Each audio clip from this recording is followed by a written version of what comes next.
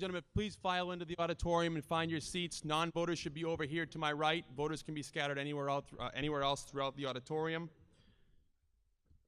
Please note that if we ever need overflow seating, it will be addressed to the moderator and taken up at that time. And again, if you are not in a seat inside the auditorium, your vote will not be counted. Same goes for your yellow lanyard tag, which I will mention a few more times. If you have not got a yellow lanyard tag, you should have got one when you checked in as a voter. Please go back out to where you checked in and get your voter lanyard so your vote can be counted here today. At this time, I would ask that you all please rise as the Wilmington Minutemen proceed into the auditorium for the presentation of our colors.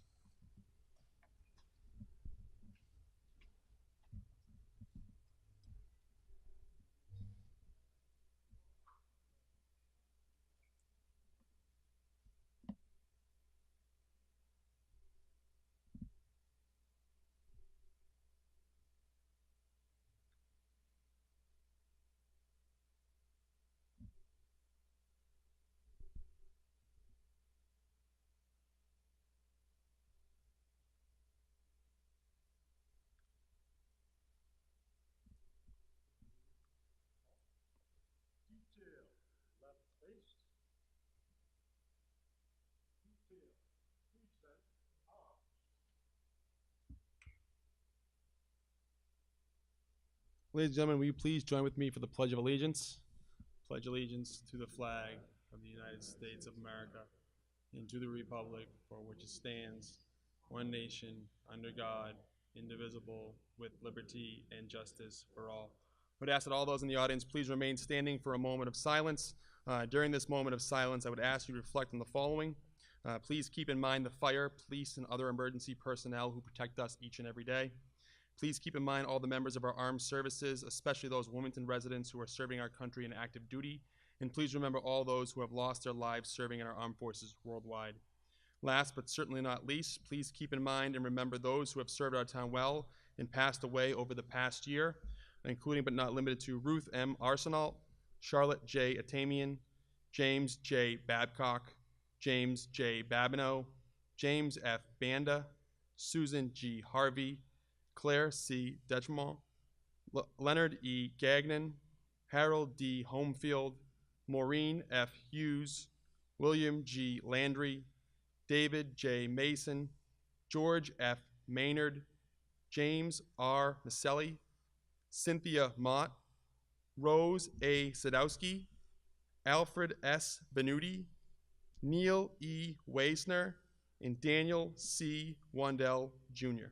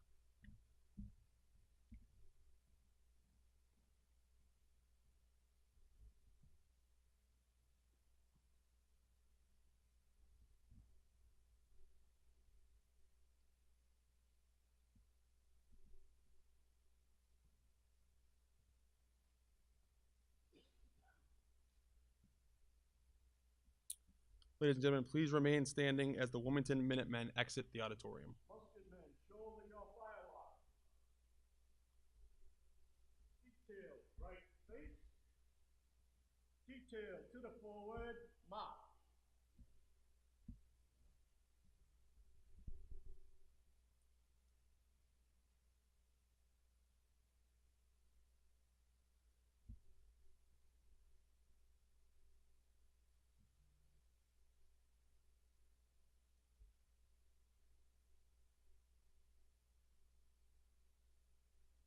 A round of applause for the Wilmington Minutemen.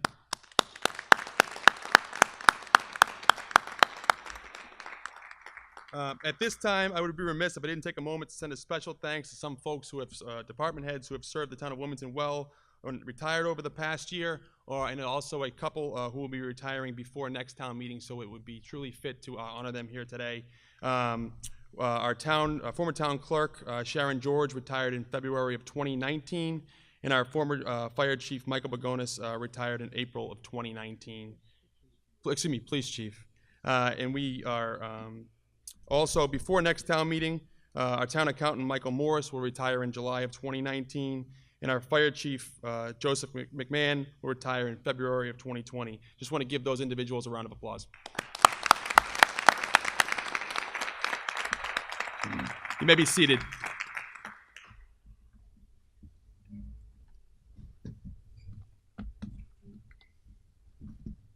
Thank you again to the Wilmington Minutemen, and welcome everyone to the 2019 annual Wilmington Town Meeting. Before we move on to the warrant, there are a few things I would like to address. Again, I would like to point out that all voters should have got a yellow lanyard when they checked in here today. Again, I repeat myself, but it's very important. If you did not get a yellow lanyard when you checked in, please go back out to where you're registered and get your yellow lanyard from the registrars out front. And also, at the request of the tellers, please ensure that when you're taking any vote here at town meeting, your lanyard is present so they know that you are, in fact, a registered voter. If you're a non-registered voter, you should be sitting down here to my right in the designated areas. And the next on the list, please note I've prepared an informational handout which is available near the warrant booklet outside. It should allow you to better follow a town meeting, understand some of our procedures, processes, the warrant, some of the folks involved in town meeting, and how this whole thing comes together. So if you want any information relative to the same, that was where you checked in out front. I would also like to point out that there are 4 microphones in the auditorium. There's 2 in the front and 2 in the rear of the auditorium. If you'd like to speak in an article, please make your way to the closest microphone and wait till I acknowledge you before you begin to speak. I would ask that anyone who approaches the microphone, please wait to be acknowledged by the moderator, and once you are acknowledged, please state your name and residential address for the record. And I would ask that you do that each and every time you address the assembly here today. There will be folks coming in and out, so we'd like to know who's speaking on an article and their residential address. And also, this is being filmed by WCTV, so someone tuning in might be fast-forwarding to a specific article for reference purposes, and they would also like to know who is speaking in their residential address. On that note, I want to thank WCTV for filming today's event, and I also want to thank the tellers for taking time out of their busy day to serve our community. There are 46 articles on the warrant for our annual town meeting. Articles 1 through 33 will be taken up in order. Articles 34 through 46 will come before the meeting by way of random selection in accordance with our town bylaws. All the articles will be displayed on the projection screen behind me so as to allow for a firm understanding of where we are in the meeting and what we are acting on. On Article 5, the budget, we will not be going into specific operation of town departments as we have in years past, or we have not done into in years past. Any and all well-grounded questions on line items will be allowed, but if I deem questioning to be out of order, dilatory, and/or inflammatory, I will call the speaker to order, as I will on any and all motions on the floor of town meeting here today. If a speaker does not heed my call to order, I'm prepared to take any and all appropriate measures so as to keep this meeting fair and efficient. I'd like to remind all present here today that this meeting will be conducted with the utmost decorum, and we'll be treating each other with respect, even and especially in cases of disagreement. I will not tolerate personal attacks, discussion not related to the matter at hand, and/or discussion raised for the sole purpose of disrupting this assembly. No member of this body will address any other member by name. Any and all comments shall be directed through the moderator, and I will thereafter direct them out. So an illustration of that, if you have a question on someone who has spoken before you, you ask the moderator, Mr. Moderator, I have a question for a previous speaker, and then I will address that person if I deem it fit and in order. Now let's take up the warrant.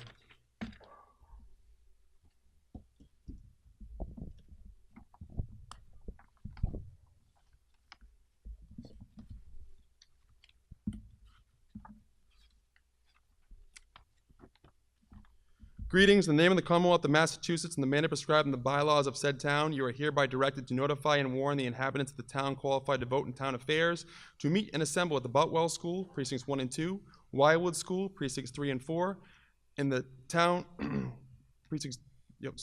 the town auditorium precincts, Town Hall Auditorium, Precincts 5 and 6, Saturday, the 27th day of April, AD 2019, at 7:45 o'clock in the forenoon. The polls will be open at 8 o'clock a.m. and shall be closed at 8 o'clock p.m. for the election of town officers. Mr. McCoy. Thank you, Mr. Moderator. Good morning, everybody. I move that the moderator dispense with further of the reading of the warrant and take up and make reference to each article by number. Take that as a motion. Do I have a second? Motion made and seconded. Discussion. Seeing no discussion, I'll put it to a vote. All those in favor of taking up the warrant by article say aye. Opposed say no. Voted. Article 1, to bring your votes on the ballot respectively for the following named offices, to wit, 2 selectmen for the term of 3 years, 1 selectman for the term of 1 year, 3 members of the school committee for the term of 3 years, and 1 member of the Regional Vocational Technical School Committee for the term of 3 years. You are also hereby further required and directed to notify and warn said inhabitants of the town of Wilmington who are qualified to vote on elections and town affairs therein to assemble subsequently and meet the town meeting at the Wilmington High School Auditorium, Church Street, in said town of Wilmington on Saturday, the 4th day of May, AD 2019, at 10:30 a.m., then and there to act on the following articles. And ladies and gentlemen, it is my privilege and honor to present to you those individuals who were elected to the aforementioned offices last week. To the Board of Selectmen, Mr. Greg Bendel, Mr. Kevin Kyra, and Mrs. Jo Marie O'Mahony.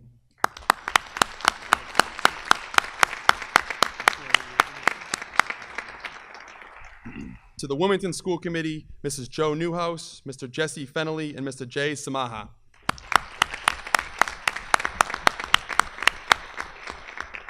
And to the Shawshene Vocational School Committee, Mr. Robert G. Peterson, Sr. Congratulations to all those candidates who won, and thank you for all those rest of the candidates who put their name on the ballot. It's not always an easy thing, and the town appreciates your efforts. Moving on to Article 2. Article 2 reads, to hear reports of committees and act thereon. Mr. Eaton. Thank you, Mr. Moderator. I move to take no action. Move to take no action. Do I have a second? Motion made and seconded. Discussion. Seeing no discussion, we'll take a vote on Article 2 to take no action. All those in favor say aye. All those opposed say no. Voted. Article 3, to see if the town will vote to raise and appropriate, transfer from available funds, or borrow pursuant to any applicable statute a sum of money for the purpose of paying unpaid bills of previous years, or take any other action related thereto. Mr. Kyra. Mr. Moderator, I move that the article not be adopted. Do I have a second? Motion made and seconded. Discussion. Bring it to vote on Article 3 that would not be adopted. All those in favor say aye. Opposed say no. Voted. Article 4, to see if the town will vote to authorize a treasurer collector with approval of a selectman to enter into an agreement under the provisions of Chapter 44, Section 53F of the Massachusetts General Laws with one or more banks doing business in the Commonwealth of Massachusetts during fiscal year 2020 for a term not to exceed 3 years, which will permit the town of Wilmington to maintain funds of deposit with such institutions in return for said institutions providing banking services, or take any other action related thereto. Mr. Bendel. Thank you, Mr. Moderator. Good morning, everyone. I move that the treasurer collector, with the approval of the selectmen, be hereby authorized to enter into an agreement under the provisions of Chapter 44, Section 53F of the Massachusetts General Laws with one or more banks doing businesses in the Commonwealth of Massachusetts during the fiscal year 2020 for a term not to exceed 3 years, which will permit the town of Wilmington to maintain funds on deposit with said institutions in return for said institutions providing banking services.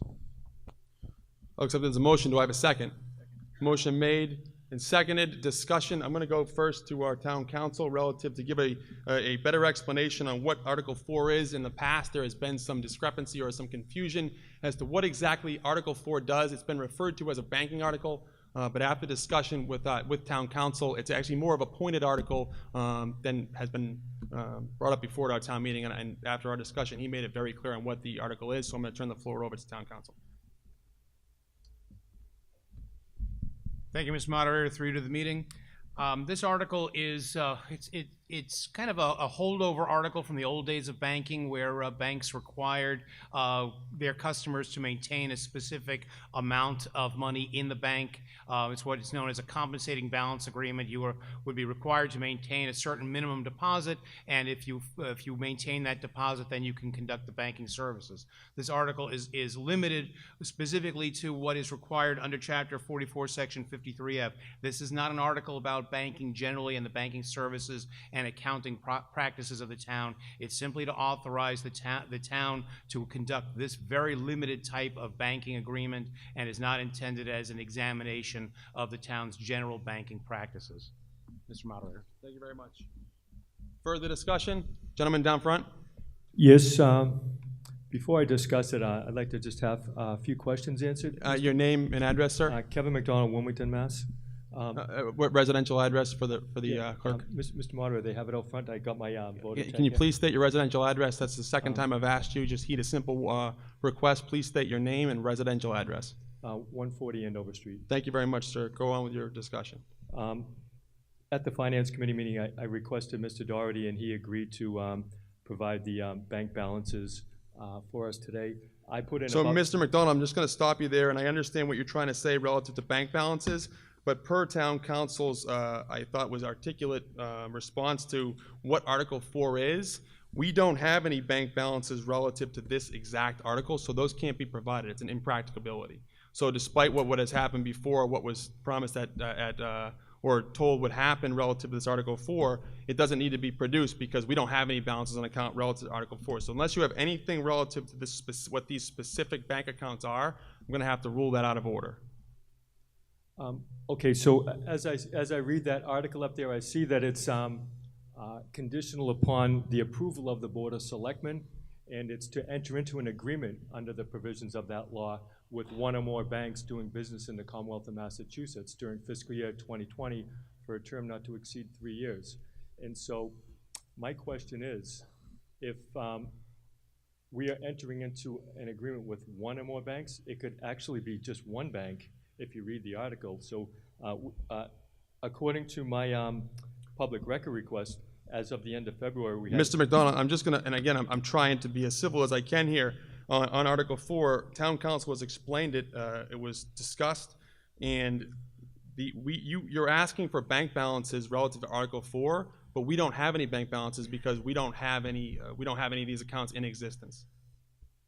There are no bank accounts? There are no bank accounts in accordance with this verse and chapter of the laws that Article 4 states to bring forth to this meeting that we have at the time. It only allows us to if we ever need to. But like Town Council explained, this is more of a thing of a past that we keep on our warrant in case we need it in the future. Is Chapter 44, Section 53F still in existence as a law? Town Council? Is it yes or you can? Yes, the statute remains on the books specific to this type of account. It's specific to just this type of account. And Mr. Hull, Mr. Hull has something to say. I'll give the floor to him. The point that I would make is that the article allows for the town to enter into compensating balance agreements, which was, as town council explained, a mechanism so that in order to do business with a particular bank, we have to have a certain amount of money deposited in that bank. We have not entered into compensating balance agreements, I believe, for at least 10, maybe 15 years. So in spite of the fact that this authorizes us to do so, if we should choose to do so, and it would really be a function of the treasurer, we have not engaged in that practice for quite some time. Mr. McDonald, I'm actually going to seek further motion here because I believe everything you've requested has been answered adequately by the gentleman up front. Mr. McDonald, I'm going to seek further comment from Mr. Burnham behind you, so if you could please take your seat. Thank you very much. Sir, please state your name and residential address for the meeting. Jim Burnham, 406 Woodman Street. Mr. Moderator, in regards to the town manager's comment, I just wanted to clarify, if we could get repeating or clarifying that. We have no agreements in existence today under this provision, and we foresee no agreements under this provision in the next year? Mr. Hull? That's correct. Again, this is specific to compensating balance agreements. So we certainly do business with various banks, but we do not have agreements where we're obligated to maintain certain balances on account with those banks. We just haven't done that. The banking industry has changed, and it's not something we've done certainly recently. It's something perhaps that could come back in the future, but we have not done that in quite some time. Follow-up question, Mr. Moderator. Yes. Where would it be appropriate for the town to report on or tell the town basically what banking arrangements we do currently have and how much money may be deposited with those institutions? Is that appropriate information through any report or anything within the current town publications? So I'll let Mr. Hull answer, but I believe the correct answer would be it's a public information request. And relative to this article right here, that information would be outside the scope of the article. I understand. Thank you very much, Mr. Further Moderator. discussion? Seeing no further discussion, we'll bring Article 4 to a vote. All those in favor of Article 4 state so by saying aye. Opposed, say no. Voted. Moving on to Article 5, which is the line item budget. Article 5, to see how much money the town will appropriate for the expenses of the town and the salaries of several town officers and departments, and determine how the same shall be raised, whether by taxation, transfer from available funds, or otherwise, or take any other action related thereto. Mr. Doherty. Thank you, Mr. Moderator. I move that the several and respective sums as recommended and presented by the Finance Committee be raised from the fiscal year 20 tax levy and other general revenues of the town or by transfer from available funds as may be recommended by the Finance Committee, and be appropriated for the purpose set forth in Article 5, each budget category including general government, public safety, public works, community development, public buildings, human services, Wilmington School Department, Shawshene Valley Regional Vocational Technical High School School District, maturing debt and interest, unclassified and reserved and statutory charges be taken up and voted on in the order they appear and subject to amendment, and each budget category not be open for reconsideration until the entire budget has been voted. Do we have a second? Motion made and second. Ladies and gentlemen, what we do as customary here is this is the motion to take the budget up by department, which again, as Mr. Doherty said, the budget departments will appear from pages 2 through pages 9, and then the Wilmington School District budget will be on pages 10 and 11 itemized. So it would be to vote for the following categories: total general government, public safety, public works, community development, public buildings, human services, Wilmington School Department, Shawshene Valley Regional Vocational Technical High School District, maturing debt and interest, unclassified and reserved, and statutory charges. So all those votes will be taken up separately if this motion passes. The gentleman out back rows first, so I'm going to go here, then to the back right, and then I'm going to come down front. Sir, in back, state your name and address for the record, please. Can you turn this microphone on? Back left over here. They're getting it. 1 second. This back left microphone won't turn on.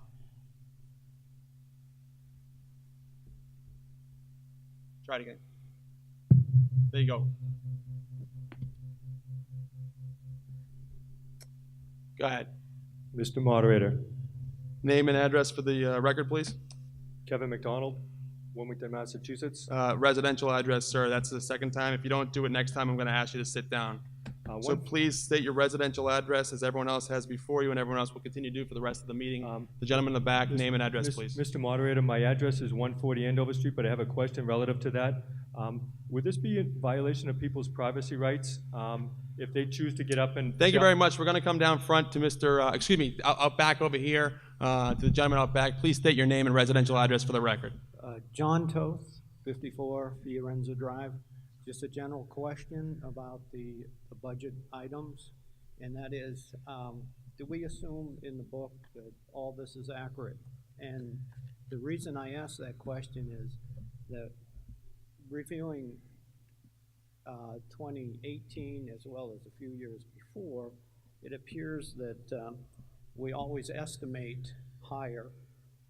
Our estimate is higher than, actually the available sum amounts in this book are higher than our estimate. The estimate is higher than the expenditures by a lot. And that's why I don't know if we're over budgeting for all these items. So I'm just asking on the accuracy of these numbers. Are they correct in the book? So I'm going to allow the town manager to answer your question, but I just want to make it clear that what the motion before the floor here today or right now is just to take it up by line item. So I guess that would apply across the board, so I will allow the town manager to answer it. But any other discussion relative to this motion will just be whether you're in favor or against us taking it up by department. But I will allow him to answer it because I think it applies to everything.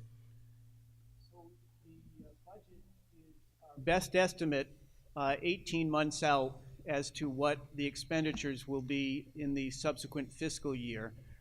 There are certain line items where the amount that is estimated and becomes part of the budget exceeds the actual amount of the appropriation. There are other items which you will see in Article 26, or 28 rather, in which our estimates are less than the amount that was actually expended.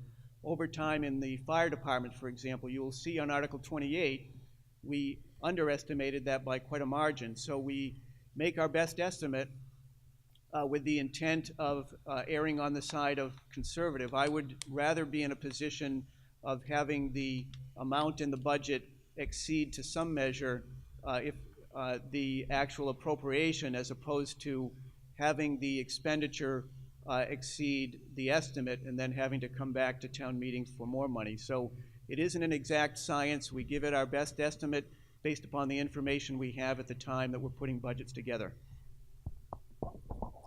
Further comment, or is you good with that? Well, the only thing is that we're quite a bit above. You know, I don't know what percentage you look at each year, if you've looked back over the years, of how much over budget we have been. And I believe it ends up into the free cash amount. I don't know that for sure, but that's what I think is happening. And you can see it in another item that was sent out last year, that it's growing by millions every year. Thank you. Thank you very much, sir. We're going to come down front. State your name and address for the record, please. Jim Burnham, 406 Woburn Street. Follow-up question, Mr. Moderator. The question just received from the gentleman from Fiorenza Drive. And that would probably go to the Finance Committee, if you would, or the Town Manager. And the question is, how much are we in surplus in previous years or deficit? In other words, how accurate have our budget estimates been? And how much, is there a deficit or a surplus from the fiscal year 2018 and 19 budgets to give us some guidance in this matter? Mr. Doherty? Good morning. In 2018 fiscal year, yes, there was a surplus. Okay. In 2019, we won't know that because the fiscal year isn't over yet. Okay. We do try and budget reasonably, but like the town manager said, it's 18 months in advance. You haven't got the state budget finalized. You have employment contracts you have to take a look at and what the increases are going to be over the years. You also have retirements that come in that do affect the budget. This year in particular, and last year, we've had increases in overtime at the fire department. The fire department this year has used up their overtime account, and we're going to be doing a transfer later on in this session. So that's how it goes. Okay, but is there a percentage, or do we have any history on how accurate we've been in the past? Any general notion on that? I've not seen that. I think maybe Mr. Morris could help us on that one. Mr. Morris? Mr. Morris?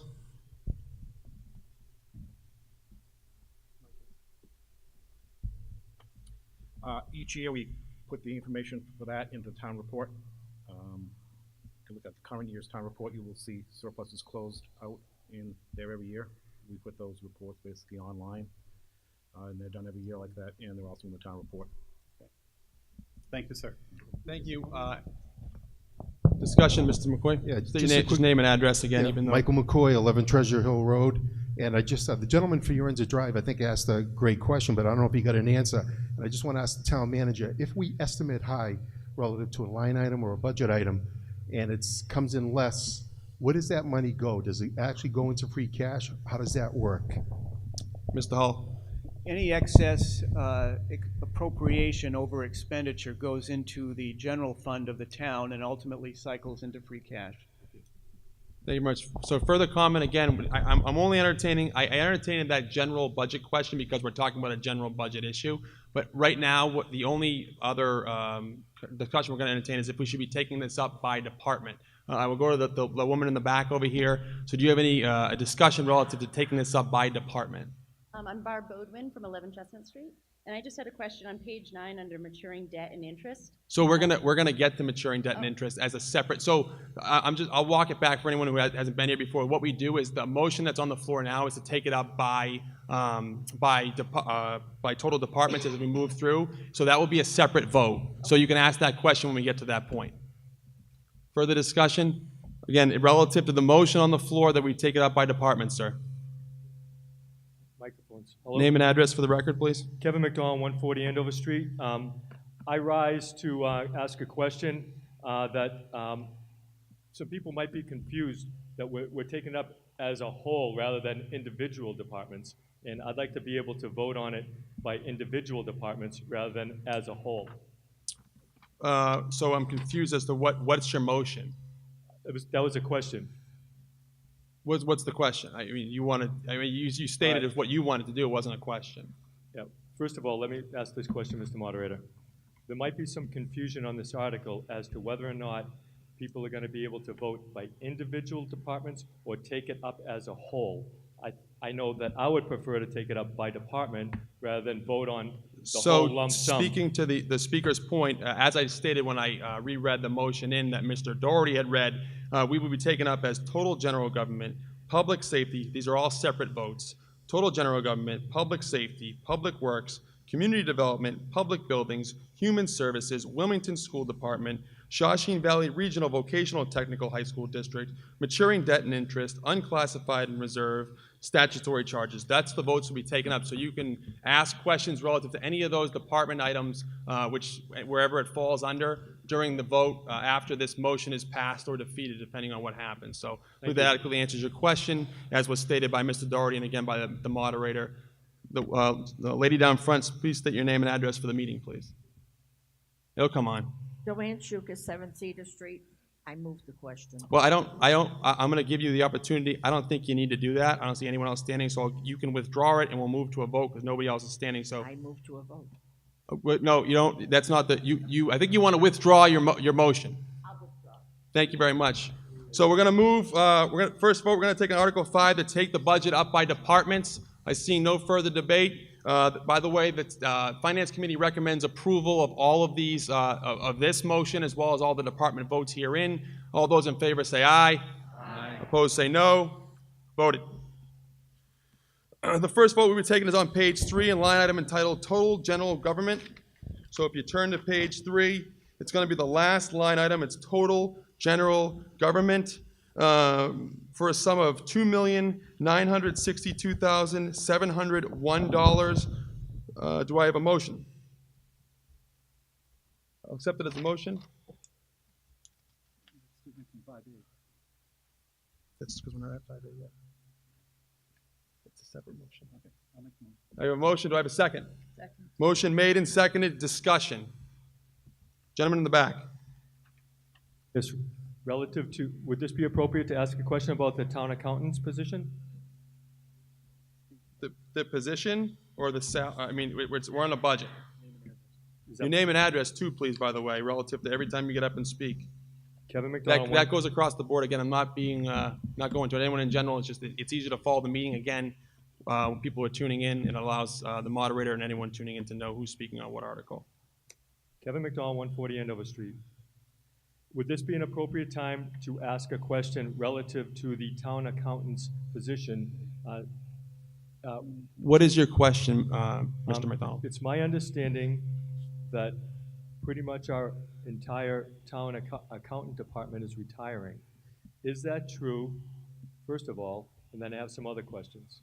I don't think that has anything to do with this budget, where you're voting for the appropriation of the town accountant. So I don't think if he is retiring, which I had already stated at the beginning of the meeting that he is. So unless you have a question relative to the specific monetary value we're allotting to the town accountants, I'm going to call you out of order. I actually do, Mr. Moderator, because as of right now, we don't have anybody that's ready to take his place. And can you also confirm if the staff is also retiring? Mr. Hall? We had the assistant town accountant, Lorraine Herman, retired in March, and we have since replaced, or I have appointed a new assistant town accountant who comes from another community, is well versed in municipal finance and accounting, and I have all the confidence that during this interim period, as we are recruiting for a new town accountant, finance director, that things will continue as they have. And Is that the only person that's gonna be on board when Mr. Morris retires, as well as the other staff, Mr. Hull? Or do you plan on subcontracting any of this? Mr. McDonald, all questions will be directed by and through the moderator. If you wish to direct it to somebody else, you ask the moderator to so direct. I will not have anyone in the audience directing any person up here or any person in the audience directly. So please address your questions by and through the moderator, and I will dispense out with them after that. So you can go on with your question, and I'll deem it if it's appropriate. I will ask the appropriate authority. Along with that assistant that you hired, Mr. Moderator, with regard to what Mr. Hull just said, that he hired an assistant treasurer, is there anybody else that's hired to fill the void? And do you anticipate any subcontracting of this going out? And have you looked at subcontracting the entire department out to a private accounting firm? Mr. McDonald, I think your questioning is out of order. You're talking about exactly what I said at the beginning we wouldn't be talking about. You're talking about the operation of a specific town department. You're not talking about salaries. You haven't talked any numbers yet. So I'm going to call you out of order and look for further discussion. Further discussion on this matter. Seeing no further discussion, we're going to take up total general government. Again, that's going to be on the bottom of page 3. With a total of $2,962,701. All those in favor say aye. Aye. Opposed say no. Voted. Next, we're going to be looking at the line item total public safety. It's on page 5. That's going to be the second vote taken up in this budget article. It's for a total sum of $11,708,903. Do I have a motion? Motion. Motion made. Do I have a second? Second. Discussion. Down front, please state your name and address for the record. Jim Burnham, 406 Woburn Street. My question is in regards to the differences of the town manager recommendation and the finance committee recommendation. There are 3 areas under public safety for patrolmen and for, I believe it's salary incentive and for sick leave buyback, where the finance committee and the town are recommending different amounts. And I was wondering if I could ask the finance committee to reconcile those differences. Mr. Doherty? When the town manager presented his budget to the Board of Selectmen and the Finance Committee, he had included 4 new policemen and 4 new firemen. Starting last August, we had meetings with the fire department, several actually, regarding their overtime, their employees that are out sick or on disability, and it was determined that they needed actually 8 people. We amended Mr. Hull's budget to have 8 new firemen this year to meet certain requirements, OSHA being one of them, hopefully to cut down on the overtime. The overtime probably will not be cut down this fiscal year, but in fiscal year 2021, because these firemen have to be hired, trained, and go to the academy, and then come back sometime in early 2020. We wanted, go ahead. Would be then, are those new personnel included in the fiscal year 20 budget? 2020 budget, yes. And okay. you mentioned fire, but I was just talking about public That, safety. I was hitting them next, okay? All right, so there's difference. It was to delete the 4 anticipated policemen in the 2020 budget, to sit down with the new police chief and the new deputy chief sometime in September and go over their requirements for their personnel. They weren't overlooked. It's just takes more consideration than just one meeting with them. And one final question then is, did you, in recommending hiring additional people to lower the overtime budget, did you take into account the full burden of hiring additional headcount in both terms of benefits and retirement? Benefits were taken into consideration. Retirement was taken into consideration. Clothing, small hand And we'd tools. still see a savings because of the overtime? Yes. Thank you, sir. And Mr. Burnham, I appreciate you questioning in order and everything. Just please remember when you're doing any questioning directed through the moderator. I know that was a cordial interaction, but not often the case in this town meeting. So please direct it to me. I'll direct it to Mr. Doherty and then Mr. Doherty back to me, so I can play the middleman and try to keep the tempers cool around here. Okay? Gentleman in the back. 54 Francis Fiorenza Drive. I have a couple questions. One, these probably can be answered by whoever. There seems to be a 6% plus increase in a number of the fire department positions. Is there a reason for that? Is it part of a agreement? And the other thing I noticed is that we did add more firemen, but does that mean we have to increase the number of lieutenants by 2/3? That seems like an awful lot. That's my question. Thank you very much. Mr. Doherty? Yes, we will be adding 4 new lieutenants, and the increase, most of that increase is due to the hiring of new personnel. Why do we need 4 new lieutenants? Mr. Hall? I'll give it to Mr. Hall. Okay.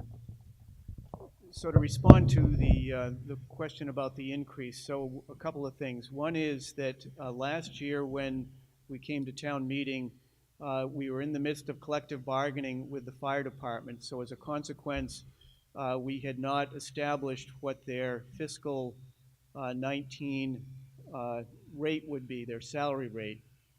We have since reached an agreement with the firefighters for fiscal 19, fiscal 20, fiscal 21. So as a consequence, their adjustment reflects not only fiscal 19, but also fiscal 20. So that is part of the increase there. With respect to the need for lieutenants, there's an issue of span of control, which is important to the safe operation of the fire department. When they go out on a scene, whether it's a fire situation or a medical emergency, the ratio that we currently have is 1 lieutenant to 8 firefighters. The accepted standard is roughly 1 to 5, and so as a consequence, we're looking to increase the number of lieutenants. I understand that, but we have, I think it says 36 here. And if you go to 1 to 5, isn't that like 7? So can you just repeat the question, and I'll direct it to where... Again, it was, why do we need to go to 10? I didn't hear it over anybody else. The feedback kind of got in the way there. The microphone feedback, sorry. Why do we have to go to 10 lieutenants versus 7 lieutenants if it's 1 to 5 that we're looking for?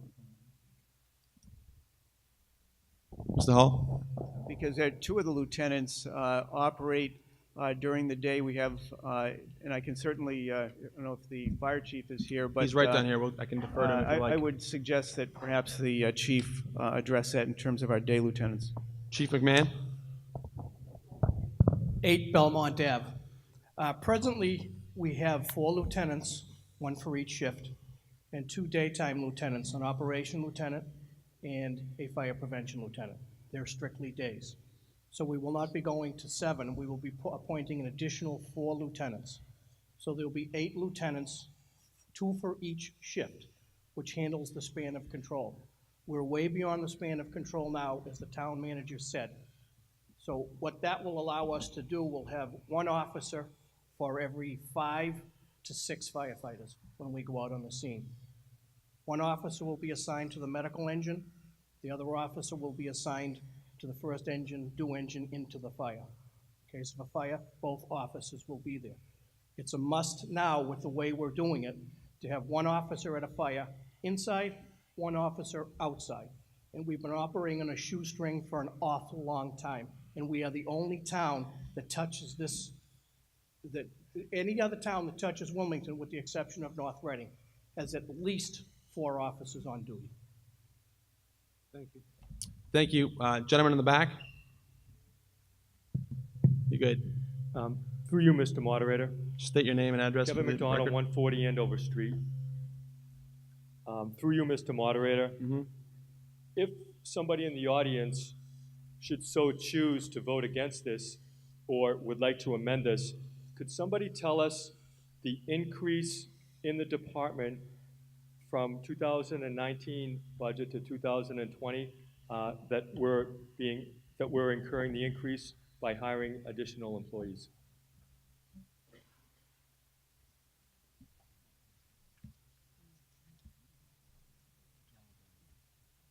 Mr. Hull? Repeat the question, please. Through you, Mr. Moderator. Yes. Relative to the article for the fire department. Mm-hmm. We're increasing our budget, and it's being increased to hire additional employees. Mm-hmm. For that specific reason, can you tell us how much our budget's increasing due to the additional hiring of employees?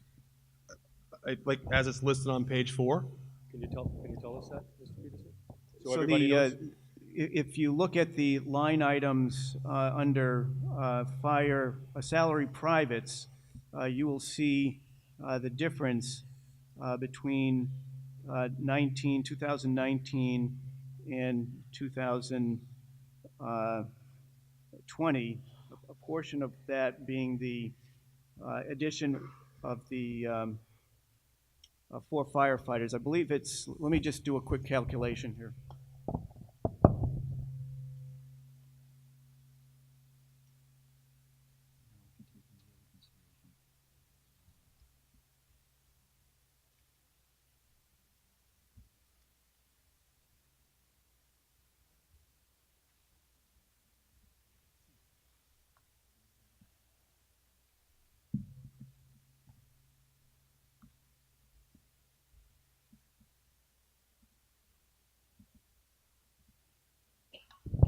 So the amount of the increase associated with the 4 additional firefighters, strictly in terms of salary, is $267,140, and then there's an additional amount, and I would defer to the fire chief in terms of their clothing and gear. If I recall, it was something in the order of $7,500 a person.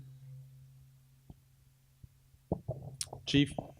So they're nodding yes in affirmative. That is correct. Could I have the exact amount, Mr. Moderator, so I can put the motion in order? What is it? I'm actually perplexed as to what you're speaking on. You asked for information that was provided, so what information do you need now? I'm against the hiring of additional employees, and I'd like to make a motion, but I want it to be in order, and I want the exact amount, because Mr. Hull mentioned that there was collective bargaining. I realize that people deserve a pay raise, and I'm concerned that my motion would not be in order if I don't have the exact amount, taking into consideration collective bargaining and the amounts that have increased for pay raises and other step raises and that sort of thing. So if we can have the exact amount for the additional employees and whatever gear they have or anything like that. So I don't think the town meeting has the authority relative to hiring of any employee. The only thing you can do is to seek you can seek an amendment to reduce any budget item, which you're free to do at your own leisure. We have that question answered by council as to whether or not we have authority to hire or not hire, or approve the hiring or not approve the hiring. Well, but now you're kind of waiting on the waters because you said you wanted to decrease a budget line item, and now you want to know if this meeting today has the authority to hire and fire employees of the town of Wilmington. No. We are looking to vote on a budget I understand. that increases partially due to the fact that it's increasing by the hiring of additional employees. And some of us might not agree with that. I personally don't agree with that, and let me tell you why. I believe that the overtime that was said to be about $1 million last year was because of the ambulance calls. Our fire department does not have any paramedics. The difference between a paramedic and an EMT is a paramedic can administer life-saving medication where an EMT cannot. And I personally think that we could alleviate that overtime if we subcontract the ambulance service.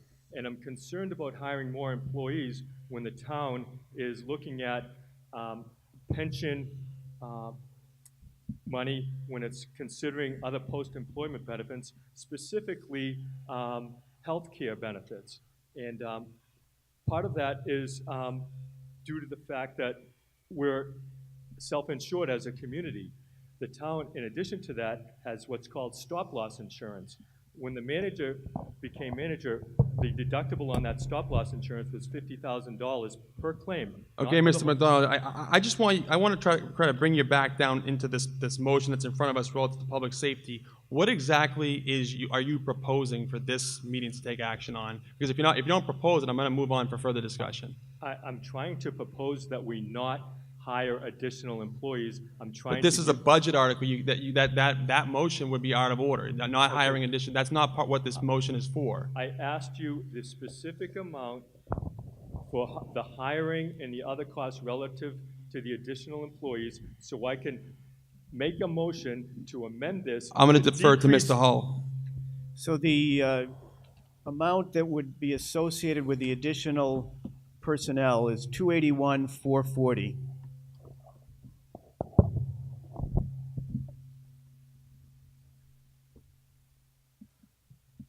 I move that the budget for the fire department be decreased by $281,440, as Mr. Hull so stated, due to the fact, that's all my motion would say. Can I have that in writing, please, signed by you, sir? And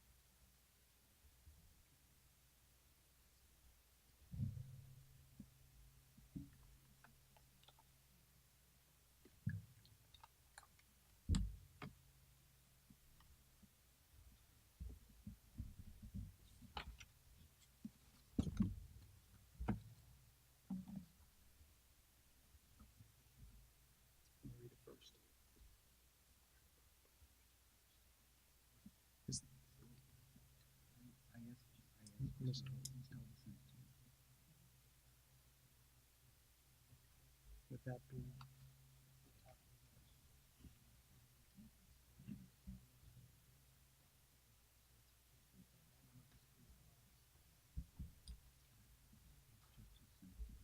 Mr. McDonald has submitted a motion to amend relative to the fire department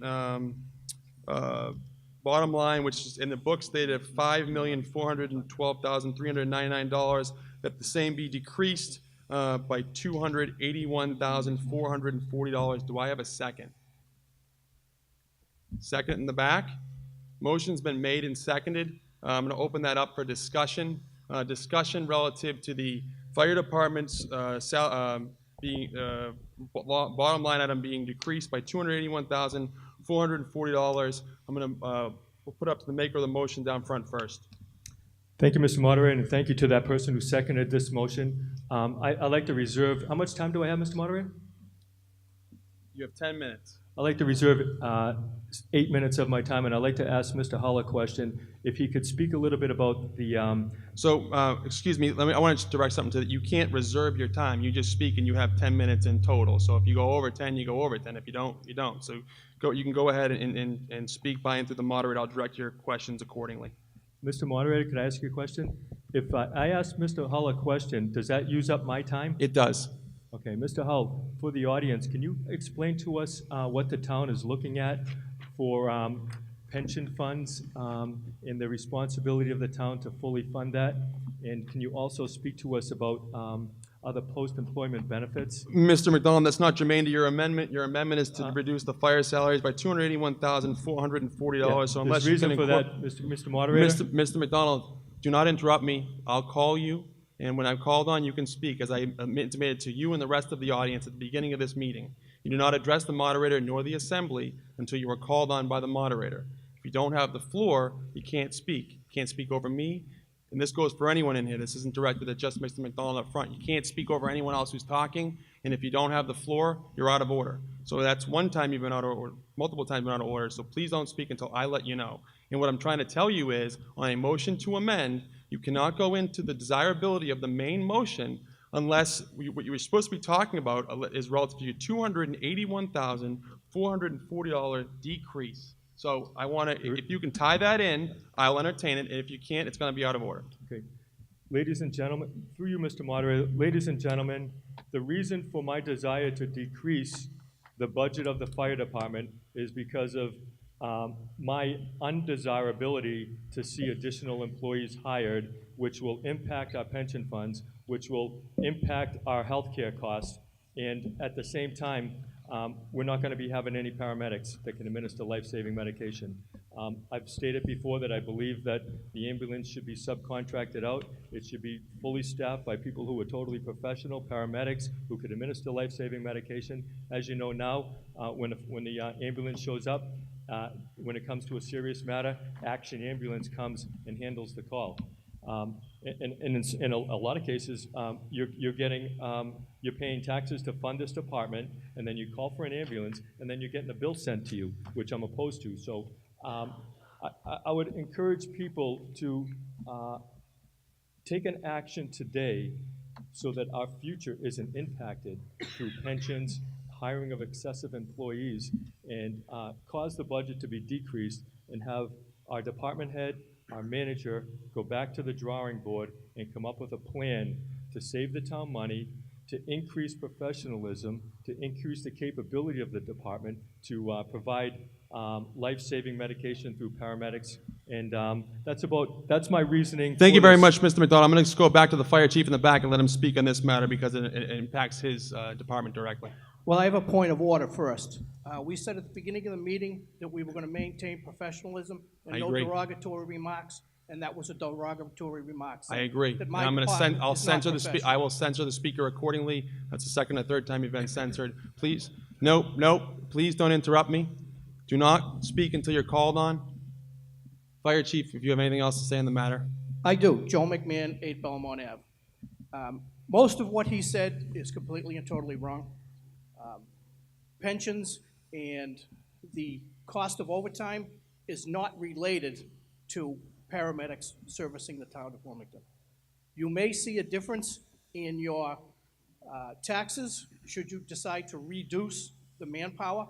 However, if you want to privatize your ambulance service, as usual, the only people that will pay the huge difference are the taxpayers, because your bills will triple when you bring a private ambulance service in here.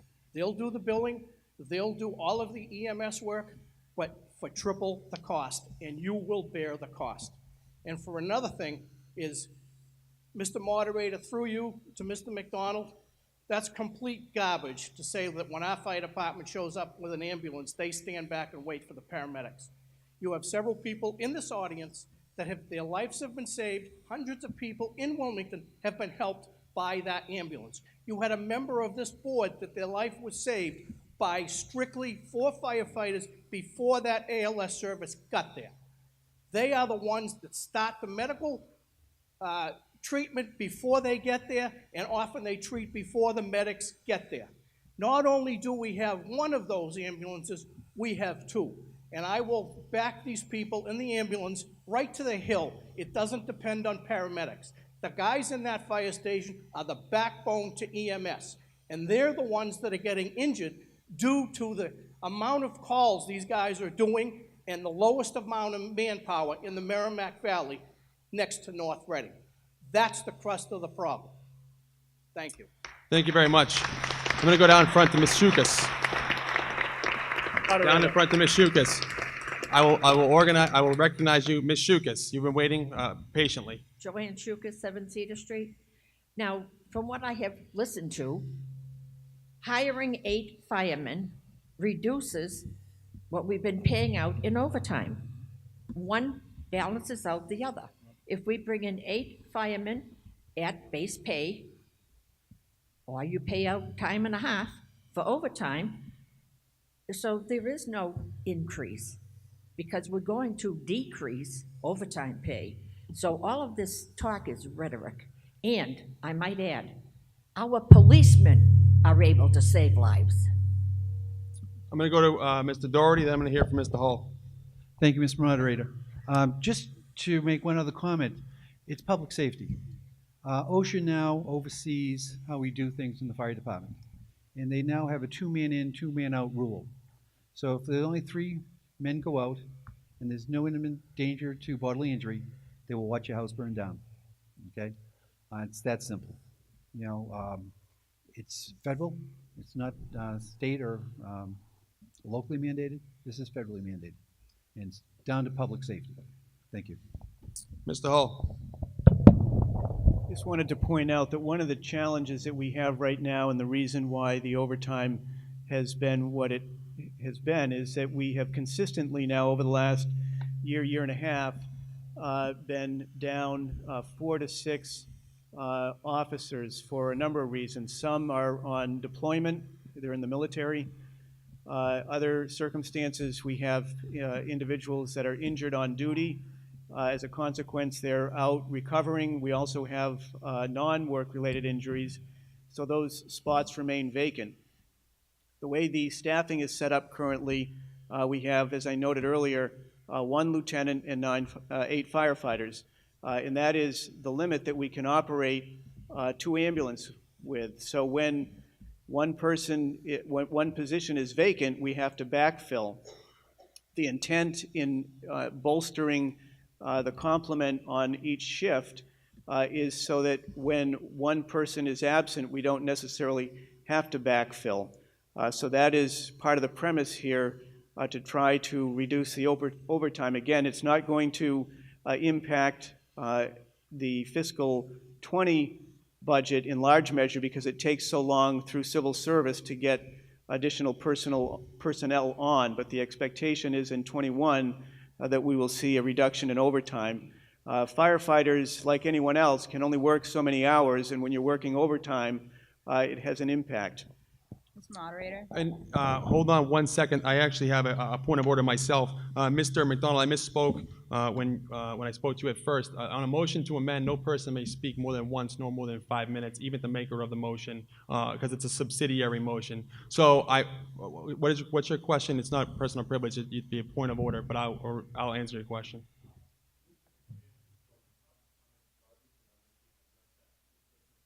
Okay. Well, you can't address with personal privilege. It's out of order. I'm going to go seek gentleman in the back, and then I'm going to come down front. Mr. McDonald, if you try to talk over me one more time, I'm going to ask you to leave the meeting. If you try to do it one more, yeah, it's not on. If you try to talk over me one more time, I'm going to politely ask that you leave the meeting. I'm going to go out back to Mr. Silva, then I'm going to come out front to Ms. O'Mahony. Mr. Silva, out back. Thank you, sir. Adam Silva, 5 Dorothy Avenue. I just want to speak to Chief McMahon's point and encourage you against Mr. McDonald's point. I'm sorry. $288,000 is a relative drop in the bucket compared to what these men and women are doing for us. I've been a paramedic for over 10 years and in public safety for almost 20. The overtime, it's excessive. Yeah, okay, because overtime happens, injuries happen. These guys are out there busting their butt, doing what they do. Chief McMahon said there's a certain member on the board whose life was saved. To make it personal, my wife was helped very much by the Wilmington Fire Department and their basic life support that was augmented by advanced life support, which is in this town Action Ambulance. Being on the business side and having my boots on the ground in this field long enough, it will triple, at least triple, the cost of this town if we privatize the entire thing. Personally, I'd like to see paramedics in town, but we have the basic life support. They are a good service. On behalf of all paramedics and EMTs, if you feel that you've been underserved, we can't overserve you unless you let us know. We'll do what you want us to do, but you have to tell us, and we'll make it happen. If you don't feel you're getting the right services, I'm pretty sure Chief McMahon has an open door policy when it comes to these things. But right now, these people are busting their butt to make sure that everybody has a voice, can continue to show up, and continue to provide the service that you deserve and they want to give. So in my opinion, $288,000 is a drop in the bucket, and please vote against Mr. McDonald's amendment. Mr. Burnham. Thank you. On the overtime, the town manager mentioned, actually, I believe the chairman of the finance committee mentioned that we're hiring more people to drop overtime. Mr. Burnham, I'll let you continue if you can just answer this question. Is this relative to Mr. McDonald's motion to amend and interplay? Because on a motion to amend, we can only speak on discussion relative to the desirability of his motion to amend. I will wait for after the amendment. Thank you very much. Mr. McDonald, you've had your opportunity to address this issue. I'm going to address Ms. O'Mahony, and then if I see no further discussion after that, we'll open it for a vote. Thank you. Joe Marie O'Mahony, 21 Albany Street. I would be asking that this party denies the amended motion. I had the opportunity to meet with Chief McMahon yesterday. I feel compelled to stand today in Ed Loud's vacant seat. Thankfully, I was able to fulfill his seat because of a job opportunity and not because of a tragedy that occurred on December 1st, 2018, when Wilmington Police and Wilmington Fire responded, and in his words, saved his life. So I just wanted to stand to say that. I understand the concern about pensions. My bigger concern is that these men and women stay safe and healthy long enough to enjoy a pension. So I would ask for his amended motion to be denied, and we move this along. Any further comment on this? Further discussion? All right, seeing no further discussion, we're going to bring Mr. McDonald's amendment to a vote. If you are in favor of Mr. McDonald's amendment to reduce the fire safety line item by $281,440, respond by saying aye. Aye. If you are opposed to that amendment, which would lower the fire department's bottom line budget by $281,440, say no. No. Voted. The motion to amend fails. I'll recognize Mr. Burnham. We're back on. Again, ladies and gentlemen, if you've never been to a town meeting, how this works is the motion to amend has failed, and now we're back on the line item relative to total public safety, which is found on page 5 of your book. Mr. Burnham. Yes, Mr. Moderator. I believe Mr. Doherty made a comment that we need to hire more people so we can reduce overtime, and I just want to call people's attention to the fact that the overtime budget in the fire department is rising from roughly $900,000 to $1.2 million, which is almost a 30 to 35% increase. And I understand, according to the manager, that there is a delay to hiring these people, but I still can't quite account for a 30 to 35% increase in the overtime budget when we're additionally adding 7 people to the head count. We have the fiscal year 2020 does not start until June 30th. I would imagine the hiring process would begin soon if it's not already underway. So, to Mr. Doherty's point, how can overtime go up and headcount go up at the same time if we're hiring more people to reduce overtime? I'll defer to Mr. Hull, and if whatever he doesn't take, I'll give it to you. The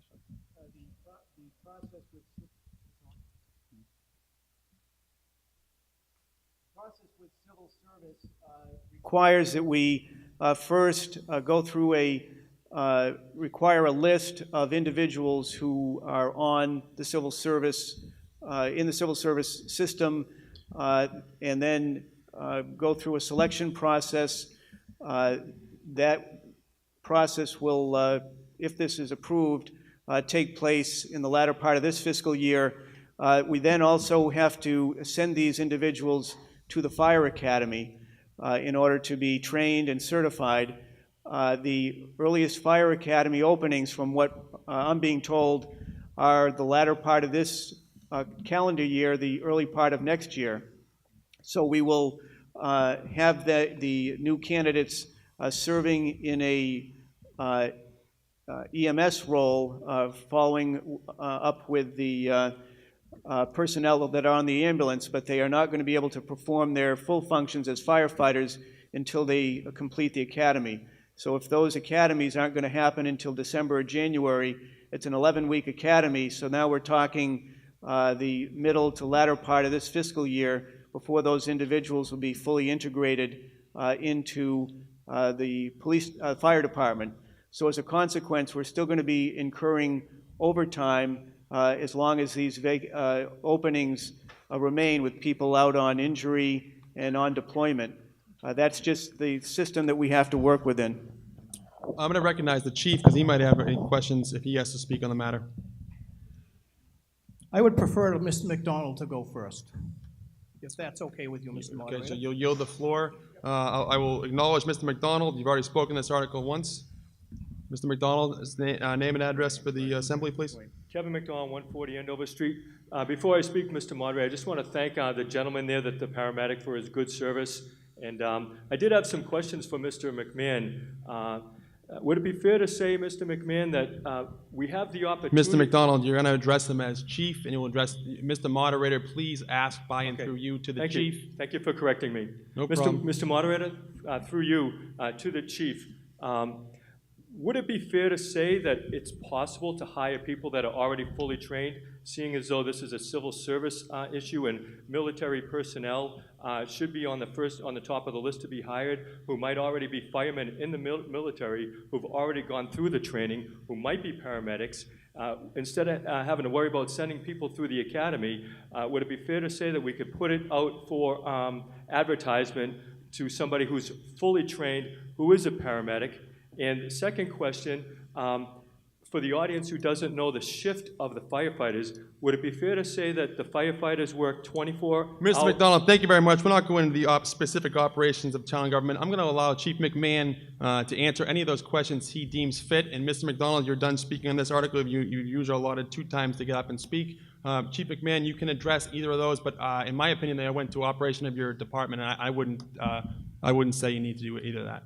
I think the first question was a fair question, Mr. Moderator, so through you to Mr. McDonald. That is something we cannot do. The firefighters that we hire, granted, are on the civil service list, but that has nothing to do with the academy. They have to go to the Massachusetts Academy for 11 weeks to become a firefighter, regardless of their qualifications. If they're military trained, they're military trained. A lot of them are done in other states. They have to meet the state standards and have to attend the Massachusetts Academy. I would also like to address the overtime situation. Since I've started about 38 years ago, when I became chief, I have never seen the amount of injuries that we have had in the past year. Some of them could be career-ending injuries, mostly related to the extensive work on the ambulance. In order for us to operate just barely, we need a minimum of 9 men. That's where overtime comes. I had 6 people for most of my year in tenure out injured. And we were already short due to deployments and things like that. So they had to be the shift had to be filled to 9 men. And as I said, that is so we can run 2 ambulances. The minute the engine and the ambulance goes out of the station on the second simultaneous run, we violate the new OSHA regulations. So we are not in compliance right now, and right now I have every right to take that second ambulance out of service. Because right now the town could get in trouble if we went out and a firefighter got hurt and I didn't have the right amount of people at the fire due to 2 simultaneous ambulance runs. The town manager touched on it. When we have 2 runs, it empties the station. So almost every day, on a daily basis, that station is empty when we have 2 runs. If we get a house fire and we respond, those engines, if they can break away from those ambulance runs, one of them will go and neither one of them will have 4 people on it. If we arrive on scene and your house is vacant, there's no life hazard, and the fire inside, in the officer's opinion, we cannot handle it, we have to stay outside till we get a 4th firefighter there, whether that be from the second engine on the first medical or mutual aid. We'll attack it from the outside and do what he can, but we cannot go in the house. And that's where a lot of this comes from. That's what the additional manpower is, and that was adopted as of February 1st of this year. Does that answer your question on the overtime? Okay. Thank you, Mr. Moderator. Further discussion? Mr. Hall. Just one other point to address a point that Mr. Burnham raised, which was a good observation. So in the current fiscal year, the amount budgeted for overtime it was significantly less than obviously the amount that we're looking for in this next fiscal year. When we get to Article 28, you will note that under the request for transfers, we're looking for another $325,000 to cover fire overtime. So when you add the $881,900 120 and then add 325,000 to that, it brings it up to pretty much the same amount that we're looking for in this fiscal year. Thank you very much. Further discussion? Seeing no further discussion, we'll bring the budget line item for public safety in for a vote. That's for $11,708,903. All those in favor say aye. Aye. Opposed say no. No. Voted.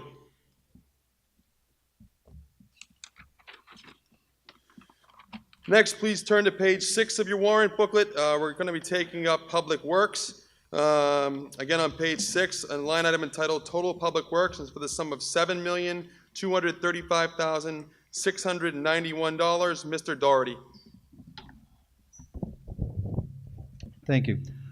I move that the sum of $7,235,691 be appropriated for the Department of Public Works, and to meet the appropriation, $20,000 be transferred from the sale of cemetery lots account, and the sum of $20,000 be transferred from interest cemetery trust funds, and both amounts be applied to the line item personal services cemetery full-time, and that the balance, $7,195,691 be raised from the fiscal year 20 tax levy and other general revenues of the town.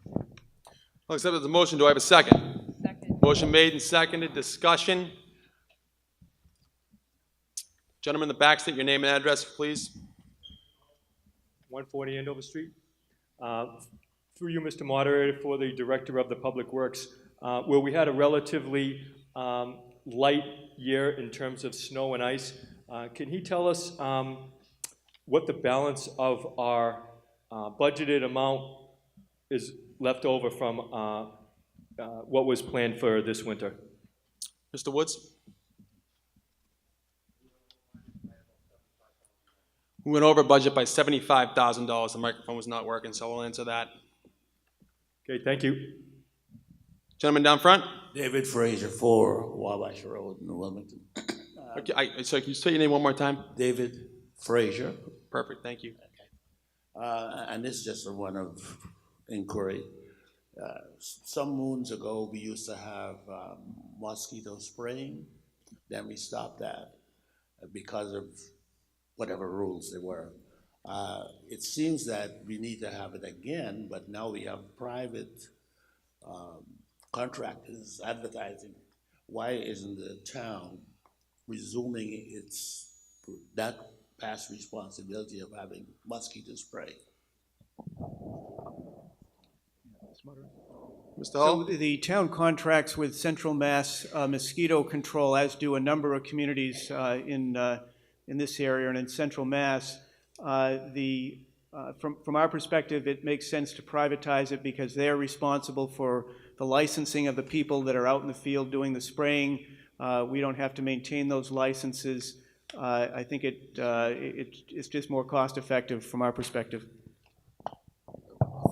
Sir, follow-up question, go ahead. Yeah, follow-up. Excuse me. Then does that mean that the town will be spraying and we don't have to look for a contractor ourselves? Is that what that means? I'll let Mr. Hull answer the question, but it's relative to the budget. I don't know how it plays in with this budget, but I will let him answer it because. Okay. Mr. Woods? The town will continue and has in the past used this company that the town manager has mentioned to periodically spray summer. If you do have issues in your particular yard or you have an event, you can call the Board of Health or the Public Works and we will send that company out. Thank you very much. Thank you very much. Gentlemen in the back, state your name and address for the record, please. Kevin McDonald, 140 Andover Street. Through you, Mr. Moderator, a question for the Department of Public Works Director. Okay, I'll let you know if it's in order. Please ask your question. Part of the budget is for stream maintenance, and it looks like $1,000 is budgeted for stream maintenance. And I was knocking on quite a few doors, and some people brought to my attention that the streams are backing up and they're flooding out basements. And I was wondering if $1,000 is enough to budget for maintaining all the streams and removing beaver dams and other things that are clogging up conduits that allow water to drain. Do you feel as though $1,000 is enough to handle all the streams in the houses, to prevent houses from water backing into the basements, Mr. Woods? It's by-in through the moderator. I will direct to Mr. Woods. That is the third time I had to warn you. Thank you for correcting me, Mr. Moderator. Well, you're welcome. And you didn't have the floor anymore, so that's another interruption. We'll put that on there, but I'll go to Mr. Woods. The $1,000, we use that to hire high school and college-age kids to take care of tires, shopping carts, and paper cups and that sort of debris. $1,000 more than covers it. Things like the beavers and that type of nuisance we take care of under another line item and use professionals to do that. Also, the reason why people are having backups in the basements and things this year is because of the nonstop rain, not really the backup of the streams due to litter. Thank you very much. Further discussion, Mr. McDonald. You've already spoke twice on this article. Further discussion? Seeing no further discussion, we'll bring Public Works up for a vote. We're voting on total Public Works. Again, that's on page 6, in the sum of $7,235,691, of which $40,000 comes from available funds. All those in favor say aye. Aye. Opposed say no. Voted. Next, we're going to move on to community development, which is on page 7, line item entitled Total Community Development. That's for $804,804. Do I have a motion? Motion. Motion made. Do I have a second? Second. Motion's been made and second. Discussion.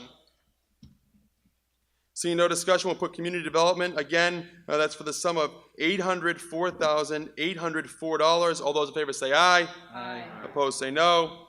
Voted. Next, we're going to go on to public buildings, which is again on the bottom of page 7. Total line item of $5,265,967. Do I have a motion? Motion. Motion's been made. Do I have a second? Second. Motion's made and seconded. Discussion. Seeing no discussion, we'll bring that to a vote. Again, for total public buildings in the amount of $5,265,967. All those in favor say aye. Aye. Opposed say no. Voted. Next, we're going to go on to human services, which is on page 8. Total human services, again, towards the bottom of page 8. It's in the amount of $2,193,466. Do I have a motion? Motion. Motion been made. Do I have a second? Second. Motion's made and seconded. Discussion relative to human services, total line item budget discussion. Gentlemen in the back, please state your name and address for the assembly. Kevin McDonald, 140 Andover Street. Through you, Mr. Moderator, with regard to the Veterans Department, can you correct me? Is it true that we're hiring an additional employee in the Veterans Department? Mr. Hull? The proposal is to hire a shared individual who will work both with elderly services and the Veterans Department. The title of the position would be caseworker. Given the level of activity going on in those departments, and oftentimes they interrelate, whether it's an elder who is a veteran or a spouse of a veteran, there's the need for additional follow-up. So yes, there is a part-time person that will serve in the Veterans Office. Any further discussion? I'll give the floor back to Mr. McDonald for your second time around. Yes, I'm opposed to the hiring of an additional employee. I've called Veteran Services officers, and I've discovered that there are Veteran Services officers that handle not 1 or 2 towns, but handle 3 towns. And I don't think that we're so much overstressed in this department that we need to hire another employee. I feel as though we've hired another employee, and other communities can handle it. I just don't think that we need to hire another employee. I think Mr. Simaglia, maybe he, instead of going to maybe luncheons at the senior center. Mr. McDonald, thank you very much. I'm going to ask that you remove yourself from the meeting. That's the third person you've attacked during this meeting, so I will actually put the meeting on hold while Mr. McDonald removes himself. If he does not remove himself, I'm going to ask that the police chief remove Mr. McDonald from the meeting.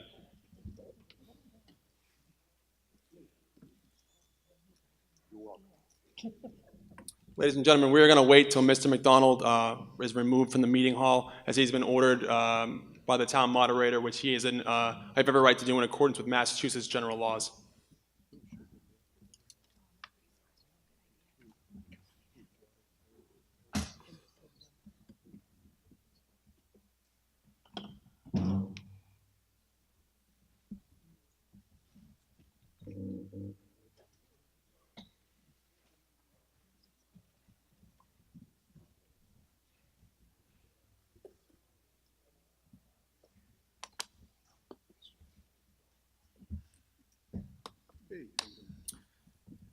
In the interim, I see that our veterans agent is here. If he would like to address relative to his department, he was personally attacked, so feel free to address the meeting any way you wish, Mr. Smaglia. Please just state your name and address for the record. Thank you, Mr. Moderator. Lou Smaglia, 26 Allen Park Drive.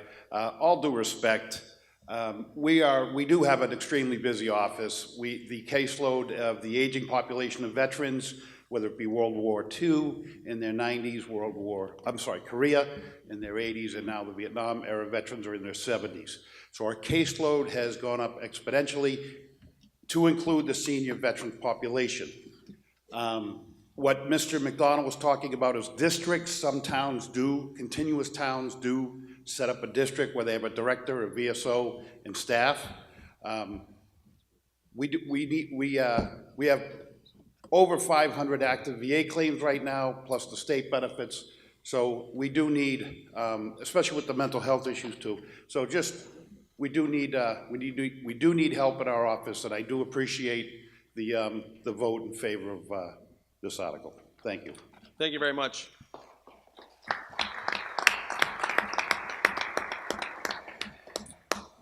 I will remind Mr. McDonald, who still remains in the Assembly Hall today, that he is currently in violation of Massachusetts General Laws, Chapter 39, Section 17. He has been ordered from the hall by the moderator, and it has ceased to do so.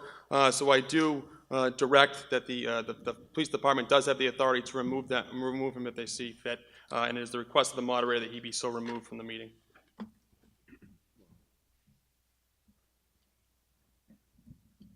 Mr. McMahon, do you have anything to speak on this matter? Yes, I do, Mr. Name and Moderator. address, please. Joe McMahon, 8 Belmont Ave. For the past several years, we have been hiring mostly veterans. And any time that a problem arises where it has to do with their military service, whether it's mental health, paperwork, whatever else, Lou has always been there. I've been down there to see how busy he is on different business problems that we've had with paperwork and things like that. And I rise in support of what he wants to do. And not only was Lou attacked as a private citizen, he was attacked as a veteran. And our veterans deserve a lot more respect and credit than that. Thank you. Thank you very much. Gentleman in the back. Mr. Moderator, Attorney Robert G. Peterson, Senior, 18 Stonehenge Drive. I also rise in support of the motion. In support of Mr. Smaglia, I feel we are in possession of the best veterans agent in the Commonwealth, and quite frankly, I don't care where he has lunch.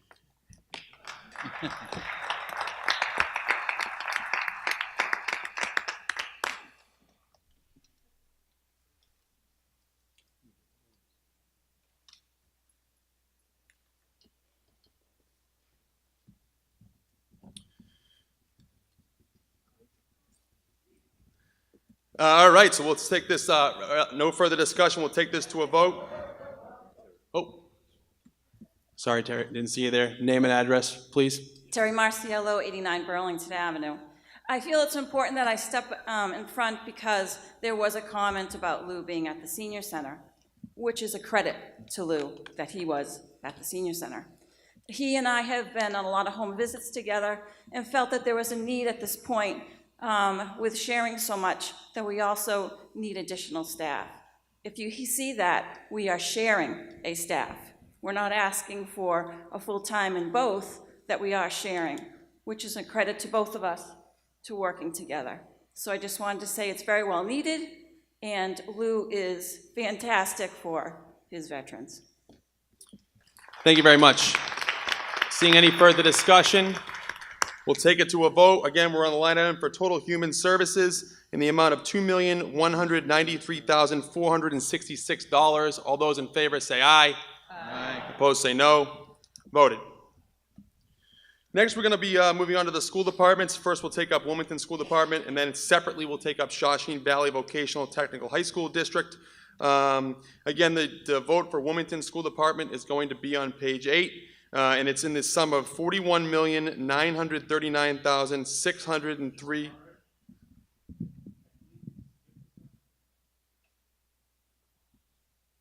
Which section have I skipped? maturing debt and interest? No, that's next. That's after Shawshene Valley Technical. And I review at least this section at least 1 million times, so you almost gave me a heart attack, and I don't have the healthiest ticker around, so. So again, we're gonna move back to Wilmington School Department, and again, that line item is $41,939,603. I have a motion made, do I have a second? Second. Motion made and seconded, do I have any discussion relative to the Wilmington Public School budget? Seeing two gentlemen maybe approaching on my, oh, nope, okay. Seeing no discussion, I'll bring it to a vote. Again, we're on the Wilmington School Department, $41,939,603. All those in favor say aye. Aye. Opposed say no. Voted. Next up is Shawshene Valley Regional Vocational Technical High School District. The next vote, again, it's going to be on page 8, the bottom of the page, and it's for the sum of $4,647,564. Do I have a motion? Motion. Motion's made. Do I have a second? Second. Motion's made and second. Discussion. Seeing no discussion, we'll bring Shawshene Valley Regional Vocational Technical High School District to a vote. Again, for $4,647,564. All those in favor say aye. Aye. Opposed say no. Voted. Now we're moving to maturing debt and interest. So next vote is going to be total maturing debt and interest. It's going to be on the bottom of page, on the top of page 9 in your warrant booklet, and that's going to be in the amount of $4,254,915. Mr. Doherty. Thank you. I move that the sum of $4,254,915 be appropriated for maturing debt and interest, and to meet this appropriation, the sum of $248,220 be transferred from the Water Department available funds and be applied to the line item maturing debt and interest, water, and that the sum of $82,000 be transferred from the Water Department available funds and be applied to the line item maturing debt and interest, authorization fees, and miscellaneous debt, and that the balance, $3,924,695, be raised from the fiscal year 20 tax levy and other general revenues of the town. Do I have a second? I'll accept it as a motion. Do I have a second? Second. Motion made and seconded. Discussion. Down front, sir, just state your name and address for the clerk. Jim Burnham, 406 Woburn Street. By way of explanation, Mr. Moderator, I saw the detail for the school budget following this. Oh, yep. And I jumped ahead and apologize for my error. No worries. Regarding the maturing debt and interest, I guess, Mr. Moderator, I'd like to address a question to the Finance Committee in general. In the recent certified financial statements for the town of Wilmington I read, I saw that there was a deficit in our position of approximately $16 million in terms of assets and liabilities. I shouldn't call it deficit, I should say liabilities. Is that related to maturing debt and interest? And could you comment on the fact that our liabilities outweigh our assets at this point? Mr. Doherty? I'm going to defer to Mr. Morris. Mr. Morris?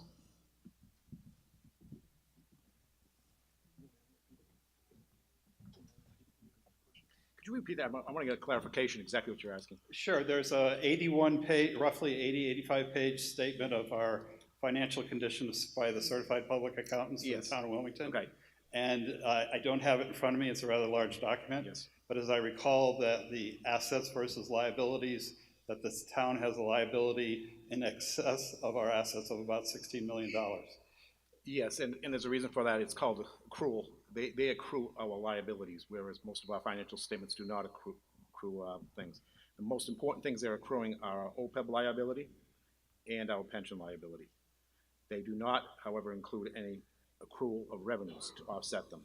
So it looks like we're significantly in the red, but if we are actually in the positive if you look at it from the DOR viewpoint versus the financial statements viewpoint.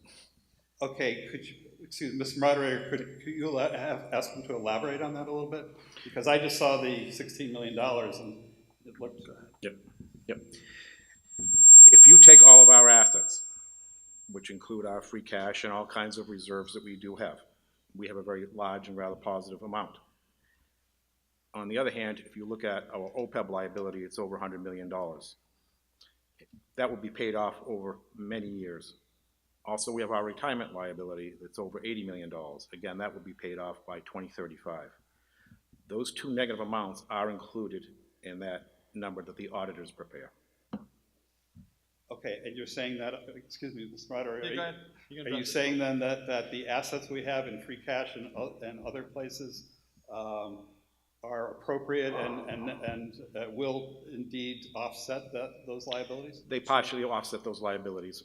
Okay, good. Over time, you will raise money from taxation and other sources, and you will cover those liabilities over time. Okay, thank you very much. You're welcome. Further discussion on maturing debt and interest? Seeing no further discussion, we'll take up maturing debt and interest again, which is on the top of page 9 in your warrant booklet, in the amount of $4,254,915, of which $330,220 is coming from available funds. All those in favor say aye. Aye. Opposed say no. Voted. Next, we're going to move on to the next voting here, total unclassified and reserves. Again, bottom of page 9 for $17,231,095. Mr. Doherty. I move that the sum of $17,231,095 be appropriated for unclassified and reserve, of which sum $118,024 be transferred from the Water Department available funds and be applied to the unclassified and reserve insurance account, and that the sum of $299,000 be transferred from the Water Department available funds and be applied to the unclassified and reserve employee life and health insurance account, and that the sum of $11,963 be transferred from the Water Department available funds and be applied to the unclassified and reserve Medicare employees contribution account, and that the remaining $16,802,108 be raised from the fiscal year 20 tax levy and other general revenues of the town. I'll accept it as a motion. Do I have a second? Second. Motion is made and second, and I'm going to acknowledge the lady in the back who's been patiently waiting since we first started this endeavor, so I'll give you the floor. Barb Bowden from 11 Chestnut Street, and I just wanted to ask for clarification about what types of expenses go into salary adjustments and additional costs, and understand a little bit more about the increase over the last couple of years. Mr. Hull? The types of expenses that go into that line item include unresolved collective bargaining agreements. So, for example, right now we have 2 police contracts and a dispatch contract that are in negotiations. So we set aside funds in anticipation of the conclusion of that. We also include funds in there for the cost of pre-employment physicals and various HR associated costs with onboarding personnel. And we would also include funds when employees retire. There are provisions in the collective bargaining agreements where they are entitled to a portion of their sick leave and also vacation time and personal time. So we try to anticipate a certain number of people retiring, and that also is included in there. I'll look down front, sir. Name and address for the meeting. Jim Burnham, 406 Woodman Street. I notice not a new item, but a reserve fund that's going from 15,000 to 1.2 million. Usually, something new like this would usually be on a separate article, but this is obviously a fund that already exists. So my question is, why such a large increase in the reserve fund, and how much money is currently in the reserve fund that we're adding this $1.2 million to? Mr. Doherty. Okay.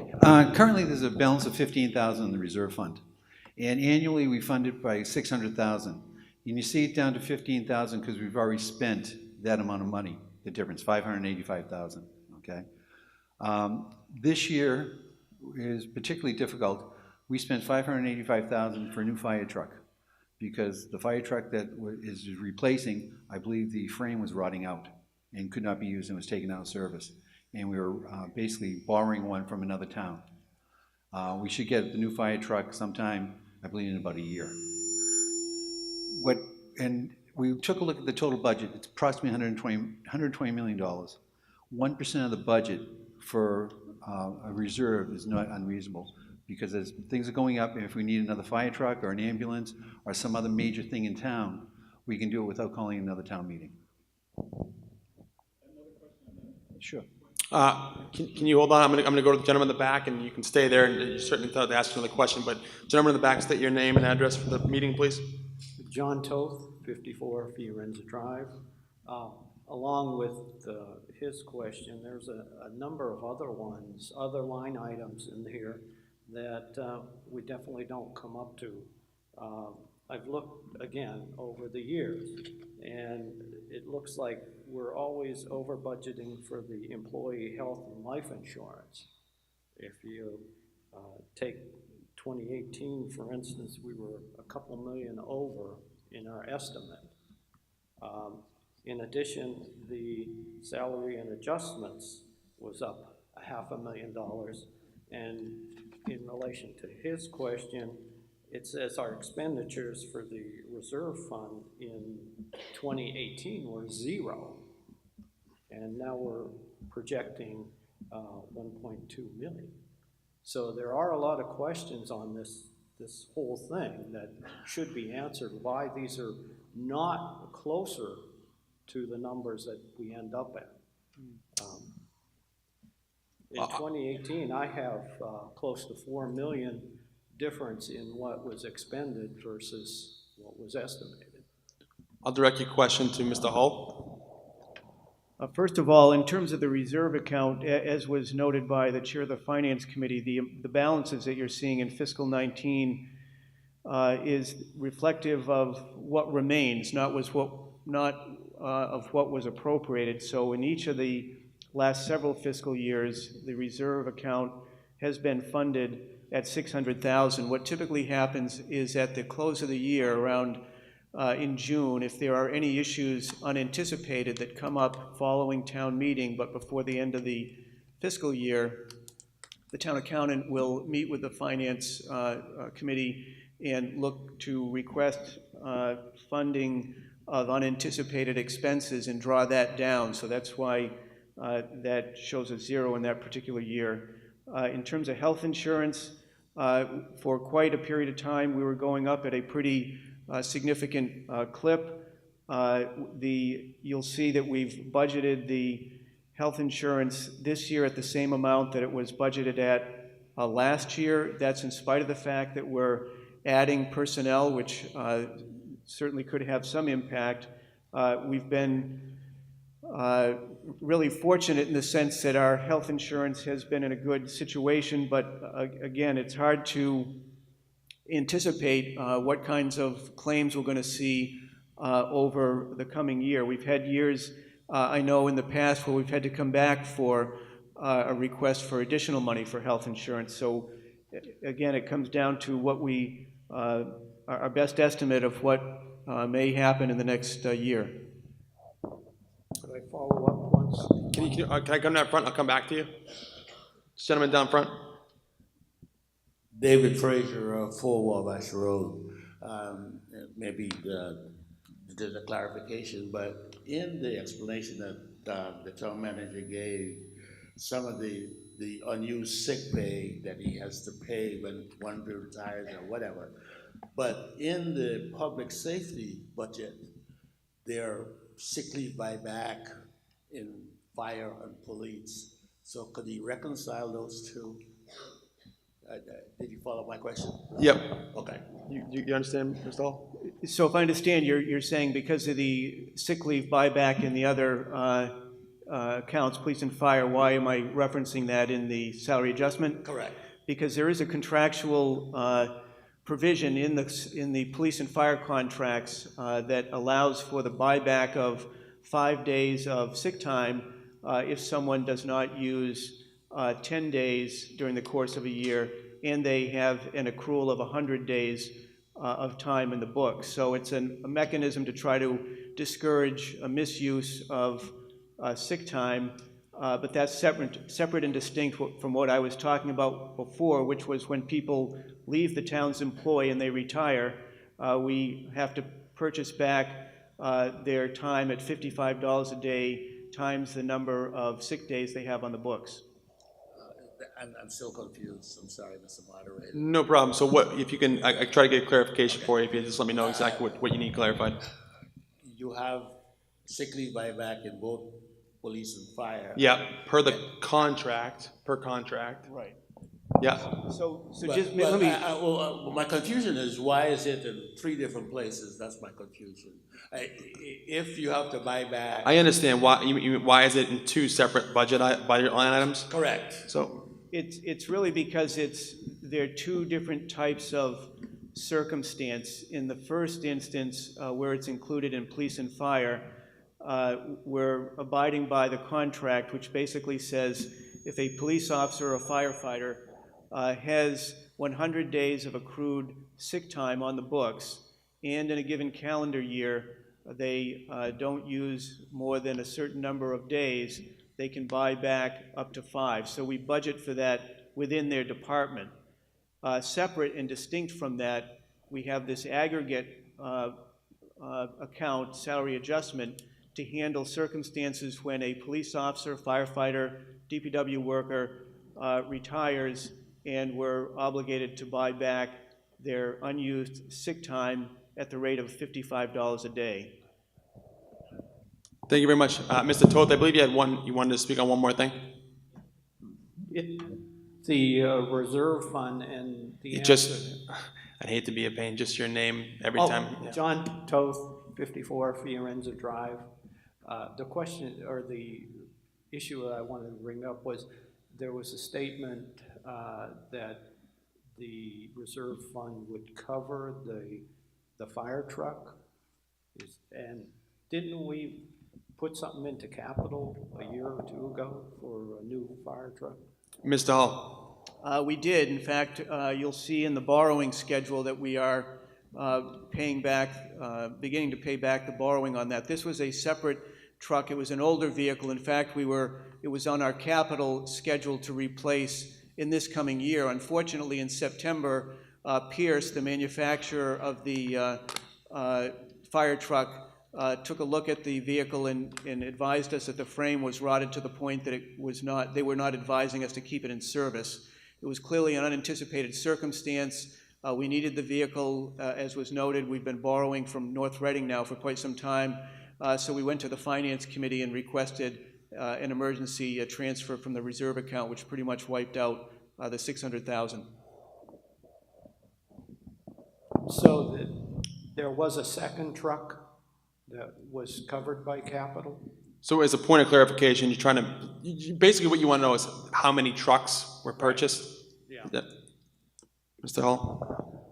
There was a vehicle that was purchased, I think it was a couple of years ago, and this is a separate and distinct one. Thank you. Thank you. Further discussion? Seeing no further discussion, we're going to go. Oh, didn't see you down there. Name and address for the assembly, please. Joanne Shuka, 7 Cedar Street. I have a question on this ambulance billing. We buy the ambulance, we pay to have the men on it, and yet when somebody uses the ambulance, they get a $500 bill.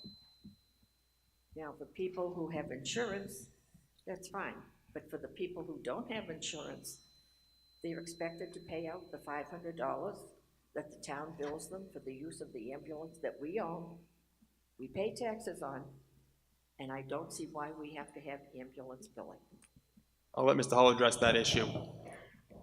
This cost is associated with the hiring of a private billing firm, Comstar, which, as was indicated, when the ambulance goes out, it bills for those services. In most cases, the insurance carrier will pay in certain circumstances. If the insurance carrier does not completely pay, we do not, as a practice, balance bill residents. So if someone gets a bill and the insurance is not going to cover that amount, we will not follow up and continue to bill. Further discussion? Seeing no further discussion, I will bring a vote for total unclassified and reserve in the amount of $17,231,095, of which $428,987 is coming from available funds. All those in favor say aye. Aye. Opposed say no. Voted. Next, we're going to go on to total statutory charge. Again, it's going to remain on page 9. It's gonna be in the amount of $12,053,590. Mr. Doherty. Thank you. I move that the sum of $12,053,590 be appropriated for statutory charges, of which the sum of $808,941 be transferred from the Water Department available funds and be applied to the statutory charges retirement contributions account, and that the remaining $11,244,649 be raised from the fiscal year 20 tax levy and other general revenues of the town. I'll accept this as a motion. Do I have a second? Motion made and seconded. Discussion to the gentleman down front. Jim Burnham, 406 Woodman Street.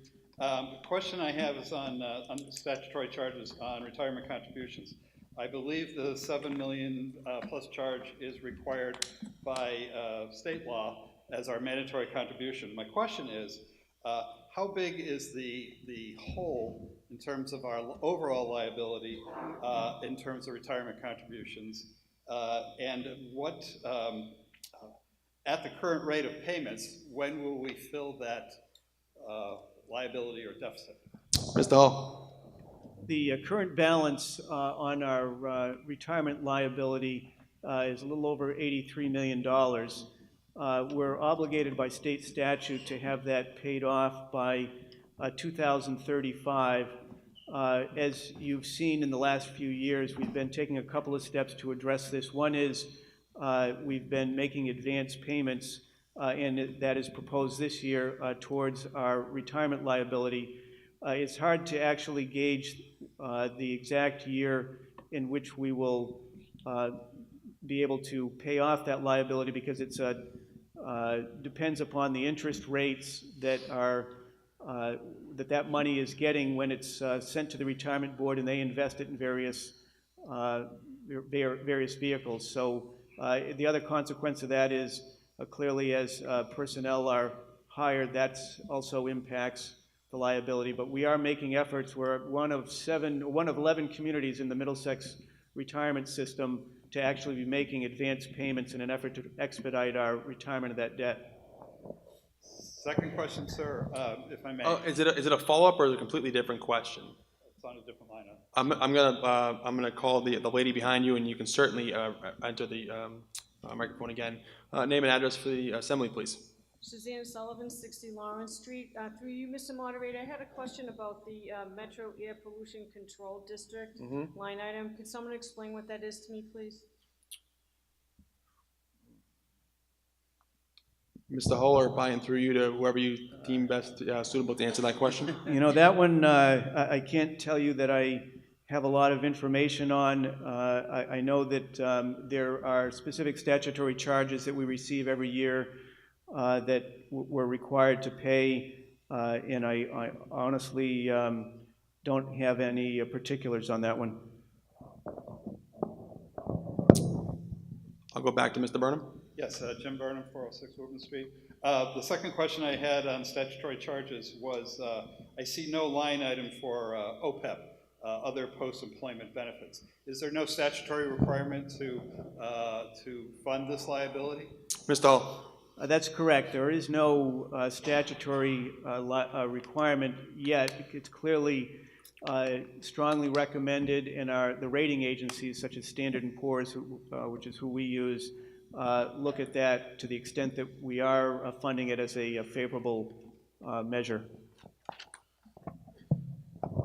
Further discussion, lady down front. Thank you, Mr. Moderator. Suzanne Sullivan, 60 Lawrence Street.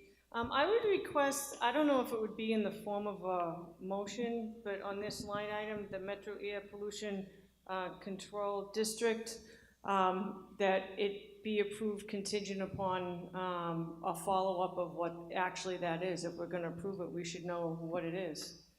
So to follow up and ask the town manager to give us, you know, a report of what that actually line item is.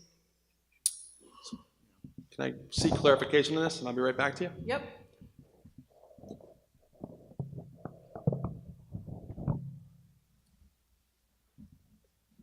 if you want to reapproach the microphone, I'll get you an answer. You actually, you can't do that. You can either approve it, or you approve it as it is, or you can strike it from the budget, but you can't, that's not a motion you can apply to this budget line item. Okay, thank you, Mr. Moderator. I mean, I don't really want to strike it, I guess, but I'm really concerned that we have something on the budget that we can't actually explain what it is. Thank you. Thank you very much. Sir? David Fraser, 4 Wabash Road. From my understanding, the statutory charge is coming in the cherry sheet or something like that, and you have to pay it.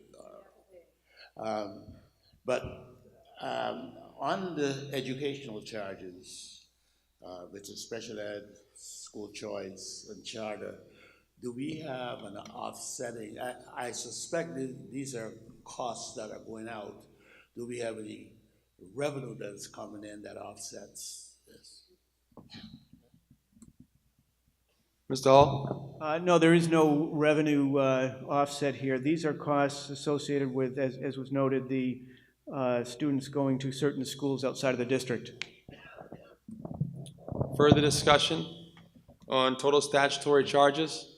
Seeing no further discussion, we're going to bring it to a vote. We're on the line item in the budget for statutory charges in the sum of $12,053,590, of which $808,941 is coming from available funds. All those in favor say aye. Aye. Opposed say no. Voted. Ladies and gentlemen, that's going to conclude the item portion of our budget. I just want to thank, take a quick moment to thank the Finance Committee. They give up a lot of their time each and every year to review this budget, and the town manager as well in his office. But again, these are all volunteers, so it would probably be appropriate to give them a round of applause at this moment.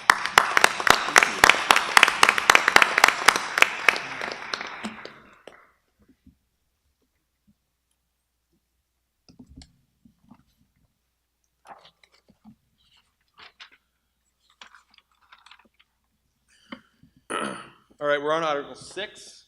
And ladies and gentlemen, it is customary to take up Article 6 by department. So what I'm going to do is I'm going to read Article 6, and then I'm going to make I'm going to call on various selectmen to make the motion relative to the various articles here.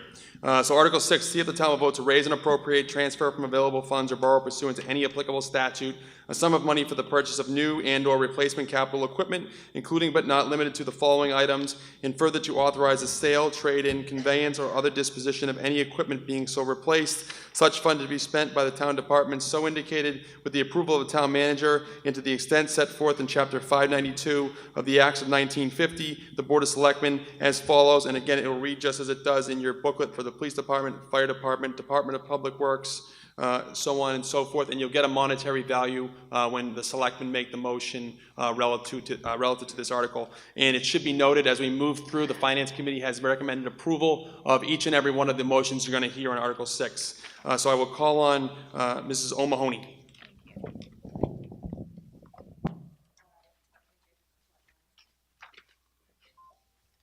There we go. I move that $250,000 be raised and appropriated from the fiscal year 2020 tax levy and other general revenues of the town to be spent by the town manager for the purchase of 5 replacement police cruisers for the police department, and further, the sale, trade-in, or other disposition, if any, of said replaced vehicles be hereby authorized. Do I have a second? Second. Motion made and second. Discussion. Gentleman down front. Yes, Jim Burnham, 406 Woodman Street.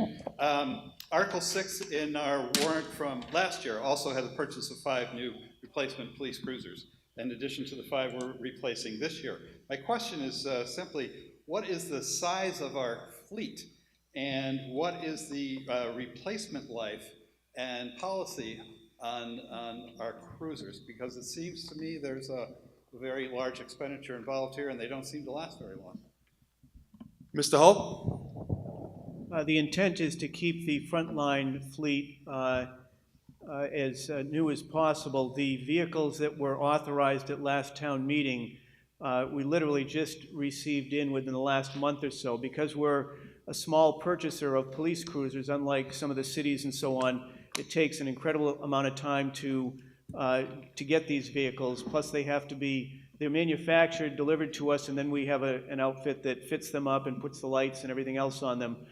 So to defer on this would mean we'd be 2 years out in replacement of those frontline cruisers. Once the frontline cruisers are replaced, they do service in other capacities, whether they're the detective, become a detective vehicle or a second-tier vehicle. And then after that, in some cases, they are provided to other departments. Obviously, the markings are taken off and so on. So we do get some additional use out of these vehicles. I'll come, seeing no further discussion from anyone else who hasn't spoken, I'll come back to you. Just a follow-up, I did ask how large the fleet was currently of the vehicles we have. How many cruisers we have in the fleet, Yes. police fleet? Mr. Hull? I believe the number is roughly 18. Further discussion? Seeing no further discussion, we're going to bring up the purchase of 5 replacement police cruisers at a monetary allotment of $250,000. All those in favor say aye. Aye. Opposed say no. Voted. Next up, we're going to bring up for the fire department the purchase of 1 replacement vehicle for the deputy fire chief, Mr. McCoy. Thank you, Mr. Moderator.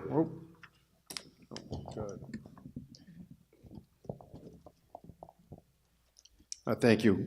I move that $58,000 be raised and appropriated from the FY20 tax levy and other general revenues of the town to be spent by the town manager for the purchase of vehicle for deputy fire chief and further the sale, trade, in or other disposition, if any, of said replaced vehicles is hereby authorized. I'll accept it as the motion. Do I have a second? Second. Motion made and seconded. Discussion? Seeing no discussion on this, we're going to bring it up for the purchase of 1 replacement vehicle for the deputy fire chief, monetary allotment of $58,000. All those in favor say aye. Aye. Opposed say no. Voted. Next, we're going to the Department of Public Works, the purchase of 1 heavy-duty 75-foot bucket dump truck to be assigned to the tree division. Mr. Eaton. I move that $180,000 be raised and appropriated from the fiscal 20 tax levy and other general revenues of the town to be spent by the town manager for the purchase of 1 heavy-duty 75-foot bucket truck for the Department of Public Works, and further the sale, trade-in, or other disposition, if any, of said replaced vehicle is hereby authorized. I'll accept that as a motion. Do I have a second? Second. Motion's been made and seconded. Discussion on this matter. Seeing no discussion, we'll bring it to a vote. Again, we're on Public Works, the purchase of 1 heavy-duty 75-foot bucket truck to be assigned to the tree division, monetary allotment of $180,000. All those in favor say aye. Aye. Opposed say no. Voted. Next, we'll go to the purchase of 1 heavy-duty 3/4-ton dump truck with plow to be assigned to the Parks and Grounds division. Mr. Kyra. Mr. Moderator, I move that $40,000 be raised and appropriated from the FY20 tax levy and other general revenues of the town to be spent by the town manager for the purpose of 1 heavy-duty 3/4-ton pickup truck with plow for the Department of Public Works and Parks and Grounds Division, and further the sale, trade, in, or other disposition, if any, of said replaced vehicles be hereby authorized. I'll take that as a motion. Do I have a second? Second. Motion been made and second. Discussion? Seeing no discussion, again, we're remaining on Department of Public Works, the purchase of 1 heavy-duty 3/4-ton pickup truck with plow to be assigned to the Parks and Grounds Division at a monetary allotment of $40,000. All those in favor say aye. Aye. Opposed say no. Voted. Next, remaining in the Department of Public Works, the purchase of 1 heavy-duty 3/4-ton pickup truck with plow to be assigned to the Highway Division. Mr. Bendel. Thank you, Mr. Moderator. I move that $40,000 be raised and appropriated from the FY20 tax levy and other general revenues of the town to be spent by the town manager for the purchase of 1 heavy-duty 3/4-ton pickup truck with plow for the Department of Public Works Highway Division, and further the sale, trade-in, or other disposition, if any, of said replaced vehicles be hereby authorized. I'll accept it as a motion. Do I have a second? Second. Motion's been made and seconded. Discussion. Seeing no discussion on this matter, we're going to bring it to a vote. The purchase of 1 heavy-duty 3/4-ton dump truck with plow to be assigned to the Highway Division at a monetary allotment of $40,000. All those in favor say aye. Aye. Opposed say no. Voted. Next, we're going to the purchase of 1 heavy-duty 1-ton dump truck with plow to be assigned to the Cemetery Division. Mrs. O'Mahony. Mr. Moderator, I move that $72,000 be raised and appropriated for the fiscal year 2020 tax levy and other general revenues of the town to be spent by the town manager for the purchase of one heavy-duty, one-ton pickup truck with plow for the Department of Public Works Cemetery Division, and further the sale, trade-in, or other disposition, if any, of said replaced vehicles be hereby authorized. I'll accept it as a motion. Do I have a second? Second. Motion's been made and seconded. Discussion? Seeing no discussion, we'll bring it to a vote. The purchase of one heavy-duty, one-ton dump truck with plow to be assigned to the Cemetery Division, monetary allotment of $72,000. All those in favor say aye. Aye. Opposed say no. Voted. Next, we're going to move on to Article 7. See if the town will vote to raise and appropriate, transfer from available funds, or borrow pursuant to any applicable statute a sum of money for the upgrade of cameras in the booking room, in evidence room in the public safety building, or take any other action related thereto. Mr. McCoy. Thank you, Mr. Moderator. I move that $31,000 be raised and appropriated from the FY20 tax levy and other general revenues of the town to be spent by the town manager for the upgrade of cameras in the booking room and evidence room at the public safety building. I'll accept it as a motion. Do I have a second? Second. Motion's been made and second. Discussion. Seeing no discussion on Article 7, we'll bring it to a vote. It's relative to cameras in the booking room and evidence room in the public safety building. Monetary allotment of $31,000. All those in favor say aye. Aye. Opposed say no. Voted. Article 8, to see if the town will vote to raise and appropriate, transfer from available funds, or borrow pursuant to any applicable statute a sum of money to replace the fire alerting system at the public safety building, or take any other action related thereto. Mr. Eaton. Thank you, Mr. Moderator. I move that $175,000 be raised and appropriated from the fiscal 20 tax levy and other general revenues of the town to be spent by the town manager for the replacement of the fire alerting system at the public safety building. I'll accept it as a motion. Do I have a second? Second. Motion been made and second. Discussion on Article 8. Seeing no discussion, we'll bring it to a vote. It's for to replace the fire alerting system at the public safety building. Monetary allotment of $175,000. Finance Committee has recommended approval. All those in favor say aye. Aye. Opposed say no. Voted. Article 9, to see if the town will vote to raise and appropriate, transfer from available funds, or borrow pursuant to any applicable statute a sum of money for the replacement of a new higher efficiency dual fuel fired furnace at the Wilmington Memorial Library, or take any other action related thereto. Mr. Kyra. Mr. Moderator, I move that $185,000 be appropriated from available funds, free cash, to be spent by the town manager for the replacement of a new higher efficiency dual fuel fire furnace at the Wilmington Memorial Library. I'll accept it as a motion. Do I have a second? Second. Motion's been made and second. Discussion. Gentleman down front. Street. My question is, why free cash? Everything else we seem to be appropriating from general tax revenues. What makes this special? Mr. Hall. It is one of the more expensive items on the docket. There are a few others items coming up here that will also be requested from free cash. So certainly this is an appropriate use of free cash when you have capital items that have a useful life of 10 or 15 or more years.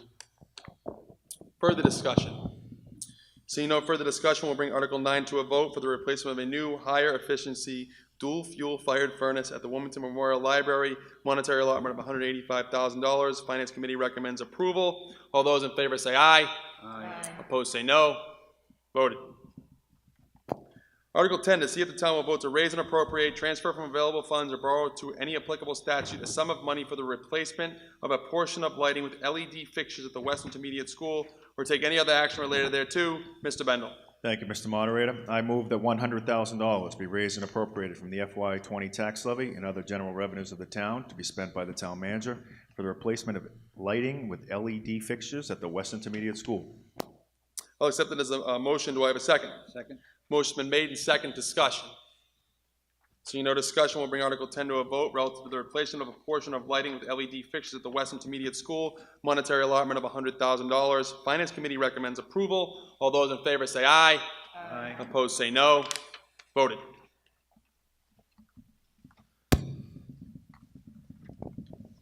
Article 11, to see if the town will vote to raise and appropriate, transfer from available funds, or borrow pursuant to any applicable statute a sum of money for the reconstruction of a portion of the parking lot at the Woburn Street School, or take any other action related thereto. Mrs. O'Mahony.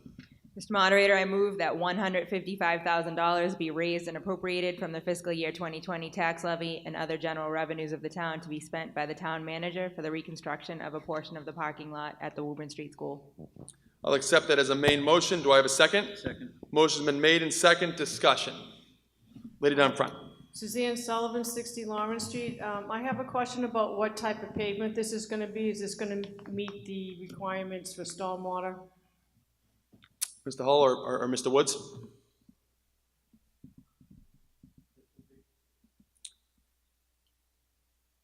You got it now. This will be typical pavement, not pervious pavement, but we are not increasing the footprint that exists, so we do meet the stormwater criteria. Follow-up question, Mr. Moderator? Yeah, I see no one else standing, so I'll allow a follow-up question. I would urge to have pervious pavement versus impervious pavement here, and I don't know whether that would increase the cost, but I don't think we should be replacing pavement if it's not gonna be pervious. So, I know what you're trying to say, but what are you trying to accomplish relative to what you stand and rise to talk on the town floor for? Well, the town has to meet stormwater requirements. We don't want to be discharging more water. I mean, just replacing existing pavement with existing pavement doesn't get us to where we need to be to infiltrate more water into the ground as opposed to sending it somewhere else off property. So, I think what would be prudent, and you can stop me if you don't agree here, do we know, or can you give us a general idea of what the price differential is from pervious pavement to impervious pavement, just so the lady down front, if she would like to, can take the appropriate action relative to the article? 2 points of interest to answer the question would be at least triple the cost, just off the top of my head. And we are meeting the current stormwater standard at that parking lot. We do infiltrate it into the existing stormwater system that is there. We are not increasing the stormwater runoff. So with that information, you can proceed as you want. No problem. Further discussion? John Toth, 54 Fianza Drive. Just a quick question. Is this a in-house project, or are we sending it out for bid and have multiple bids been received? Mr. Hall? This would be subject to a bid process. It would be a contractor coming in. So this is just an estimate? It's an estimate, yes. Further discussion? Seeing no further discussion, we'll bring Article 11 to a vote. It's for the reconstruction of a portion of the parking lot of the Woburn Street School. Monetary allotment of $155,000. Finance Committee recommends approval. All those in favor say aye. Aye. Opposed say no. Voted. Article 12, to see if town vote to raise and appropriate, transfer from available funds or borrow pursuant to any applicable statute a sum of money for the conversion from underground fuel tanks to above ground fuel tanks at the Department of Public Works, or take any other action related thereto. Mr. McCoy. Thank you, Mr. Moderator. I move that $566,000 be raised and appropriated from the available funds of free cash to be spent by the town manager for the conversion from underground fuel tanks to above ground fuel tanks at the Department of Public Works. I'll accept it as a motion. Do we have a second? Second. Motion been made and second. Discussion, gentlemen down front. Jim Burnham, 406 Woburn Street.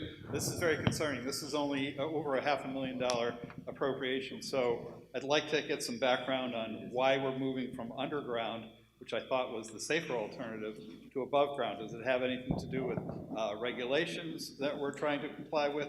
What is the age of the current tank? What are the advantages of spending $500,000 on a new one? Mr. Hall.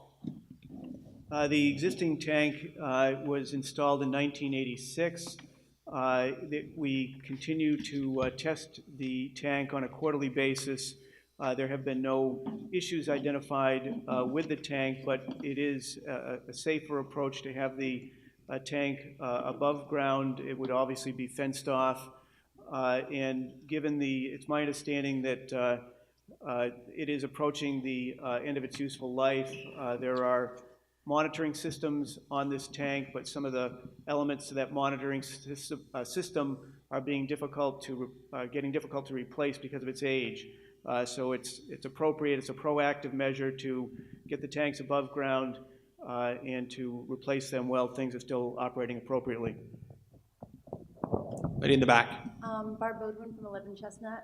Just a question, because I'm new at this, but so we are looking at revenue coming in of 119,742,842, and I understand that what we proved from the operating budget is about 300,000 less than that.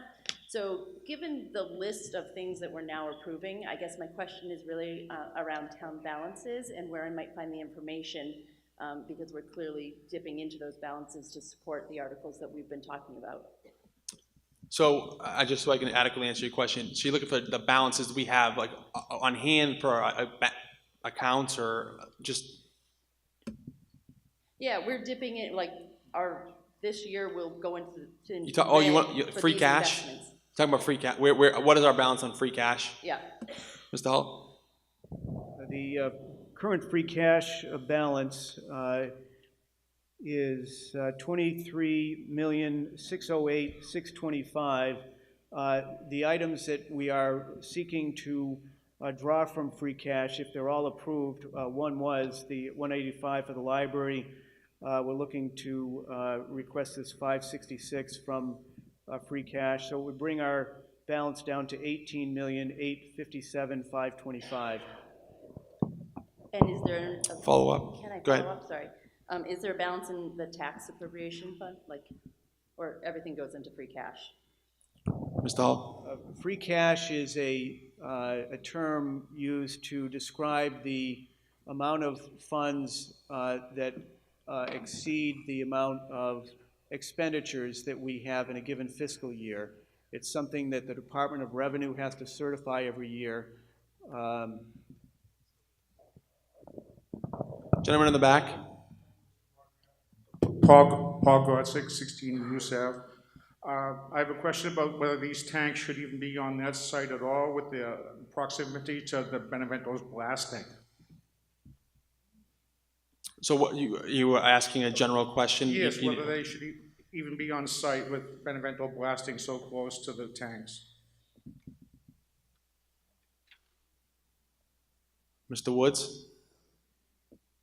As the manager stated a short time ago, these have been in the ground for 30 years. What we're planning on replacing this with is above ground and then secondary containment. So if a leak were to develop in the tank, we have a secondary vessel to contain the spill. In addition to all that, we also will have all the monitoring devices to let us know if there is any sort of breach of that tank.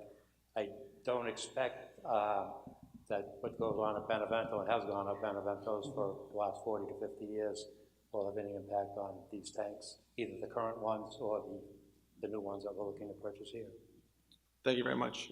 That answer. So, Mr. Godzik, I'll let you ask your question, but relative to the placement of tanks, it's not exactly what Article 12 is about. It's about a monetary allotment for the new tanks. I'll let you ask it because I think I'm interested, and I think other people are as well. But I think he adequately answered it. But I don't think the article itself is relative to the location of tanks.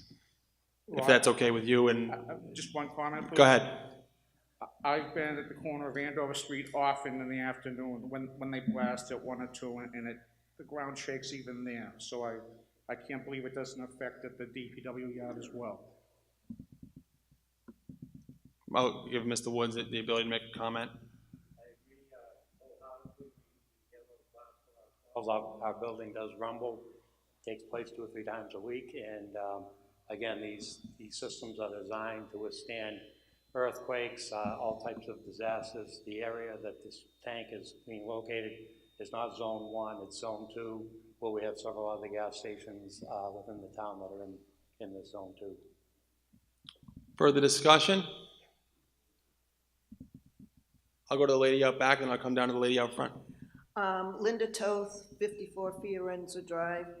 I'm just asking, is this going to be bid process again, or is it going to be our DPW that is going to do this transfer?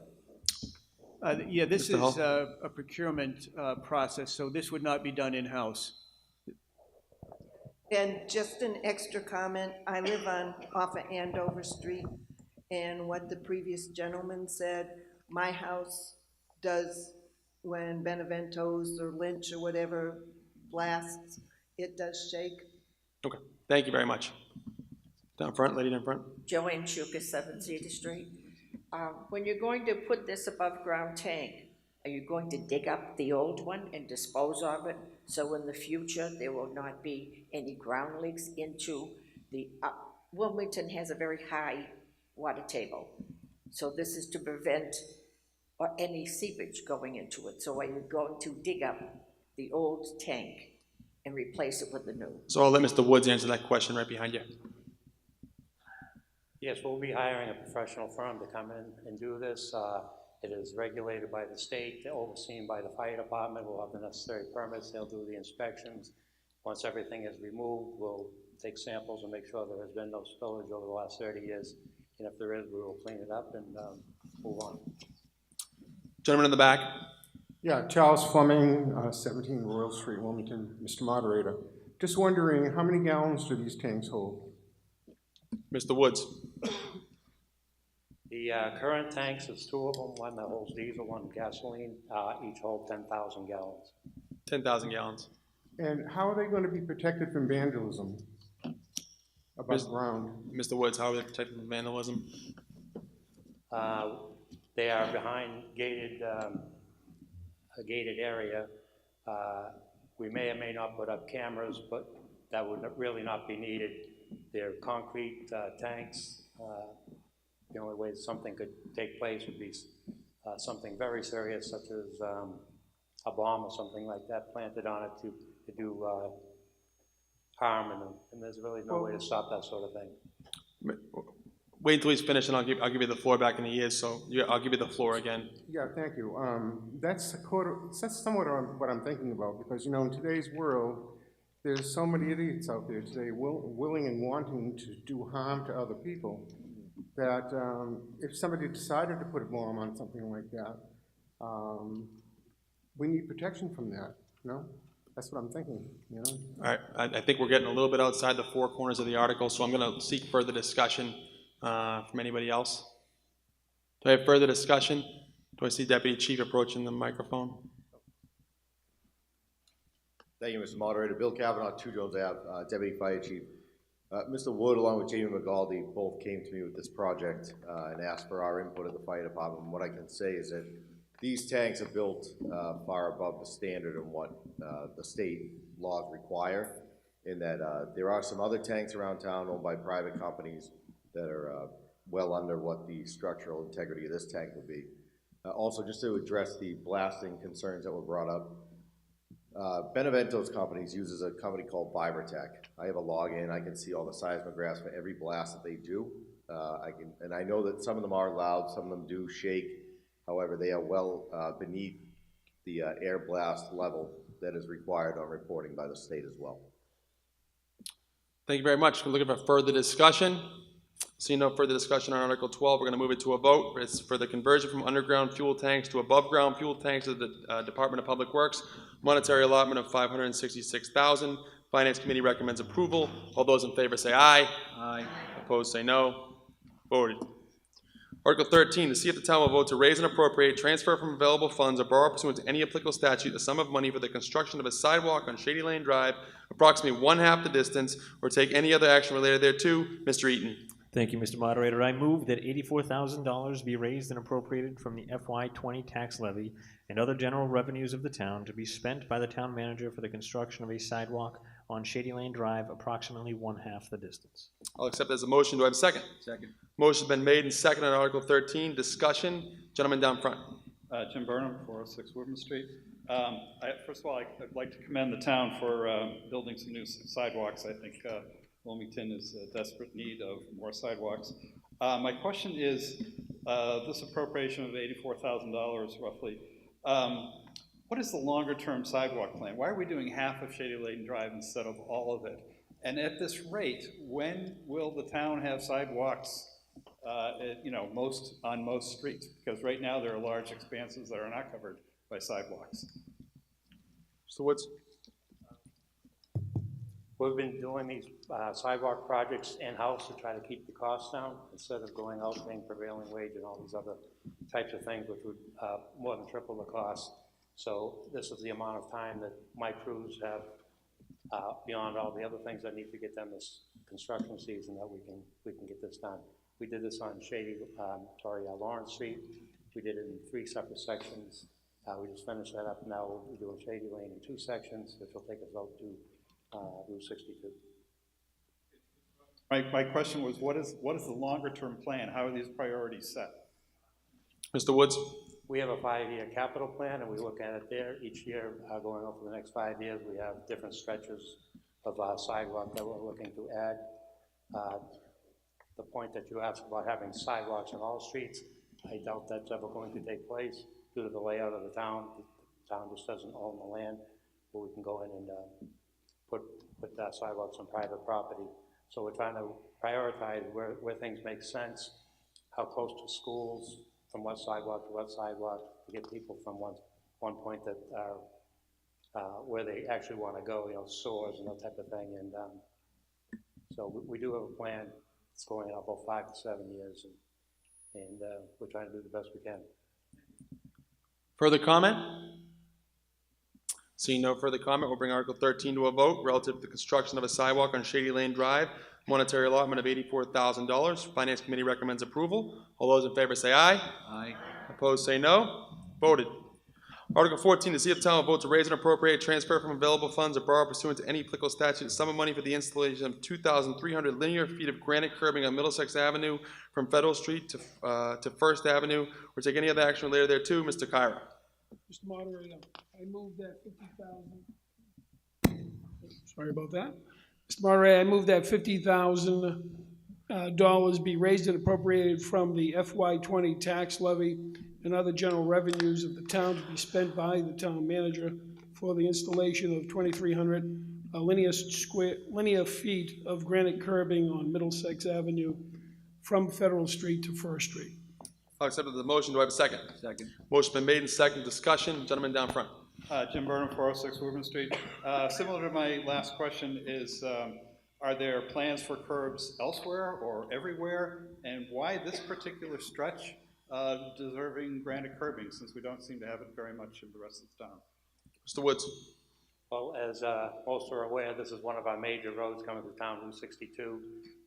We have been on a course to clean up that entire area. It started with paving and granite curbing from Adelaide Street to the Public Safety Station, all the way through the high school construction project, through the Glen Road intersection project. We replaced all the railing and fencing along the cemetery. We just put in granite down to Federal Street. That will be paved next week. And then we will be doing the intersection at Federal Hill. And this is to move on to the next stretch to get us down to North Wilmington and to tie in with the sidewalk coming up from Shady Lane. Thank you very much, Mr. Woods. Gentleman in the back, state your name and address, please. John Toth, 54 Fiorenza Drive. That says installation. Does it also cover the cost of the granite? Mr. Woods? Yes. The cost to do this project is actually $100,000. $50,000 paid for by the town, $50,000 paid for by the state. Further discussion? Seeing no further discussion, I'm going to bring Article 14 to a vote. It's the installation of 2,300 linear feet of granite curbing on Middlesex Avenue from Federal Street to First Avenue. Monetary allotment of $50,000. Finance Committee recommends approval. All those in favor say aye. Aye. Opposed say no. Voted. Article 15, to see if town will vote to raise and appropriate, transfer from available funds, and borrow pursuant to any applicable statute a sum of money to comply with the municipal separate storm sewer systems MS4 requirement as part of the National Pollutant Discharge Elimination Systems NPDES, or take any other action related thereto. Mr. Bendel. Thank you, Mr. Moderator. I move that $10,000 be raised and appropriated from the FY20 tax levy and other general revenues of the town to be spent by the town manager to comply with the municipal separate storm sewer systems requirement as part of the National Pollutant Discharge Elimination System. I'll take that as the main motion. Do I have a second? Second. Motion been made and seconded. Do I have discussion? Seeing no discussion on Article 15, we'll bring it to a vote relative to the municipal separate stormwater systems requirement as part of the National Pollutant Discharge Elimination System, monetary allotment of $10,000. Finance Committee recommends approval. All those in favor of Article 15 say aye. Aye. Opposed say no. Voted. Article 16, to see if the town will vote to continue its participation in the Massachusetts Water Resources Authority Financial Assistance Program, which provides grants and interest-free loans for the purchase of funding and infiltration and inflow reduction in sewer systems rehabilitation program, and to authorize the selectman and/or town manager to accept said grants and execute documents relative to the interest-free loans as may be required, and further to appropriate said funds for engineering services, construction or reconstruction of sewers, sewerage systems, and sewage disposal facilities and appurtenances, and to determine how the same shall be raised, whether by taxation, transfer, or borrowing, or take any other action related thereto. Mrs. O'Mahony.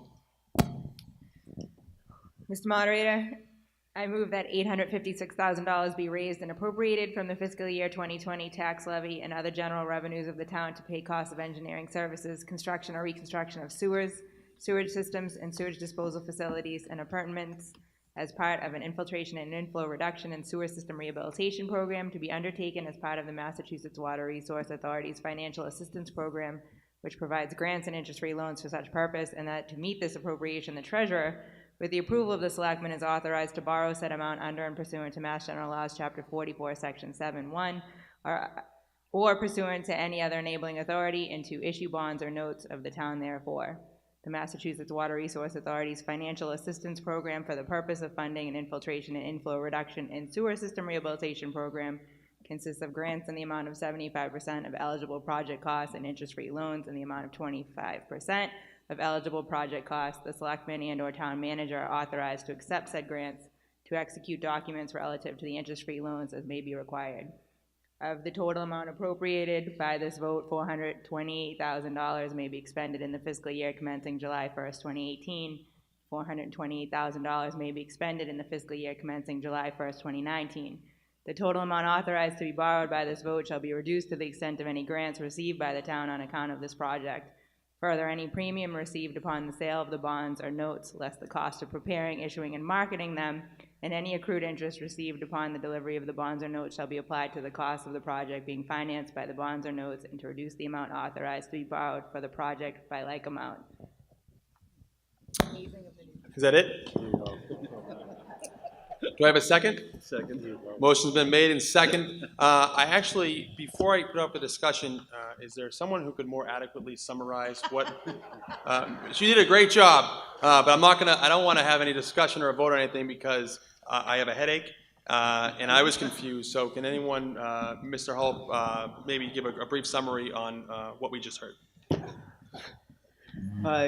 Periodically, the town will receive these grant loan programs from the MWRA to address our infiltration and inflow issues on our sewer system. So infiltration is if there are cracks in the sewer line and water is seeping in, groundwater or otherwise. Clearly that's not a good thing and we get charged for that. Inflow are from illegal connections to the sewer system. So this will allow for us to go through and take a look at our existing sewer system and address any of those issues to essentially make the system as tight as possible.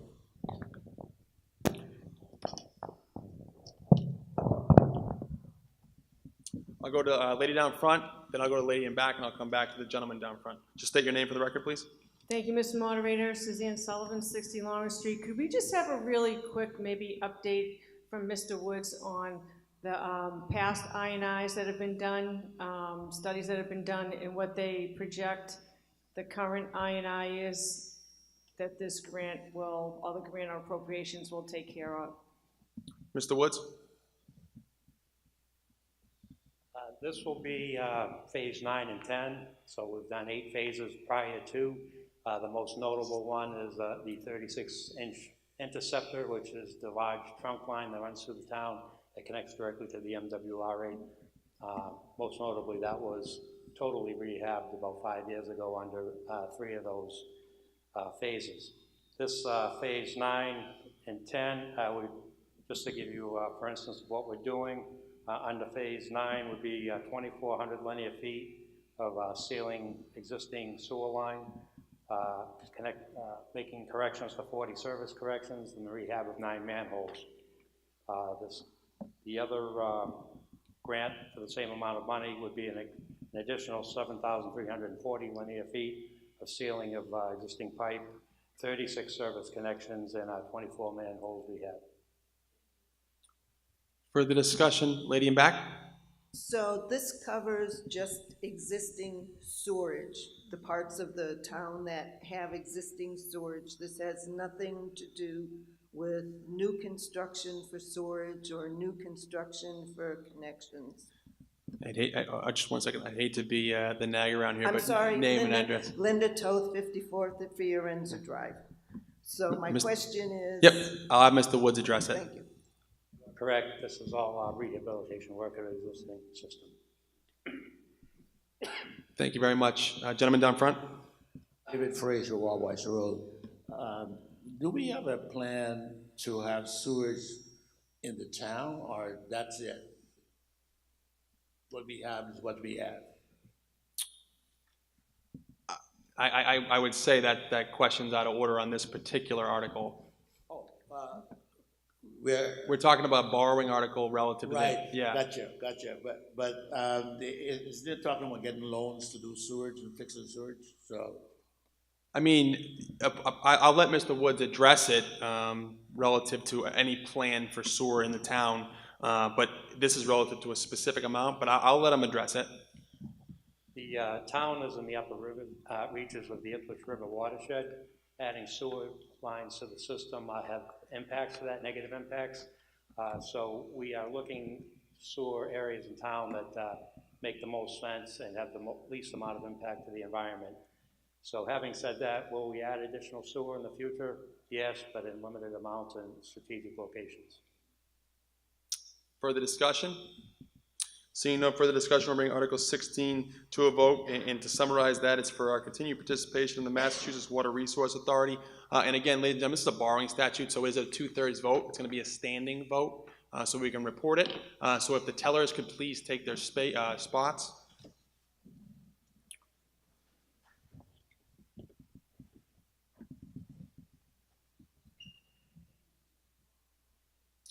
Again, if you want to have your vote counted, just please have a seat.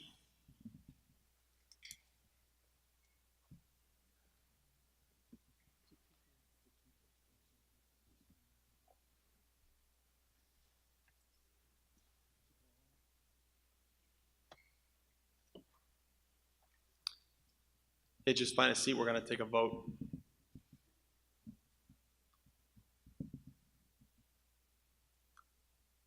All those in favor of Article 16, again, which summarizes the continued participation in the Massachusetts, and by the way, continued participation in the Massachusetts Water Resource Authority Financial Assistance Program at a monetary allotment of $856,000. Finance Committee has recommended approval. Signify in your seats by raising your seats if you're in favor of this article.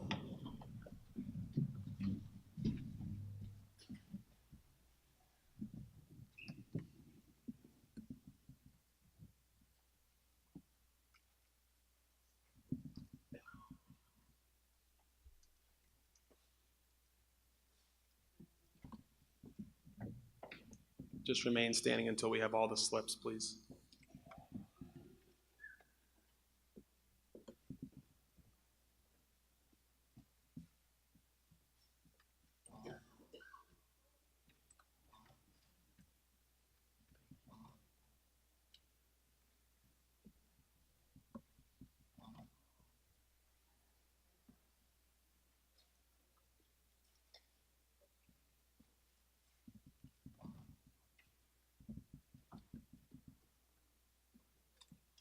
Do we have all the slips? Seeing no one saying we don't, you may be seated.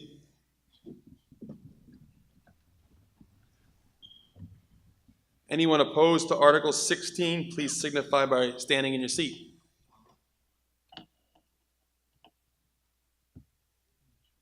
It's a 0, nobody standing.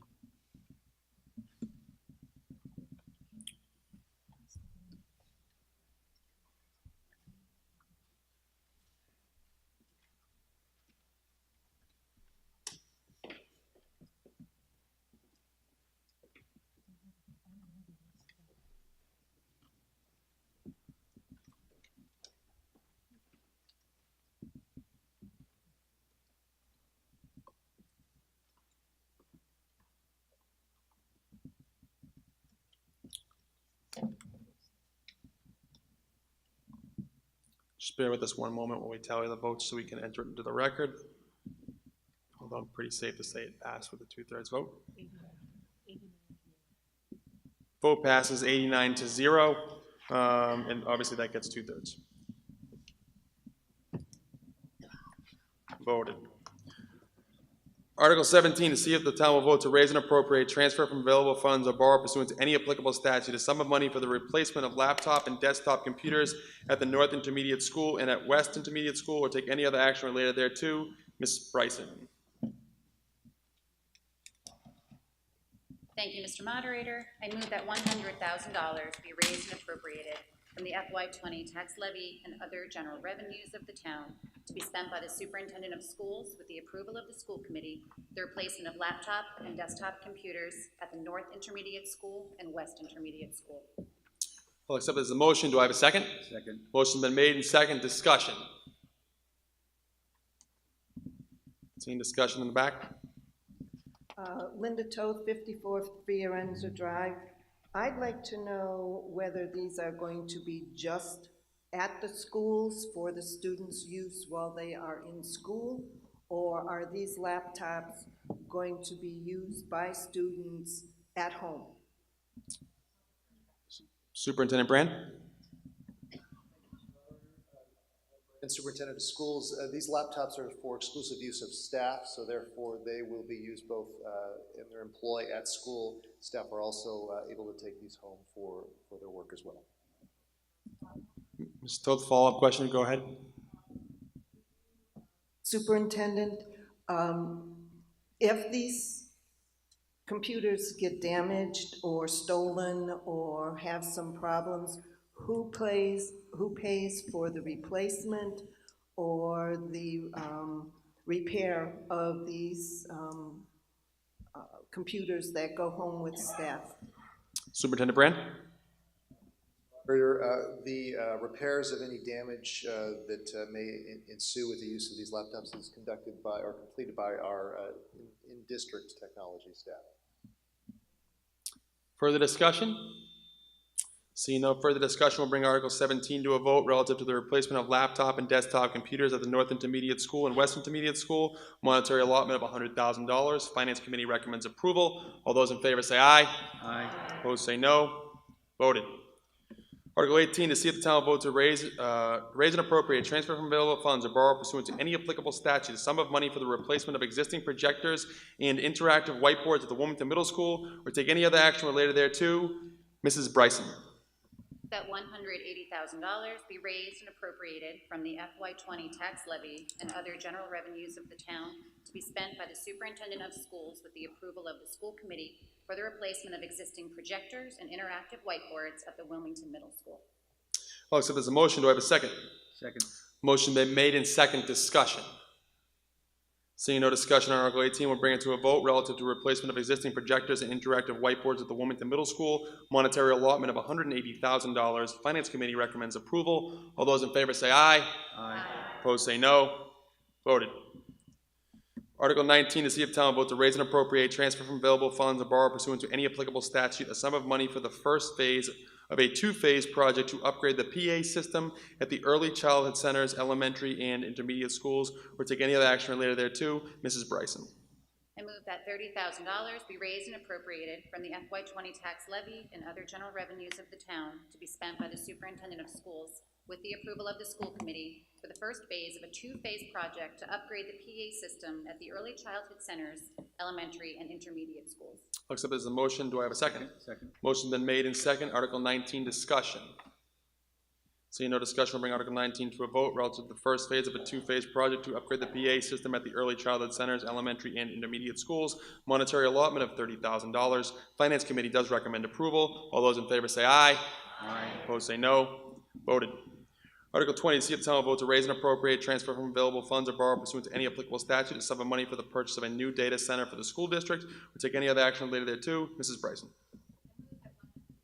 I move that $100,000 be raised and appropriated from the FY20 tax levy and other general revenues of the town to be spent by the superintendent of schools with the approval of the school committee for the purchase of a new data center for the school district. I'll accept this motion. Do I have a second? Second. Motion's been made in second. Discussion. Gentleman in the back? Aye. Quinn Jones, 126 Grove Ave. I would just like to say that $100,000 for a data center is a rather high figure, especially because in this day and age we have alternatives to actually building a data center. Cloud is the most popular one, but there are other ways to do it. I also believe that somewhere else in this meeting we are approving a new IT director for the school system, different than the town IT director. We should probably wait for that person to be hired and get up to speed before we decide on something like building a data center, especially for this much money. Further discussion?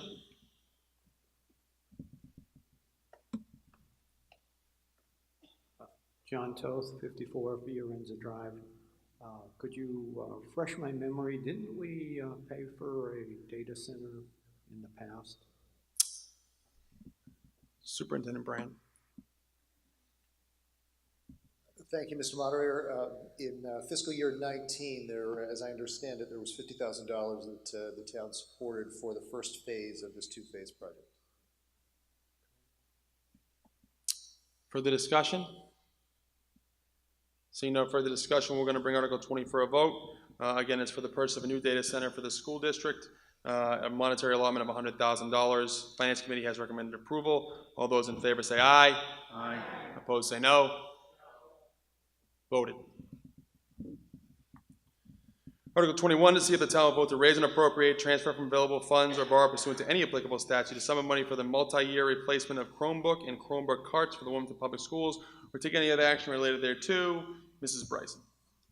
I move that $20,000 be raised and appropriated from the FY20 tax levy and other general revenues of the town to be spent by the superintendent of schools with the approval of the school committee for the multi-year replacement of Chromebooks and Chromebook carts for the Wilmington Public Schools.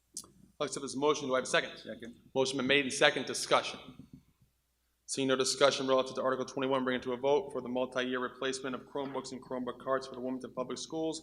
Monetary allotment of $20,000. Finance Committee does recommend approval. All those in favor say aye. Aye. Opposed say no. Voted. Article 22, to see if the town will vote to raise and appropriate, transfer from available funds, or borrow pursuant to any applicable statute a sum of money to upgrade the wireless system at the Wilmington Middle School, or take any other action related thereto. Mrs. Bryson. I move that $100,000 be raised and appropriated from the FY20 tax levy and other general revenues of the town to be spent by the superintendent of schools with the approval of the school committee for the upgrade of the wireless system at the Wilmington Middle School. I'll accept it as the main motion. Do I have a second? Second. Motion been made and second. Discussion. Gentleman in the back. John Toth, 54 Fiorenza Drive. Is there currently a problem with the current wireless system? And how old is that wireless system? Superintendent Brand.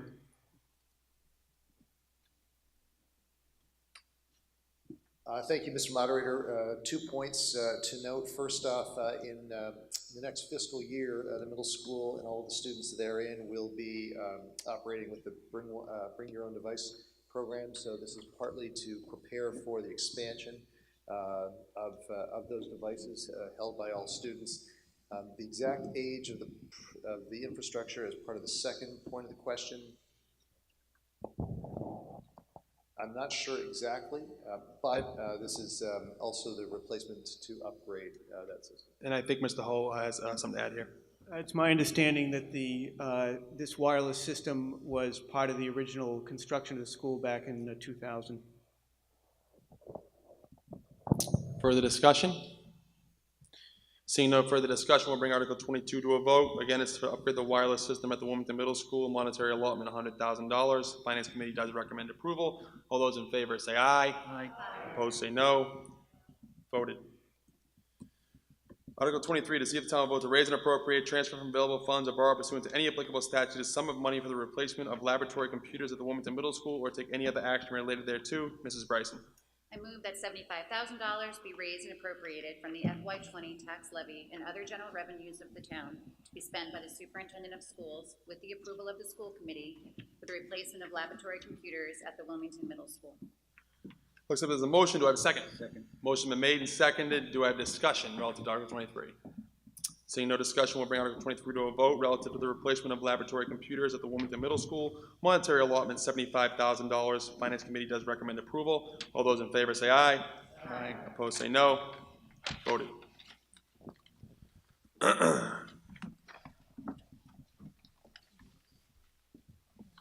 Article 24, to see if the town will vote to raise and appropriate, transfer from available funds, or borrow pursuant to any applicable statute a sum of money to deposit in the other post-employment liability trust fund established in accordance with MGL Chapter 32B, Section 20.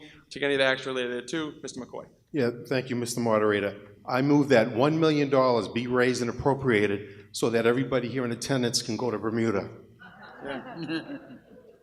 All right, I tried, Mr. Moderator. I won't accept that as the main motion. I'll accept your withdrawal, and you may proceed. You got it, boss. All right, I move that $1 million be raised and appropriated from the FY20 tax levy and other general revenues of the town to be deposited in the other post-employment benefits liability trust fund in accordance with Massachusetts General Law, Chapter 32B, Section 20. I'll accept it as the main motion. Do I have a second? Second. Motion been made and second. Discussion. Gentlemen down front.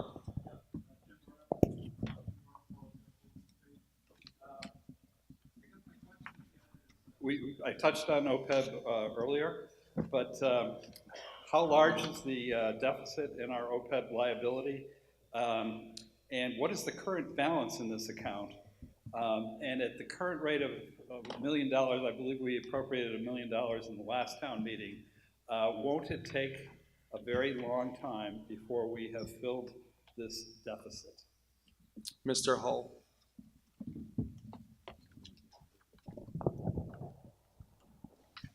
The current OPEB liability as of 7/1/2018 was $112,695,125. So the answer to your other question in terms of how long it will take to address it, certainly it is going to take a considerable amount of time. We are not unique. Cities and towns across the state and across the country are dealing with this OPEB liability. The $1 million is consistent with what we've done the last few years. It's certainly a start, and one of the things that I think is important to understand is that when the rating agencies, in this case Standard & Poor's, looks at us when we go out to borrow for permanent financing, they want to see a consistent level of effort at addressing this issue. So could we put more money into the fund? We probably could. I want to be able to target an amount that is sustainable so that we aren't putting $7 or $8 million one year and $2 million or less than that another year. So the rating agencies like a level of certainty, and so the fact that we're being consistent, I think, is helpful to us. Mr. Moderator, follow-up question. Mr. Burnham. Mr. Moderator, if you could direct to the Finance Committee, I'd like to hear if they concur with this philosophy. And again, I'm not sure if the manager answered how much is currently in this stabilization account. I'll give you. Do you have a balance, Mr. Hall? The balance as of fiscal 19 is $5,403,596. So this would bring it up to over $6 million. And Mr. Doherty, I believe the question was: does the Finance Committee agree with this recommendation of the $1 million relative to 24? And again, Finance Committee did recommend approval of this article as well. We currently do. It's been prudent to do it over the past few years. The balance that we're responsible for is quite high, but that should change over the years as with the retirement fund. So we'll see what happens. Change in, I'm sorry, and how would it change? With their investments as it goes up and down. You know, they do their investments grouping the whole Middlesex County retirement system. Sure. Well, it's clear for clarification, so I certainly will allow it. Given our free cash position, wouldn't it make more sense to fund this on a $2 million per year basis or higher? I probably wouldn't go to 5, to be honest with you. I'd like to see at least 10% of free cash of our annual budget. So the rating systems know that we've got free cash, we're prudent with our money, and we're not spending it recklessly, basically. $2 million, maybe next year. That's not a bad idea. Further discussion? Mr. Hall? I would just point out that certainly the fact that we have and continue to have a significant amount of free cash is a good thing, and I know it's enticing to draw upon that for this particular purpose. But one of the reasons that I believe it's important to continue to maintain the kind of balances that we have, is that there are a number of issues out there that have been discussed, and at a point in time are going to need to be addressed. We know that the facilities plan that was done, completed in early 2018, indicates that we have approximately $143 million worth of work to do on buildings. We also discussions have been had about the possibility of an ice rink. The discussions have recently occurred about the prospect of addressing unaccepted streets. That will be in the millions. So there's a lot of appetite for projects out there, and in order, in my estimation, to avoid overrides and to lessen the impact on debt exclusions, that's why I've been a proponent of trying to set money aside the way we have. Further discussion, Article 24. Seeing no further discussion, we'll bring it to a vote. It's relative to a deposit in the other post-employment liability trust fund, monetary allotment of $1 million.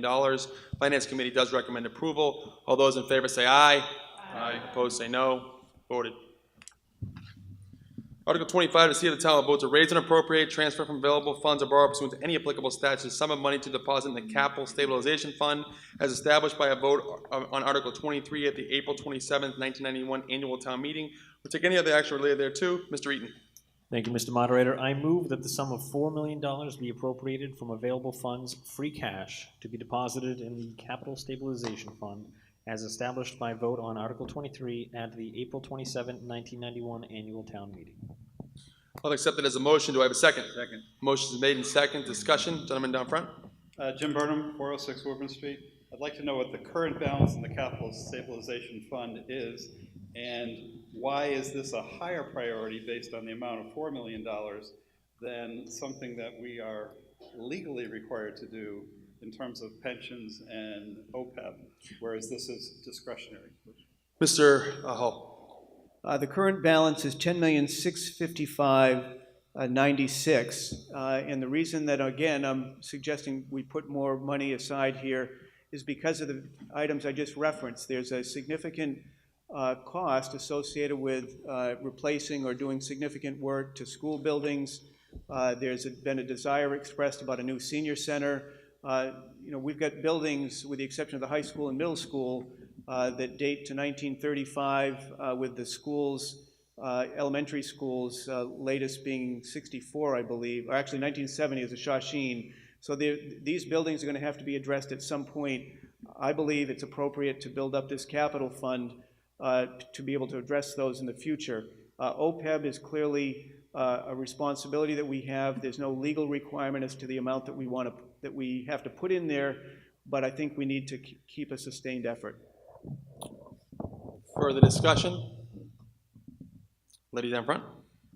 Thank you, Mr. Moderator. Suzanne Sullivan, 60 Lawrence Street. I'd just like to know the purpose of the Capital Stabilization Fund versus free cash. Is there a different process to take money out of either one? Thank you. Mr. Hull? Free cash requires a majority vote in order to draw money down from free cash. The Capital Stabilization Account is intended for large projects, capital projects, and it requires a 2/3 vote. To draw from that account, just to be clear. But the motion is still a majority vote for here. Just want to make that, it could be confusing. It was confusing to me when he said it too. Further discussion? Seeing no further discussion, I'll bring Article 25 to a vote. It's relative to a deposit of sum of money in the Capital Stabilization Fund, monetary allotment $4 million. Finance Committee recommends approval. All those in favor say aye.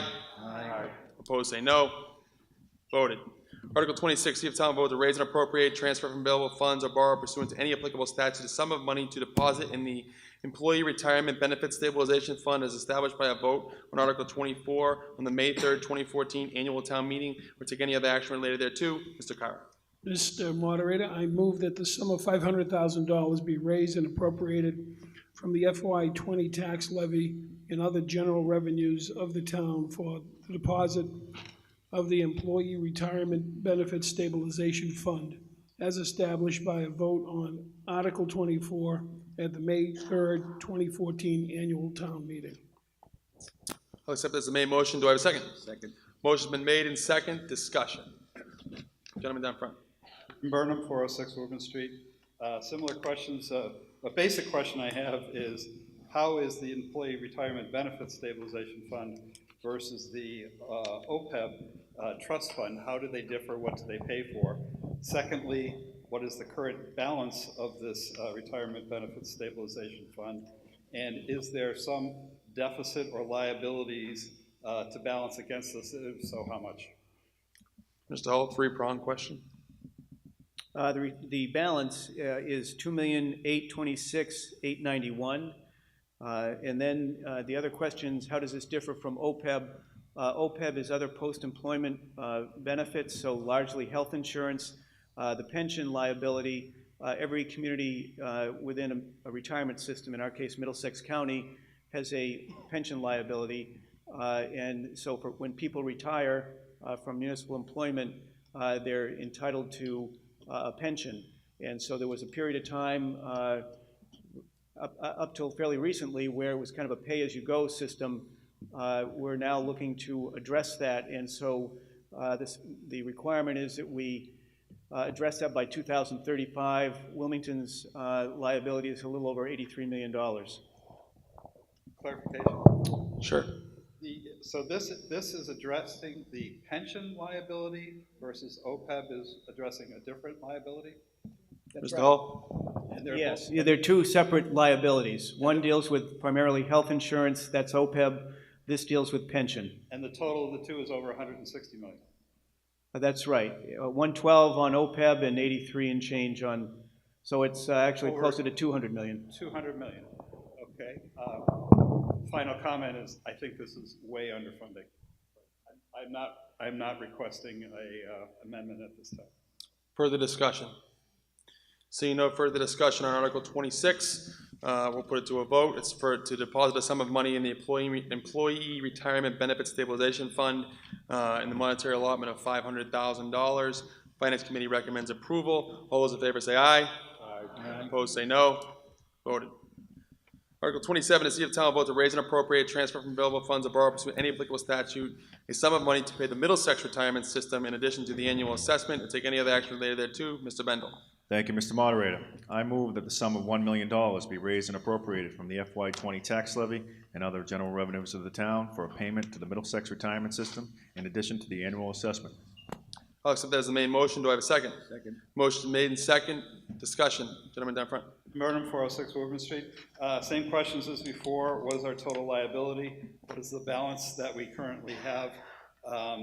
And again, if you can contrast this with employment retirement benefits and OPEB, just for clarification. The amount that we have contributed in terms of early payment, I believe is this is the second year that we would be putting in $1 million, so it's about $2.5 million. The difference between this article and the last one is this article is looking to make early payments towards our liability. So similar to your mortgage payment, you know, you can make advance payments and it will pay off that liability more quickly. We are one of 11 communities in Middlesex retirement that are making early payments in an effort to expedite the retirement of that debt.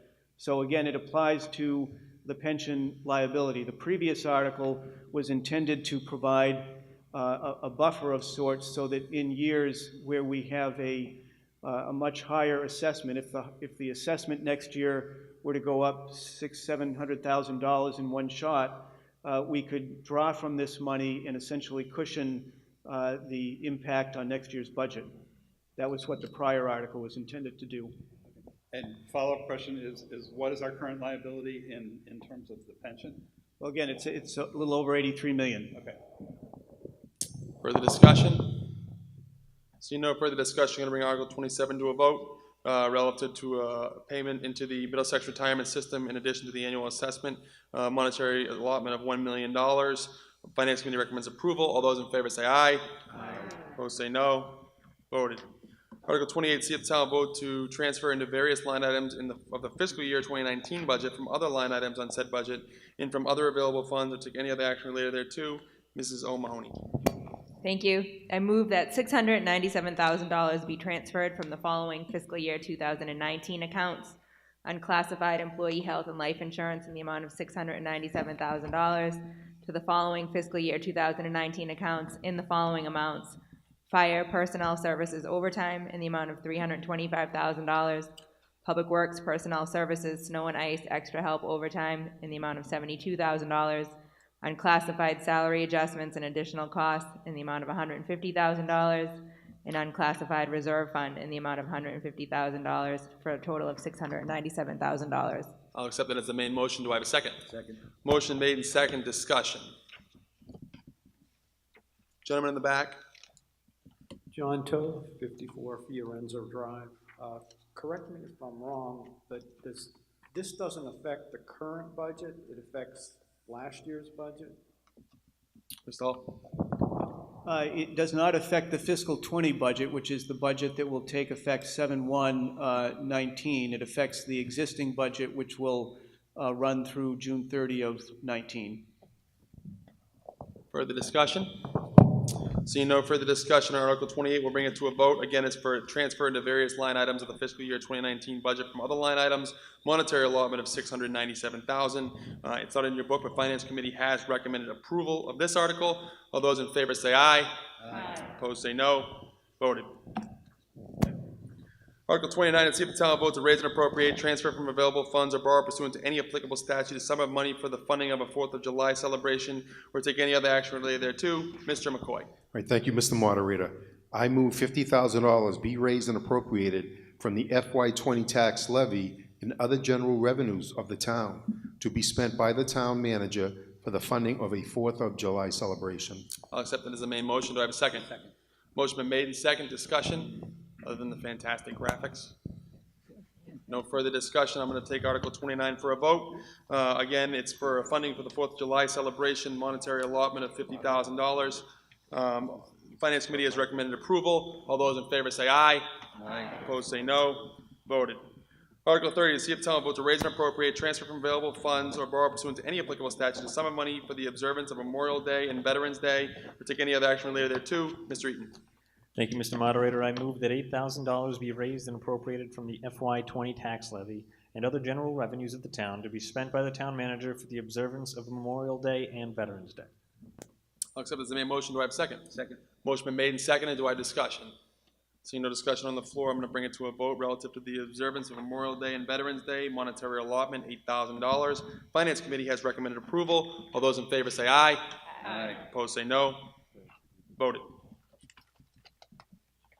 Article 31, see if the town will vote to accept the provisions of General Laws, Chapter 59, Section 5, Clause 17F, as inserted by Section 10 of the Chapter 218 of the Acts of 2018, to allow for annual increase in the amounts of exemption granted under General Laws, Chapter 59, Section 5, Clause 17D, over 70 surviving minors and surviving spouses by 100% of the U.S. Department of Labor Consumer Price Index adjustment as determined by the Commissioner of Revenue for such year, the amount of such increase to the exemption presently being $175, such increased exemption to be available on or after July 1st, 2019. Take any other action related thereto. Mr. Kyra. Mr. Moderator, I move that the town vote to accept the provisions of General Law, Chapter 59, Section 5, Clause 17F, and insert by Section 10 of Chapter 218 of the Acts of 2018 to allow for the annual increase in the amount of the exemption granted under General Laws, Chapter 59, Section 5, Clause 17D. Mr. Kyra, does your motion read as it does in the warrant booklet? If it does, I'll accept it as the main motion. Yes. Okay, I'm going to accept that as the main motion. Really? Well,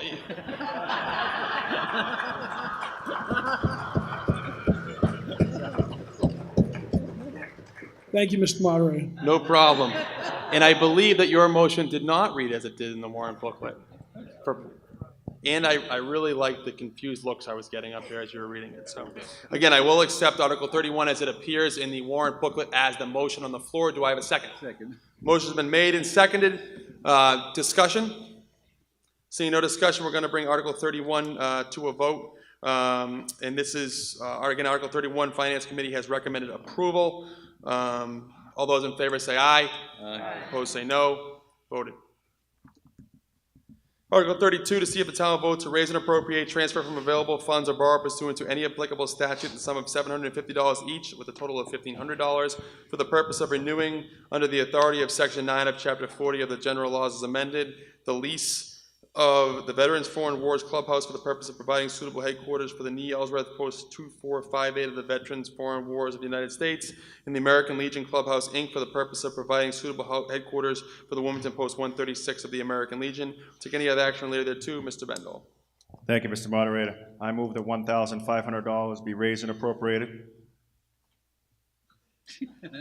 Does your motion read as it does in the warrant booklet? Yes, sir, it does. I almost didn't stop you because you're supposed to wait for me, but I will accept it as the main motion. Do I have a second? Second. Motion's been made and seconded. Discussion on Article 32. Seeing no discussion, again, it's for allotment of $1,500, $750 each for the Veteran of Foreign Wars Clubhouse and the American Legion Clubhouse, again, each getting $750. Finance Committee has recommended approval. All those in favor say aye. Aye. Opposed say no. Voted. See if the town votes, Article 33, see if the town votes to raise and appropriate, transfer from available funds or borrow pursuant to, or transfer from available funds a sum of money to operate the public rink enterprise or take any other action related thereto. Mrs. O'Mahony. I move that $526,000 be appropriated from departmental receipts to be spent by the town manager for the purpose of operating the public rink enterprise. I'll accept that as a motion. Do I have a second? Second. Motion is made and second. Discussion. Gentleman down front, just state your name and address. Jim Burnham, 406 Woburn Street. So where is it, and why isn't this part of the recreation budget? Is this a capital expenditure? Could I have further explanation? Mr. Hall. This article, some of you may recall, has been on the warrant for a number of years now. Originally back after the town authorized the borrowing of up to $2.25 million for potential rink. This was inserted because there was also a vote to establish an enterprise fund. Obviously, the town at this point does not have a rink. This is a carry forward at this point, but it would authorize, if there was a time where the town did own a ice rink, the town to use the proceeds that were earned from sale of that ice time to pay for the operation of that rink. So this is not a request for an appropriation. An enterprise fund basically allows that particular enterprise to charge fees for, in this case, access to ice time, and those fees would go back into the operation of that facility. So it to some measure is unnecessary at this point, but it basically keeps the town's options open. Further discussion. The gentleman in the back, don't come to the lady in front. John Toth, 54 Fiorenza Drive. As you say, it doesn't exist. You said it was an appropriation, but the motion says it is an appropriation. I say we get rid of this article once and for all. Lady down front. Joanne Sugar, 7th. I don't think that's how you turn it on, but it's working. Joanne Sugar, 7 Cedar Street. Does this have anything to do with the Rastusha rink? Mr. Hall. So that was what prompted this article to begin with. Yeah. Back, a few years ago when we thought there was a prospect that the town might be able to acquire the rink. As I indicated, there was the creation of an enterprise fund, and once an enterprise fund is established, then through town meeting, we need authorization to expend up to a certain amount from the proceeds coming into that enterprise. Obviously, we don't have a rink at this point. If in fact, at some point in the future, the town acquires a rink, this would already be in place. Question. Go ahead. Does this mean that we have no rights for our boys to use this rink? This is why we wanted to buy this rink originally. So we have absolutely no use for this at all for the town. No, I'll let town manager explain it. No use. I think what you're trying to say is, do we have use for the article as it appears in the warrant booklet and then how it was read in as a motion? Yes, I think it's confusing because if it is the old Rastusha rink, or are we talking about just something in the future, wishful thinking? The reference to a rink is the general. The generality of a rink. It's not just Rastusha, and it has never been. But I'll let the town manager kind of expunge on that. It was originally came about as a result of the Rastusha, but as the moderator indicated, because it's not specific, if the town was to acquire or construct a rink in the future, this enterprise fund has already been authorized. Each year, we would have to come back to town meeting and request authorization to expend up to a certain amount from the enterprise fund. So as a practical matter for fiscal 20, unless we come upon a rink in the next several months, there will not be any expenditure that will come about here, but it just authorizes an expenditure of up to $526,000. Again, it's not coming from tax revenue, but it would come from the money that would be generated from the operation of that rink.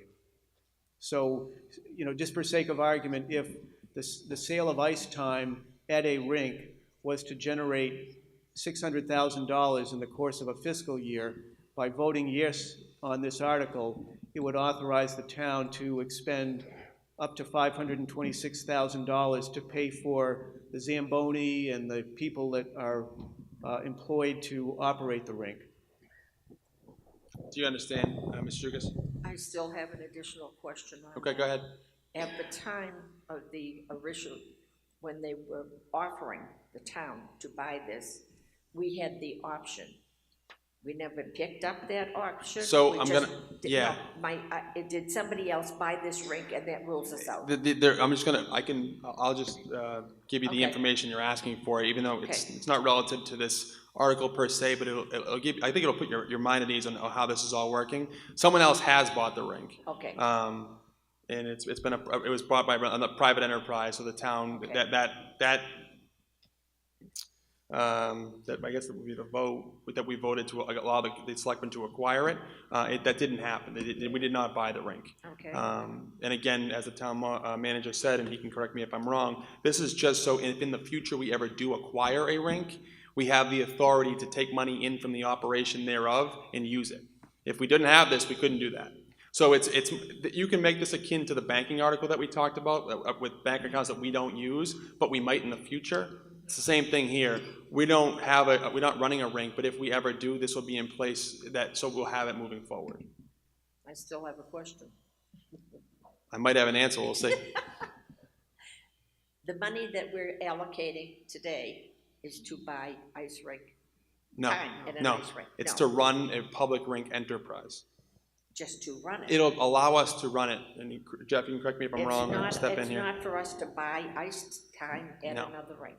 No, what this article does is authorize me to draw from a potential enterprise account up to $526,000. So if we were to operate a rink and we sold ice time to hockey teams and others that participate, and the revenue coming in from that rink generated $600,000, this article would authorize me to draw from that account up to $526,000 to pay for the staff, to pay for the lights, to pay for the cooling system, all of those operations. So it does not, it only authorizes me to draw from any revenue that might come in from the rink operation. It doesn't have anything to do with the current situation in terms of the high school or youth hockey's access to ice time. Yeah. Well, that was my question, if this was in relation to youth hockey and our boys getting ice time. That's, right, yeah. But no, it has nothing to do with any of that. Okay, thank you. I'm gonna go down front, Mr. Burnham, and go back here. Jim Burnham, 406 Wilmington Street. So this is not appropriating money as the article states, but as the motion states, it's merely allowing us to appropriate from some future receipts that may or may not come to pass. So my question to you, through you to the manager, is they wouldn't have put this on the agenda unless you had something in mind. So is there something you're not telling us? Is there some future plan or speculative plan to build this enterprise? Mr. Hall. No, there's no effort to be, secretive here. In fact, I had some question as to whether it was even necessary to put the article on the warrant at this point. It's not necessary, but it was placed on there. It's been on the warrant now since I believe 2014, so it's really no harm, no foul. It's been put on there. If the chairman and the board of selectmen decide in the future that it's not necessary, we won't place it there. But again, it just creates an opportunity if something comes about that I can't predict right now.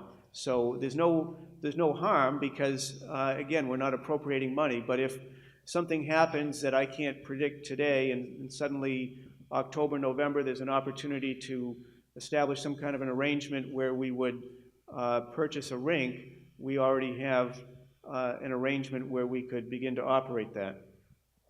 Gentleman in the back. Yep. 54 Fioren's Drive. So there is no appropriation. The 526 does not get added to the 2020 budget. That is correct. I think you should change the motion. Further discussion? Seeing no further discussion, we'll bring Article 33 to a vote. It's relative to an allotment for the operation of a public rink enterprise or the allowance thereof. It's for $526,000. Finance Committee recommends approval. All those in favor say aye. Aye. Opposed say no. No. I'm going to call a standing vote on that one because I can't make a determination. So I'm going to call a standing vote. Can I have the tellers take the spots? And again, this is another just a majority vote.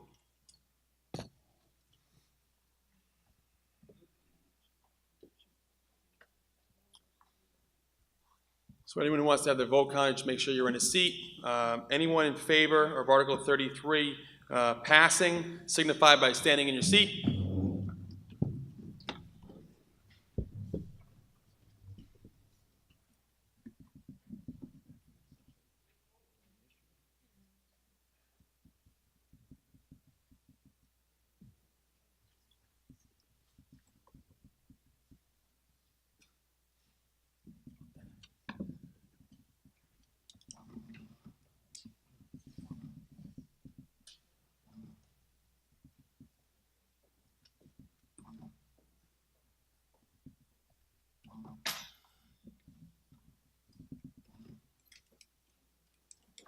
I believe we have all receipts. You may be seated.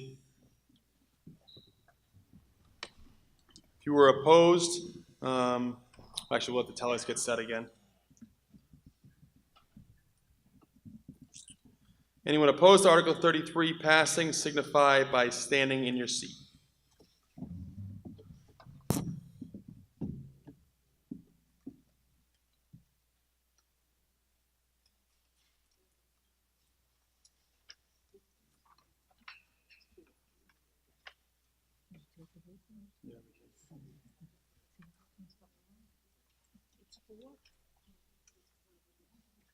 Four yes.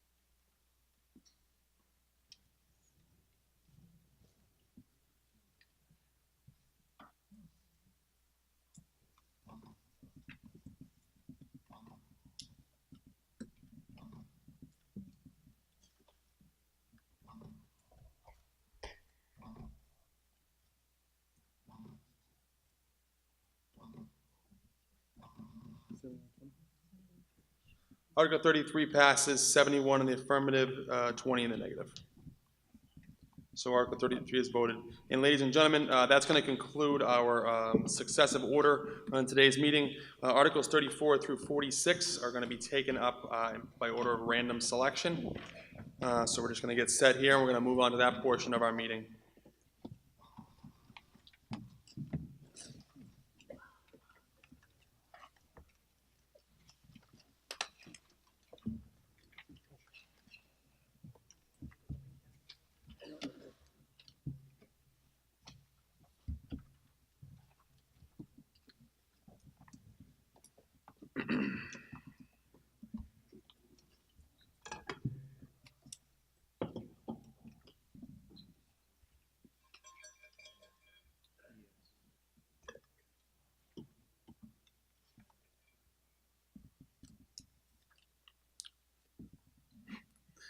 Article 34.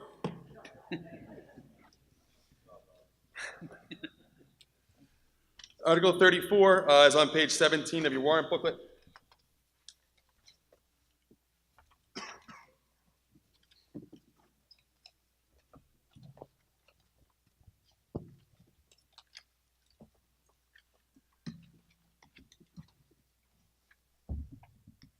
I usually have a little drawer in here, but George Hooper decided that I wasn't worthy of it this year, so he switched me all up. So we're going to go to Article 34 to see if the town will vote to accept as public ways the following described streets as recommended by the planning board and laid out in the selectmen, laid out by the selectmen, Massachusetts General Laws, Chapter 41 and Chapter 82, as amended and shown on certain definitive subdivision plans approved in accordance with the rules and regulations governing the subdivision of land in the town of Wilmington, Massachusetts.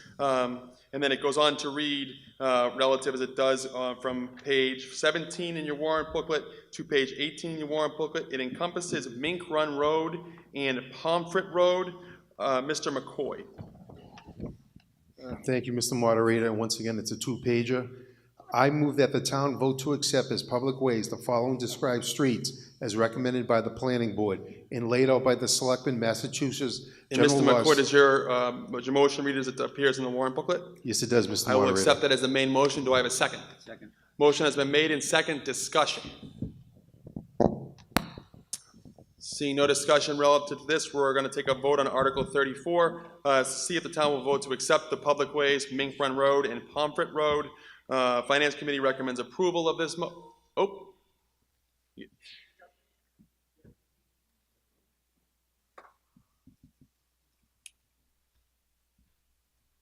Sir, go ahead. You have the floor. Is it on? All right. It's on. Hi, Mr. Moderator. Charles Fleming, 17 Royal Street. On Pomfret Road, it says formerly of said Fleming, and I'm that said Fleming. And Pomfret Road dead ends on my land, okay? So I have 40 feet of frontage on it. And I'm not against Pomfret Road being accepted. That's not my problem. The problem is that when they put new houses on Pomfret Road, one of the conditions of the planning of that small division was that they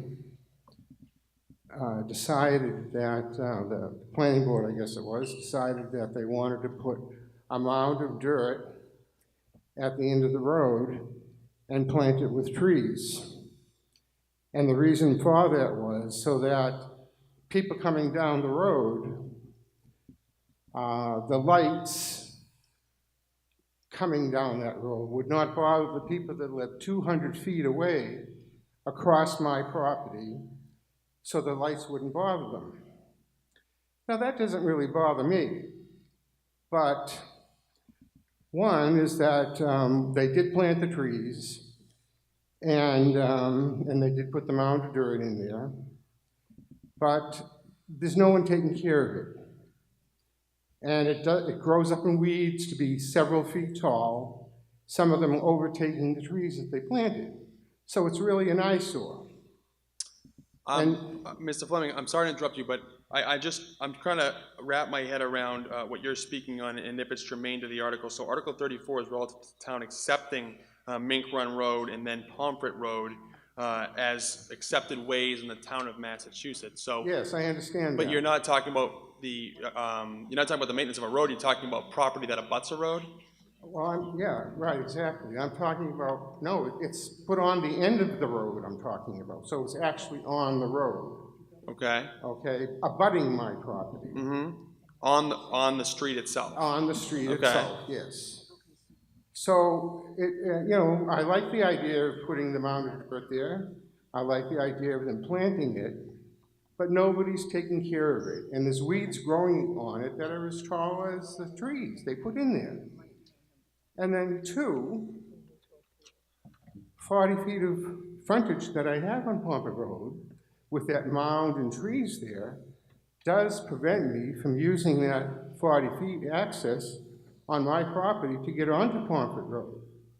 So I'm wondering what can be done about that so that I can use that access if I need to. I think with the appropriate question, and I think you wanted me directed to the appropriate town department, is if this article is accepted, what ramifications does that have on the trees that line the road in front of that abuts your property? Exactly, yeah. Thank you.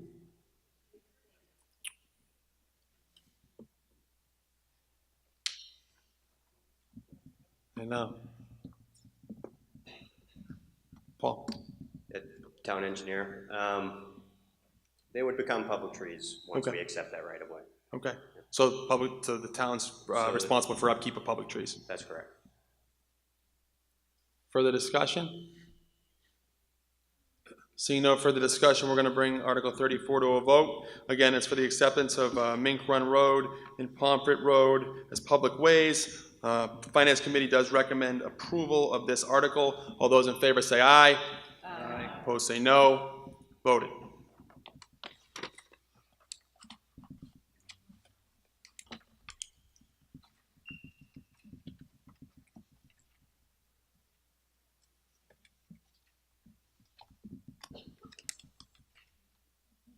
Article 42.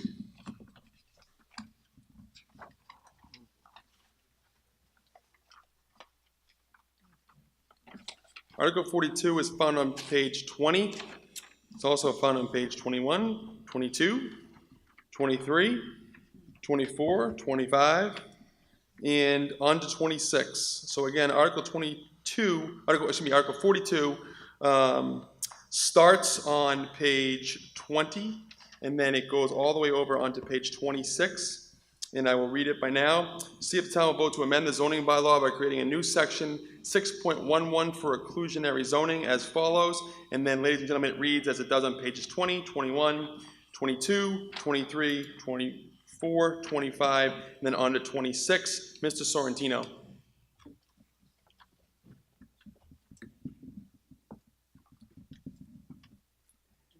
I move that the zoning bylaw be amended to create a new section 6.11 for inclusionary zoning as follows. Mrs. Sorrentino, does your motion read as it does in the warrant booklet? Yes, it does, Mr. I'll accept it as the main motion. Do I have a second? Second.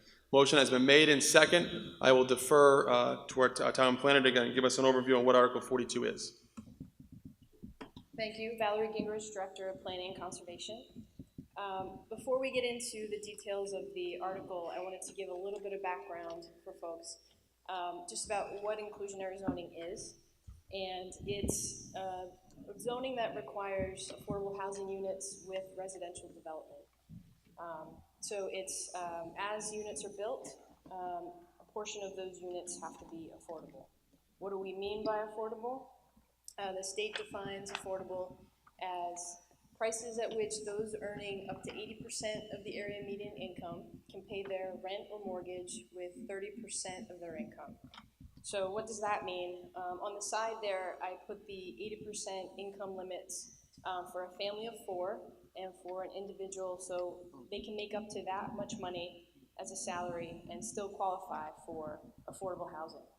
So who those people might be, we just put up a few examples of some starting salaries and incomes just to kind of give a little bit of context. Just for your reference, a 2-bedroom condo, an affordable price for that would be about $212,000 as opposed to a market rate which would be double or triple or more than that. An affordable rent, can't hear me? Put it up. Thank you. Is that better? Yes. Okay. Affordable rent, an affordable rent for a 2-bedroom apartment is somewhere around $1,700 a month, whereas a market rate would go for about $2,700 a month. So that's just a little bit of context about what the state defines as affordable. How does this type of requirement work towards our housing goals? It helps us maintain and work towards that 10% requirement that we have by the state. It also helps us provide different options of housing for different incomes and ages. In developing this bylaw, we took a look at the 2004 Affordable Housing Plan, We used that as a baseline and kind of tested to see whether that was still appropriate or not. And we looked at bylaws from other towns, many other towns. We focused in on surrounding towns, but went beyond that as well. And then we held some workshops last fall, a series of workshops at Town Hall, at the library, the Senior Center, to get some feedback on and introduce the topic. So we also had it as a discussion item at the planning board meetings and a Board of Selectmen meeting where we gathered feedback. So we'll go to the next slide and get into the proposal. This is a brief summary, but I think it tackles the main aspects of the bylaw. And that's in the neighborhood mixed-use district and the central business district, multifamily development of 6 or more housing units will need to provide 15% of the units as restricted affordable units. So this proposal is that applies to multifamily units, so that's apartments and condos. It's not single-family homes. So it would be apartments and condos in the 2 districts where we allow apartments and condos. A development of 6 or more units would need to provide 15% of the units as affordable. We had started out with a threshold of 8 or more units, and that was what the 2004 plan had described. But after some conversations with folks around town and discussing it, looking at other towns' bylaws, we decided to lower that to 6 or more units to gather or to capture smaller developments. And then the 15%, that's what was shown in the 2004 plan. It's also the most commonly used percentage when you look at other bylaws for other towns. Woburn, Tewksbury, Billerica, Andover, and then beyond. It's a very widely used percentage.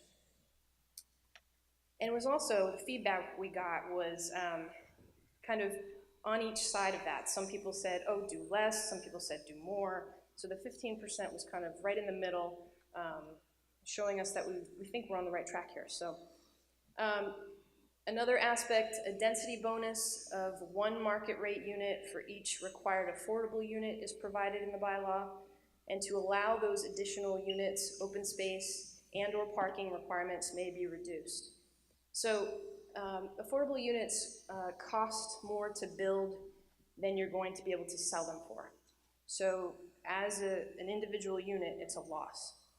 So to help offset that loss, it's often done where you add a density bonus. And what that means is the developer would get an additional market rate unit on top of what they can already get to offset some of the costs for the affordable units. And that's, in our bylaw, it's up to 10 units. So the other piece of that is that open space and parking can be reduced. That's through the special permit process with the planning board. And at first we had reduced only, or had an option to reduce the open space. But after some conversations, people in this room and others, we decided to put parking in there as well, because in the central business district, which is by the train station, it may be more appropriate to reduce parking, potentially, than it is to reduce open space.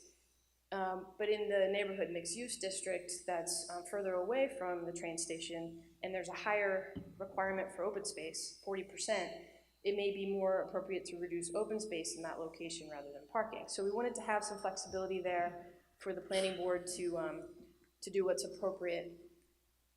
Off-site construction of affordable units may be allowed under unique and extraordinary circumstances, and affordable units are built to be comparable to market rate units and are restricted in perpetuity. In the bylaw, there's a very clear preference that the affordable units be built within the proposed development. But we wanted to allow for a little bit of flexibility in cases that we maybe can't predict, but that a situation where an off-site unit may be preferred over building it on-site. And we've heard stories that, let's say a developer needs to provide 1 affordable unit. We've heard instances where maybe they would buy an existing ranch home in town, renovate it and restrict that as affordable instead of making one of the condos affordable. And there may or may not be benefits to that flexibility. It may preserve a type of housing that wouldn't otherwise be preserved as affordable. So we just wanted to allow a little bit of flexibility, but make sure that there's a clear preference for the affordable units to be built on site. So there's more details in the bylaw, but those are I think the major topics. This type of bylaw is not meant to make up for a deficit in affordable units. It's really meant to make sure that as development occurs, that development is providing a fair share of affordable units. And I know that some folks would prefer that this go further and require more. I know that some folks would prefer that it not exist at all. So we've come up with what I think is a really fair requirement, and I think it'll benefit the town. Thank you. Thank you very much. Further discussion?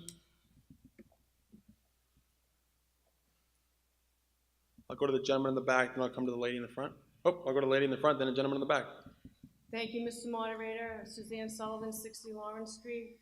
I have a couple of questions through you to Valley Gingrich. Sure. In our bylaws that I'm looking at right now, I'm looking at 3.8.15 multifamily use in neighborhood mixed use districts, and it says open space requirement 40% of total lot area. And then when I look at our We're awake. and then when I look at our table, it says minimum open space requirement and percentage for the same district on the table as in general business, which well, in neighborhood mixed use is 20% in all cases. And can you clarify why that is, please? Ms. Gingrich? Thank you. So in the special permit section, the 3.8.15, that's a special permit for multifamily use. So multifamily use proposed on a site within that district would have to comply with the 40%. In the neighborhood mixed use district, multifamily use isn't the only use. So other uses being proposed, you know, so you could have an office building within the mixed use district. That would comply with the chart, the general chart. But if you're proposing multifamily, you would flip to that special permit criteria section and comply with that. That answer your question? Yep, go ahead. Yeah. Yep. So the inclusionary bylaw would also apply to the general business mixed use or the neighborhood mixed use as a long, right? Is that correct? She's nodding yes in the affirmative. Okay. I'd also like to ask in over 55, the open space requirement there is also 20%.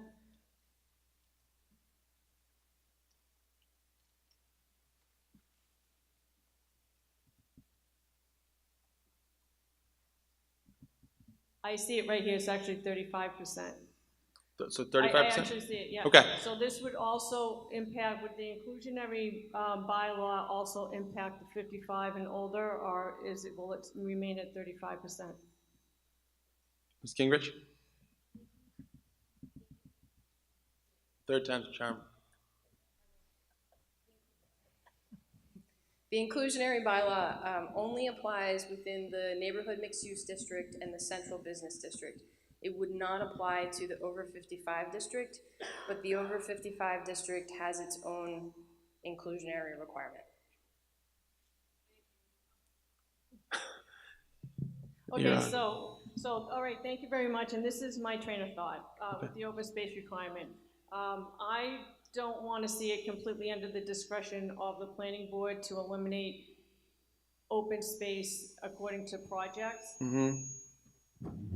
So I would like to propose that it not go any less than 20%. If you have it in the area of multifamily housing where you have 40% requirement, you could easily eliminate to 20%. I worry that it would go below 20%. 55 and older actually has bonuses also for affordable units, and we're producing affordable units in the 55 and older, and it has a 35% open space requirement. I worry that if we lessen the open space requirement too much, it will impact the character of the town, and I would vote down this article, and I would take it very seriously, because it does not reflect the intent of the master plan or the intent of the bylaws themselves to protect the town character. So if the planning board would be willing to entertain nothing less than 20%, I would make that motion. So the planning board really can entertain whatever's past town meeting. So if what you're seeking is to, and you'd have to point me out to the language in the language in the proposed article, the density bonus, section 6.11.5.2. Yes, and if you go down to the 1, 2, 3, 4, the fifth sentence, it could be in. Open space may be reduced by that one? No less than 20%. So, is that a motion you're offering? I'd like to make that motion. Can I get that in writing? Sure. If you bring it up to me in writing, I can read it in and see if we can get a second for you. Sorry.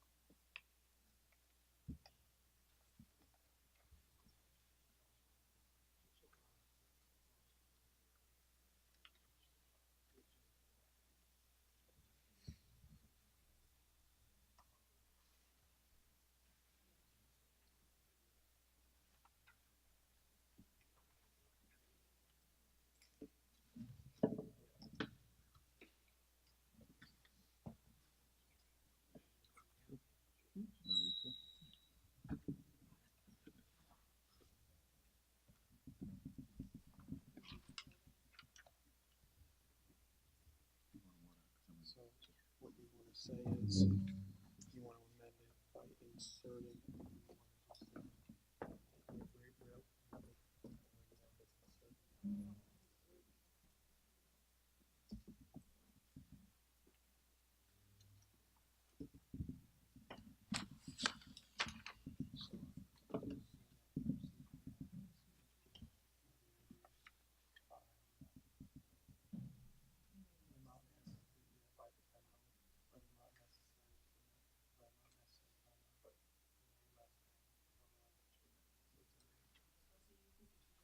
Oh, I mean, it's up to you, however you want to put it.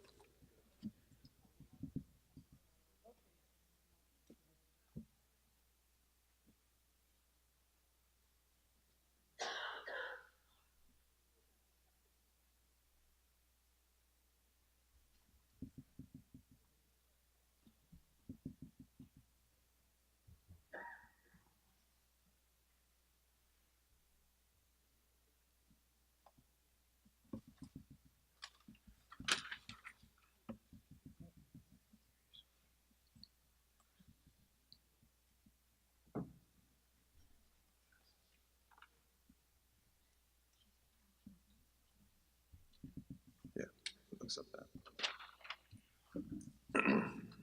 So, ladies and gentlemen, there is a motion on the floor to amend Article 42, and Ms. Sullivan's motion shall be read as a motion to amend by via insertion. If you turn to page 23, and on page 23 you go to section 6.11.5.2, where it says density bonus, and it says, if you go down to the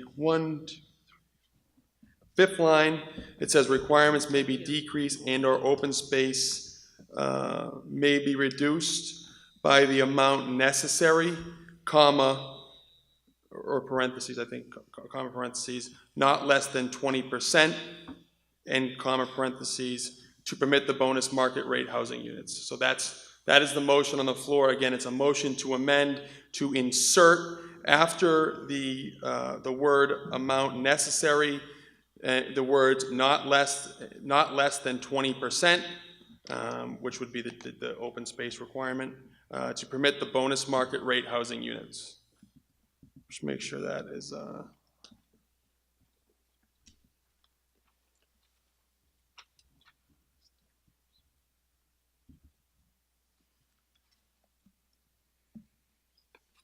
Ms. Sullivan, can you approach the stage for 1 second?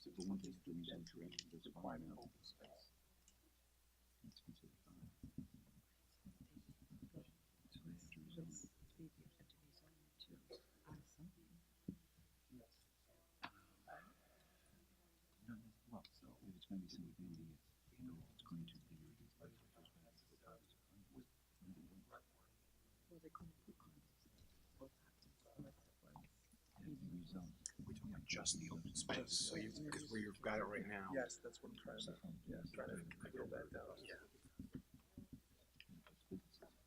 Yeah.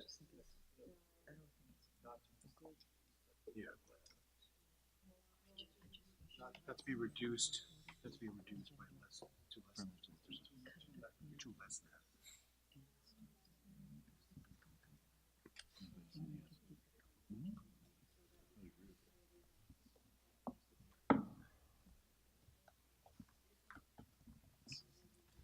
So what should she get right here? Where it says open space being reduced by the not necessary comma of open space. Well, that amount necessary is for all of this. Yes, that's why she's going to specify, but open, Provide, however, that the open space reduction shall be not less than 20%. Yes, that would be, that's exactly what it is.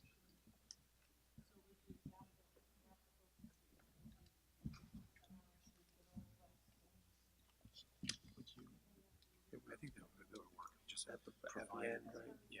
Or you can put it at the end of the sentence. I think at the end, it's a part of its own sentence provided. Provide, however, the open space shall not be reduced by less than 20%. Yeah.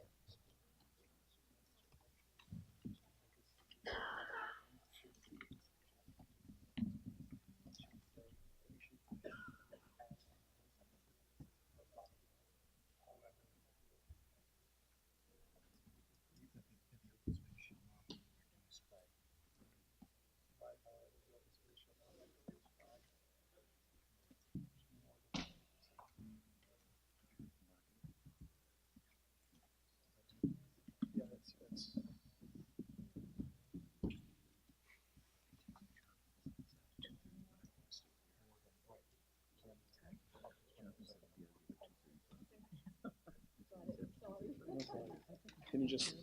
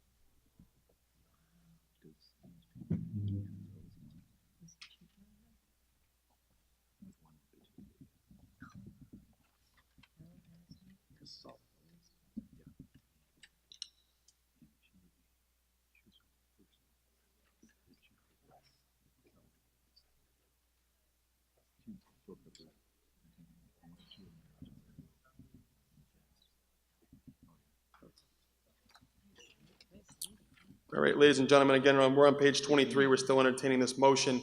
Before I ask for a second, I'm going to read it I'm going to read it so everyone understands it, and then I will ask for a second. Mrs. Sullivan has asked, again, in section 6.11.5.2, at the end of the paragraph, which ends in bonus units, the following words be inserted, provided, however, the open space should not be reduced to an amount less than 20%. Is that correct? Do I have a second on that motion? Motion has been made and second. We'll open the motion to amend up for debate. And again, we're only debating the motion to amend, which will be to insert the language, provided, however, the open space should not be reduced to an amount less than 20%. And on, again, on discussion relative to a motion to amend, we don't entertain the desirability of the passage of the main motion. It's just the motion, the article or the motion to amend. I'll go to Mrs. Sorrentino in front first. Mike Sorrentino, 1 Curtis Street. Just to be clear, it's 20% as a total, right? Correct? Correct. Correct. It would be 20. It would be amount less than 20%. To an amount less than 20% is how it reads. So again, it reads, provided, however, the open space should not be reduced to an amount less than 20%. Can I just ask for a point of clarification based on that question? Amount less than 20% of what? The total area of the project? The total what? That's the open space requirement for the project. 20% of the existing open space as proposed? That's what, I think we need clarification as to what the no less than 20%. I think we need to finish that sentence. 20% of what? If it's the total area of the proposed development or if it's 20% of the proposed open space? Means the total open space shall not be less than 20%. Yeah, correct? Which is how the amendment reads. It says, provided, however, the open space, which is would be the total. So we didn't want it to, I don't believe she wanted it to go, if it was 40% of open space, reducing it 20 to make it 32. We wanted to eliminate that confusion. She doesn't want it to be less than a total of 20%. Of a given project, correct? Correct. So, we're still entertaining this motion. So I think, and you can correct me if I'm wrong, and to Mrs. O'Mahony's point, seeking clarification, provided, however, that the open space should not be reduced to an amount less than 20%. What part of that confused you? Because I assume it's confusing a lot of other people too, so I just want to make sure we're all on the same page. My question is, what is the amount being reduced to no less than 20%? Is it the total square footage of the proposed project, or is it 20% reduction of the proposed open space of the development? I'm gonna go to you, but I want to seek clarification relative to the open space requirement first from you, because I think how it reads in the amendment is 20% of the open space period of that project. Right, so what might help clarify for everyone is 20% of the lot. Okay. Right? I think that's what you're saying 20% of what, right? So that the open space shall not be reduced to amount less than 20% of the lot. Because the original requirement is 40% of the lot. So you could put of the lot. So we have a motion on the table to which you have put forth and which has been seconded. There seems to be some confusion as to exactly what that 20% is relative to. There is a way to clear this up. I'm going to see the town council for 1 second.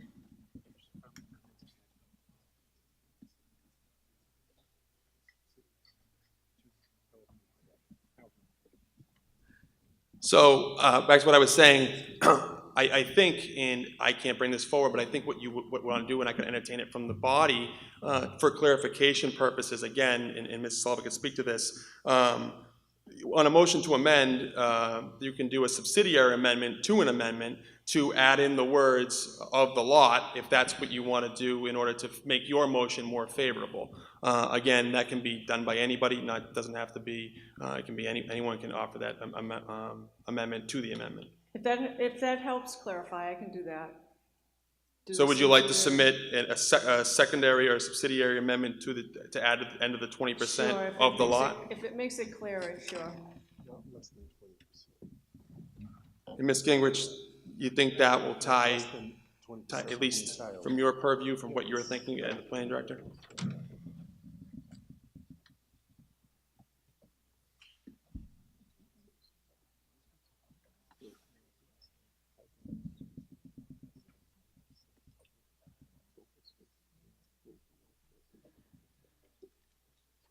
All right, so I'm going to accept that subsidiary motion to add the words to the main motion of the lot. So, ladies and gentlemen, what this will seek to do is, Ms. Sullivan has put a motion forth, provided, however, the open space should not be reduced to an amount less than 20%, and then this subsidiary motion will insert the words of the lot. So, relative to the subsidiary motion for the insertion of the words of the lot, do I have a second?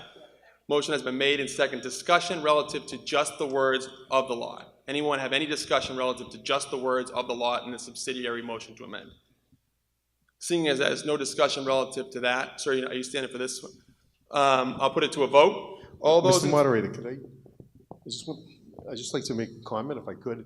I didn't know you were going to cut it right off. So we're talking about no less than 20%. You're allowing discussion not to go relative to the amendment. No. Relative to the amendment? The subsidiary amendment to add the words to Ms. Sullivan's amendment of the subsidiary amendment of the lot. So if accepted, if we accept this next vote, Ms. Sullivan's amendment will read with the words of the lot in the end. Thank you, Mr. Moderator. So any further discussions relative to the subsidiary motion to amend? Seeing no further discussion, no, it's not. All those in favor say aye. Opposed say no.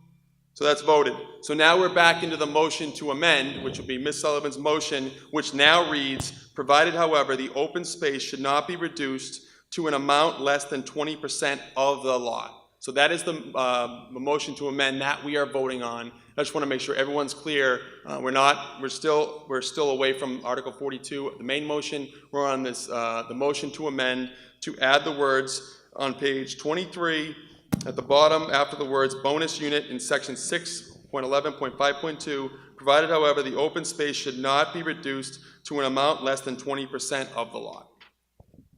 Further discussion. Gentleman in the back.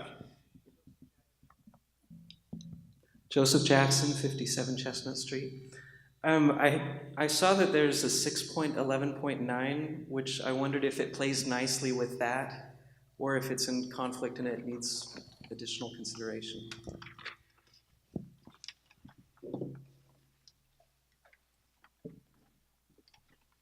I don't believe it. I don't believe this motion does. I can look to Ms. Gingrich if she has any opinion relative. I'm not the authority on the zoning bylaws here. I was just concerned where it said the more restrictive section or provisions therein shall apply.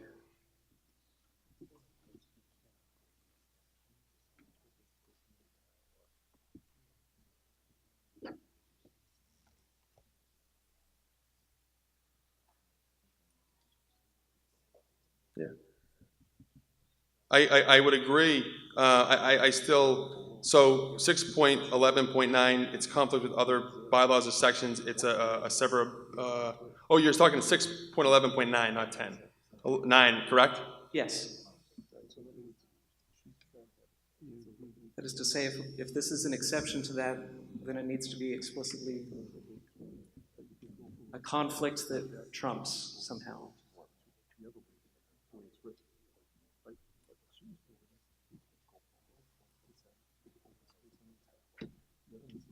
Yeah, after consulting with town council, it does not conflict with this amendment.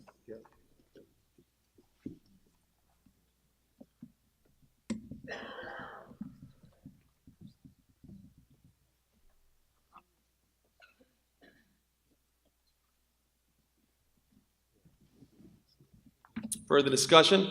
Gentleman down front. Jim Burnham, Again. 406 Woodward Street. I rise in support of the amendment, and I urge the rest of the meeting here to vote in favor of the amendment. It just makes common sense that we would never want to see the open space in any project to reduce below 20%. I think it's a reasonable amendment, and I urge you to vote in favor. Further discussion on the motion to amend? Mr. Moderator. Mr. McCoy. Thank you, Mr. Moderator. You know, I'm just taking a look and I'm just reading those two lines. A density bonus of one market rate unit each requires affordable unit is provided to allow the additional units open space and or parking requirements by being reduced. I mean, I applaud the efforts of the planning board, and I think it's really time that we actually do something. But I rise in support of the amendment. And if you take a look what's going on, basically the way it's written right now, that you can go below the 40%, you could, it's not confusing, folks. You can go below the 40%, you could actually go to 0%, and then you'd have an asphalt jungle in this community. You know, I think it's time that we limit it. This is a great amendment, and I'm all in favor of it. And just think about it. Earlier, there was a vote. We took a standing count vote. It was 89-0. I'd be willing to bet there's less than 89 people. You're going to dictate the future of this community. Instead of turning this town into an asphalt jungle, I think this is acceptable. It cuts it to 20%. You can't go below 20% with this amendment. As written, you can't go below 40%, and eventually you could go to 0%. I think you support this amendment. It's really not confusing. It's just simple math. Thank you. Look for further discussion on the motion to amend only.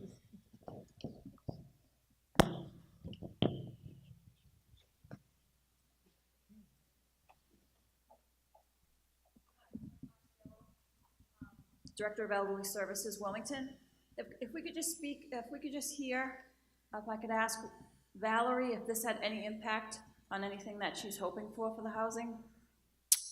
Ms. Gingrich, does the amendment, which will cap the open space shall not be reduced to an amount less than 20% of the lot, does, I believe Ms. Marcialis, and you can correct me if I'm wrong, does that have any effect on what you were trying to achieve via this article?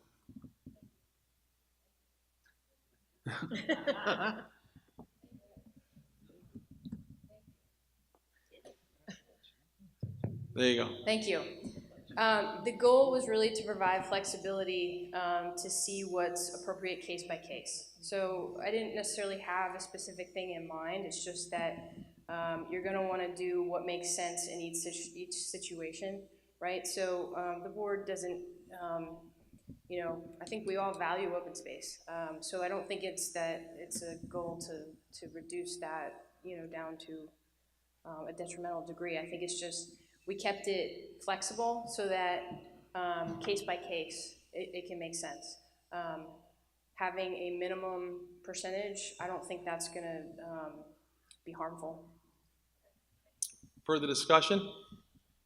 Seeing no further discussion, we're going to bring Ms. Sullivan's motion to amend to a vote. And again, ladies and gentlemen, that's going to bring us to page, the motion to amend is on page 23, section 6.11.5.2, relative to density bonus. And after the words bonus unit in that paragraph under there, we're going to insert the words, the motion to amend to insert, provided, however, the open space should not be reduced to an amount less than 20% of the lot, is what we're voting on.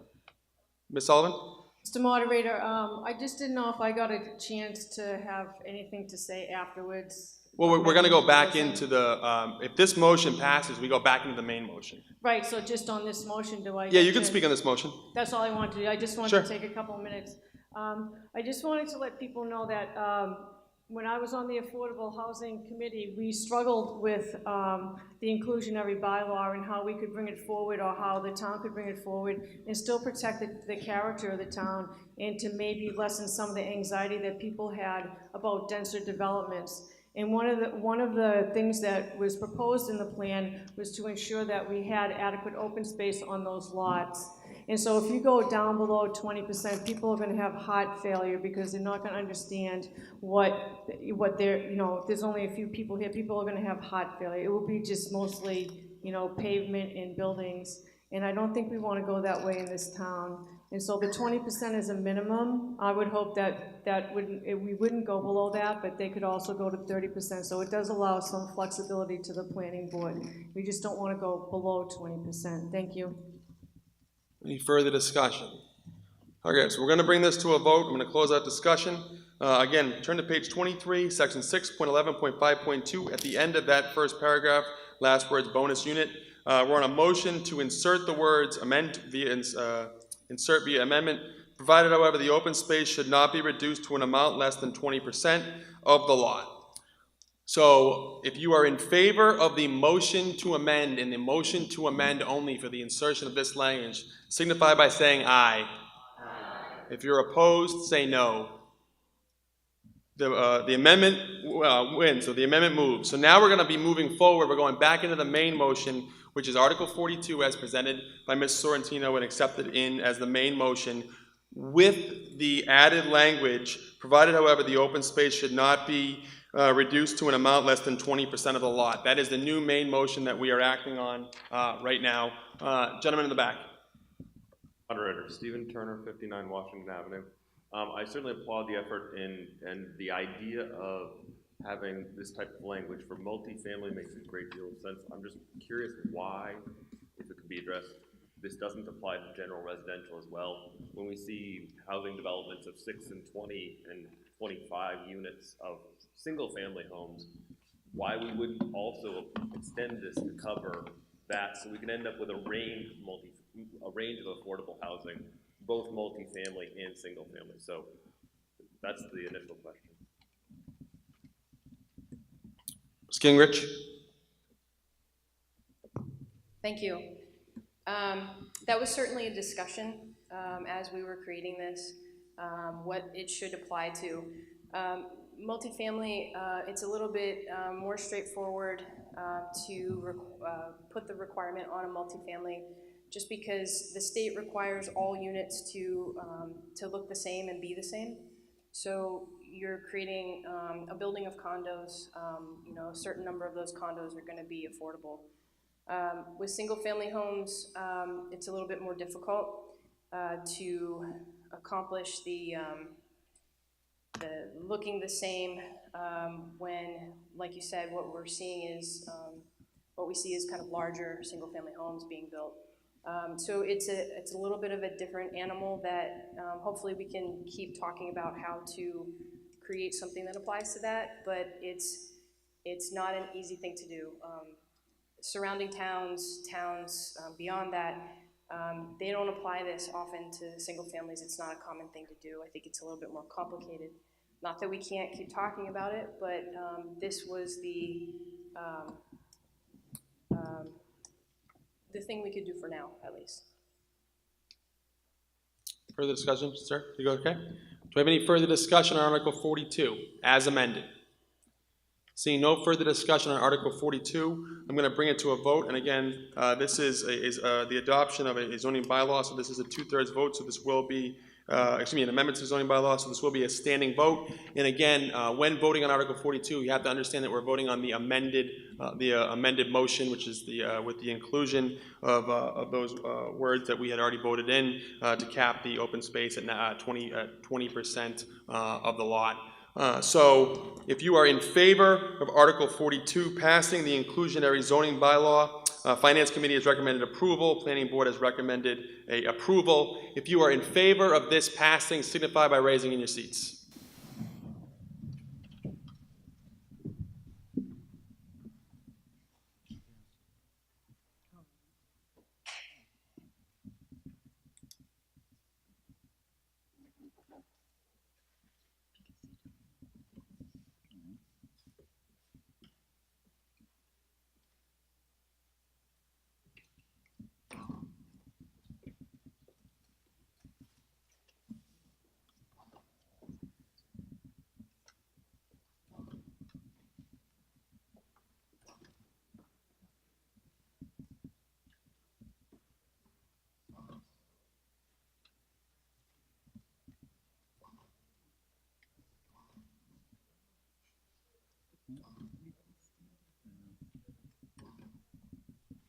You may be seated.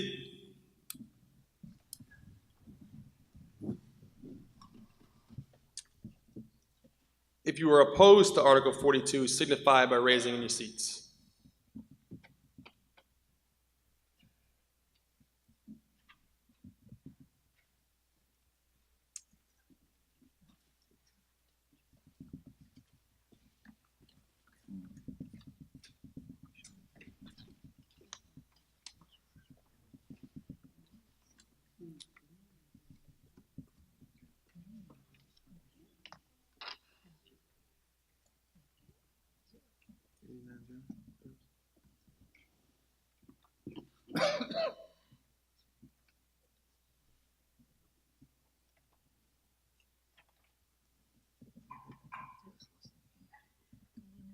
Article 42 passes unanimously, 89-0.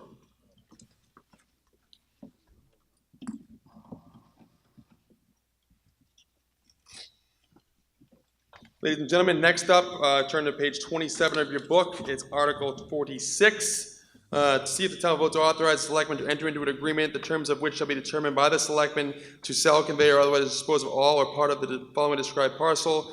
Following the determination made by the town manager, the land is not needed for any municipal purpose, and in accordance with Chapter 3, Section 16 of the bylaws of the inhabitants of the town of Wilmington revised, and other applicable law, the parcel being located on Canyon Street, formerly known as Park Road, and described in the town of Wilmington Assessor's Records, Map 16, Lot 59, or take any other action related thereto.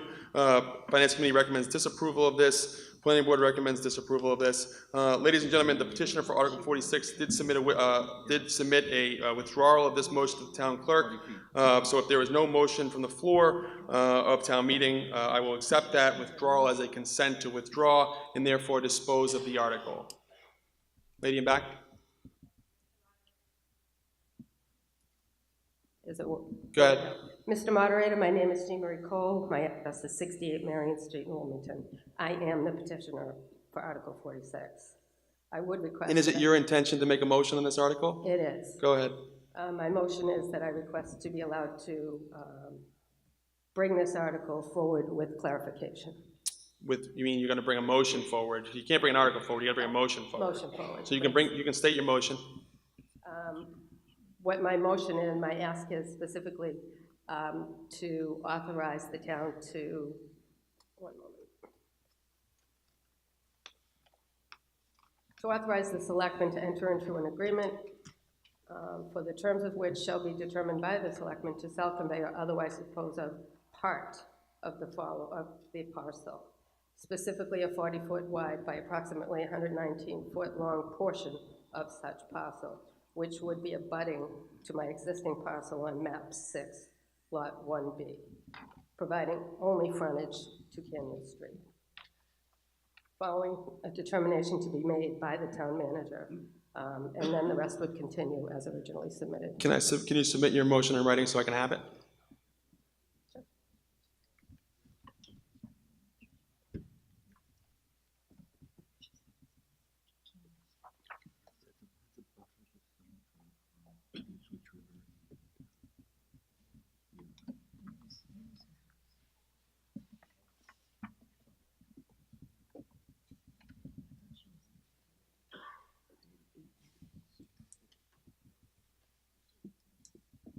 Ladies and gentlemen, while we're waiting for the petitioner or the mover of the motion to submit her motion as it appears different than it is in the warrant booklet, I just wanted to give the opportunity to Mr. Hull to explain the process for town-owned land and kind of give you a little bit, because this was a little bit of a uncharted territory for us.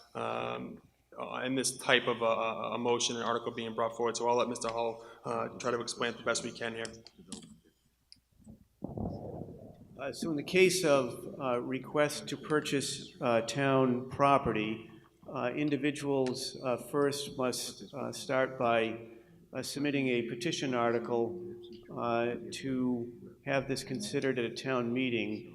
And then once that takes place, there's a property review board that has been established that I appoint that meets following the public hearing, which in our case was in March, to review the particular parcel that is being requested for purchase and make a recommendation to me as to whether they deem the parcel to be surplus to the town's needs. There's any number of different considerations that could go into that, whether the town might use the property potentially going forward for affordable housing, whether there might be other uses, or whether the intent should be to protect the property from an environmental perspective. It might serve as a buffer. In this particular case, the Property Review Board recommended to me that the property be deemed not surplus to the town's needs. It is in an area where the town owns about 55 acres of property, and it's an area which is the tributary to the Mill Brook and the Ipswich River as well. And I think part of the recommendation was not to sell it because it serves as a buffer area, and I concurred with that, and as a consequence have deemed it not surplus to the town's needs.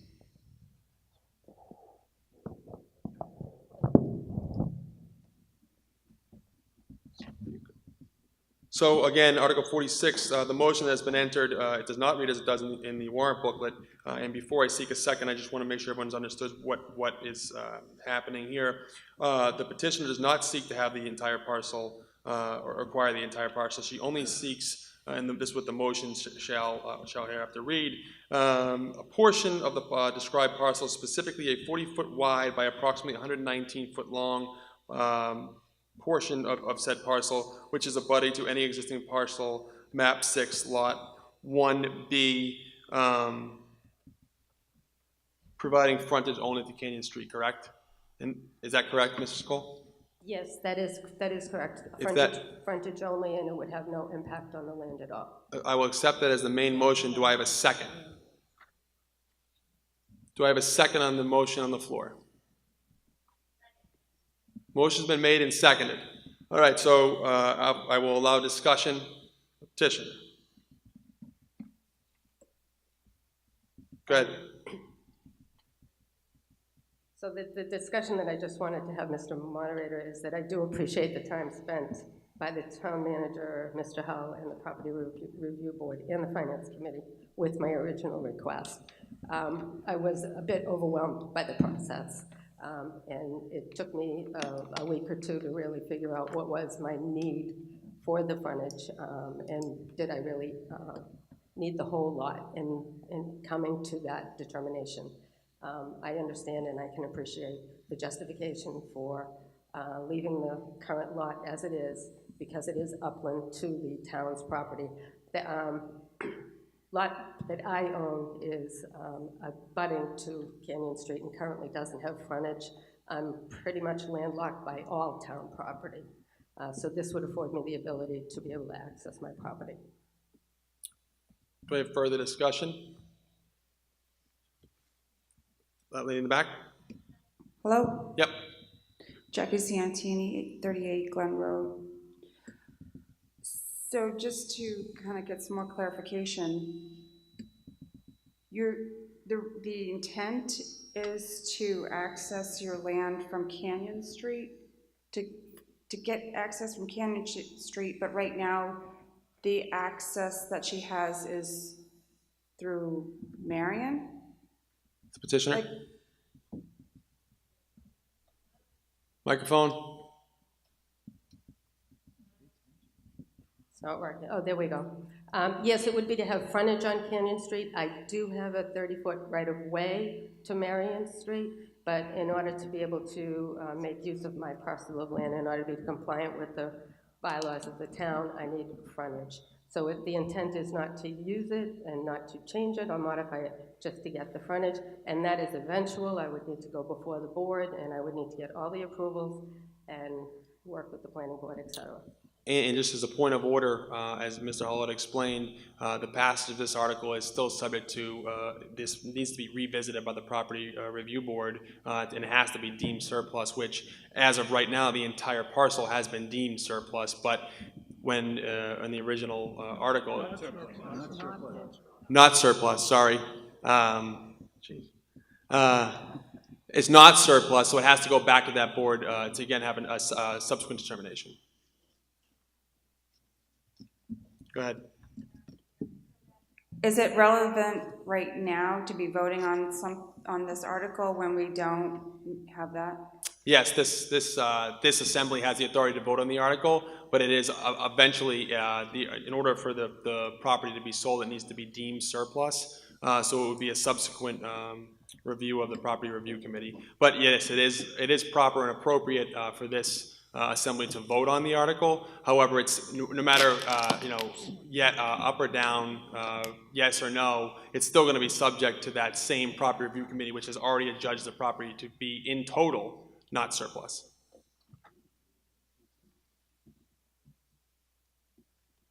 Down front here. Thank you, Mr. Moderator. Suzanne Sullivan, 60 Lawrence Street. Can I just have clarification on exactly what lot we're looking at? I see Canyon Street, but what are the adjacent lots? The funny-looking lot? The petitioner?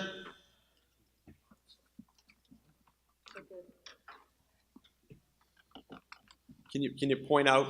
You can even approach her to show her. I'm fine with that.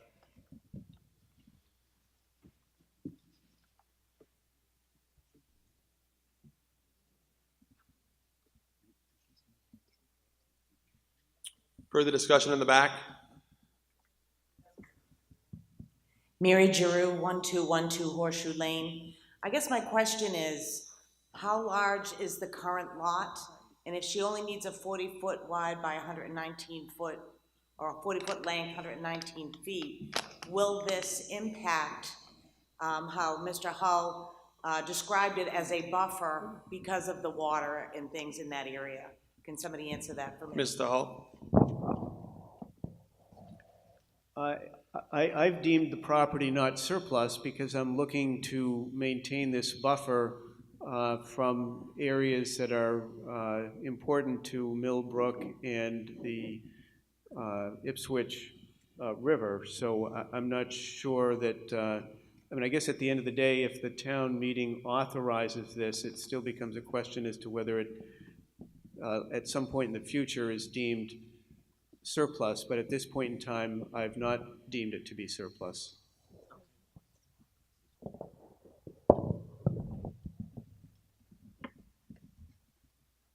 Gentleman down front. Kevin O'Grady, 9 Harold Ave. Just a question, would the applicant be willing to trade that amount of land?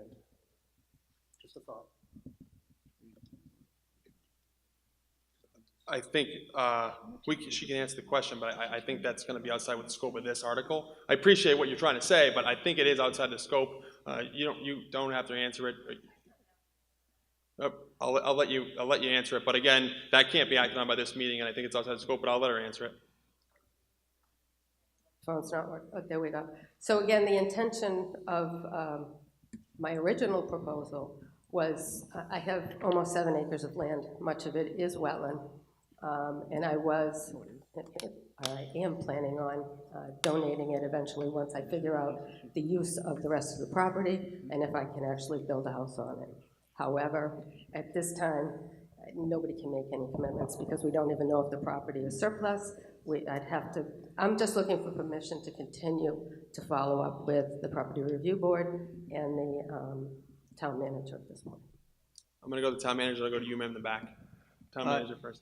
I've just been informed that the portion of the property that the petitioner is seeking to have deemed surplus is a wetland area. So if the intent is to provide some kind of a road access, that's not going to be able to happen. I'm going to go to the lady in back over here. My name is Virginia Wilson, 48 Brand Ave. And did I understand correctly that her only access to her property is through somebody else's land? Petitioner? Can we leave that microphone on back here in the back? Yes, that's correct. And if I might be able to clarify on town manager's statement. Sure. I have no intention of creating a road. That's not the purpose of it. It's frontage only. I could put a driveway in through a right-of-way. That's not sufficient to meet town requirements. And again, it would be a complex conversation. Can I just ask a Zomoni. point of information? Were the abutters notified of your intent to withdraw your withdrawal for today's purposes?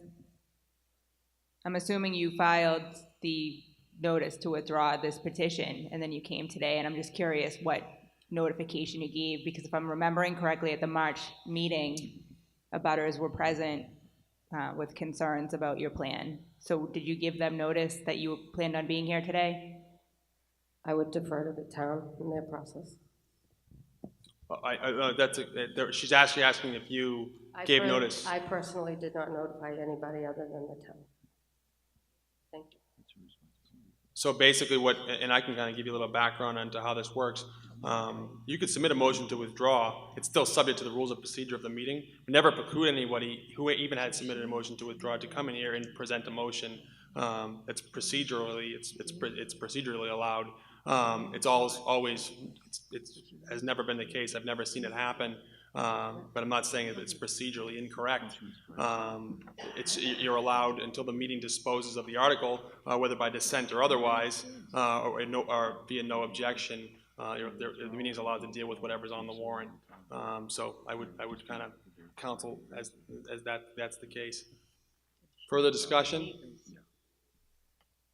And again, I want to, I believe the town manager did a good job. I stepped away and I want to make sure. Again, the passage of this article doesn't mean that it is even going to be put out to bid.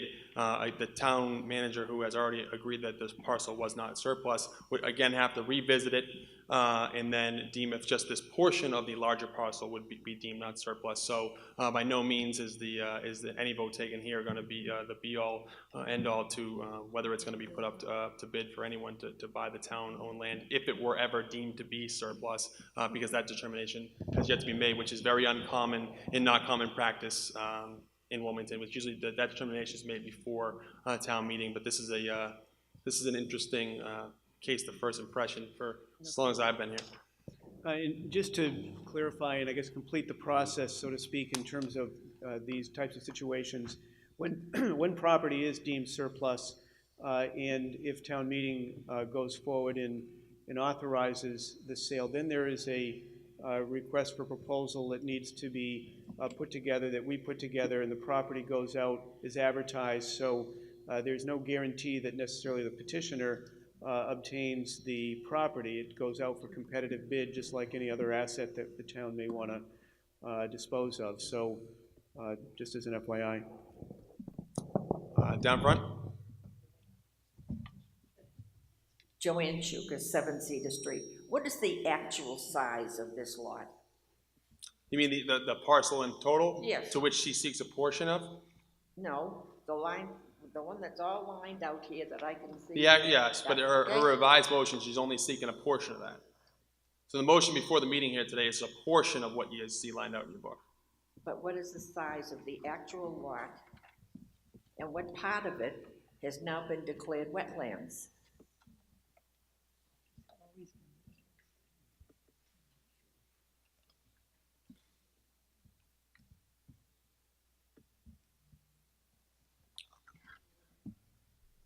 I don't have an answer. I'm not familiar with the property myself. Well, if anybody has a calculator, it's 165 by 115, so multiply that, you're gonna come out with the land area.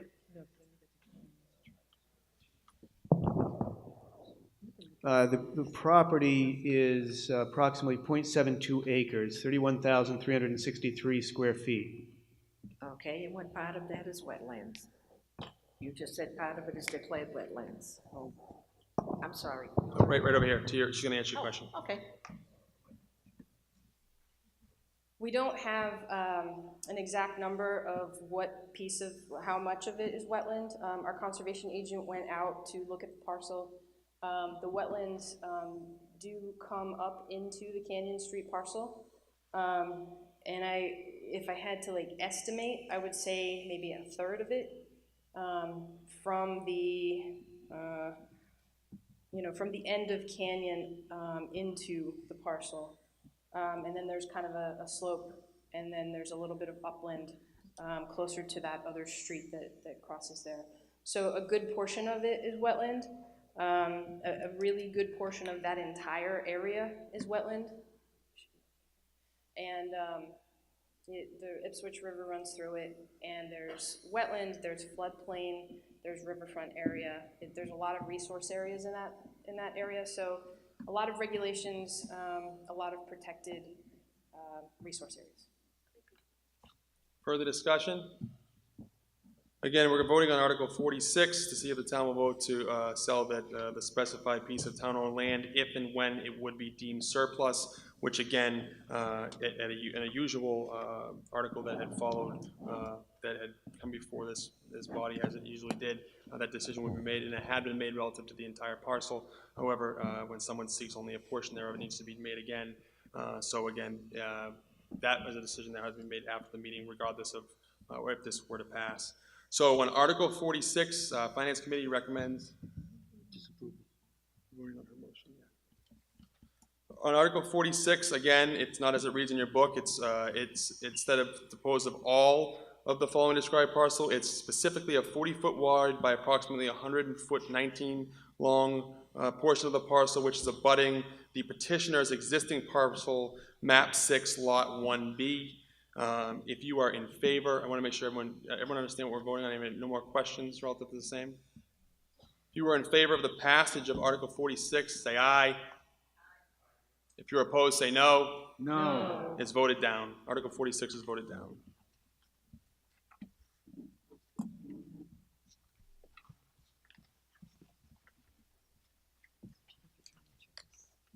Article 37.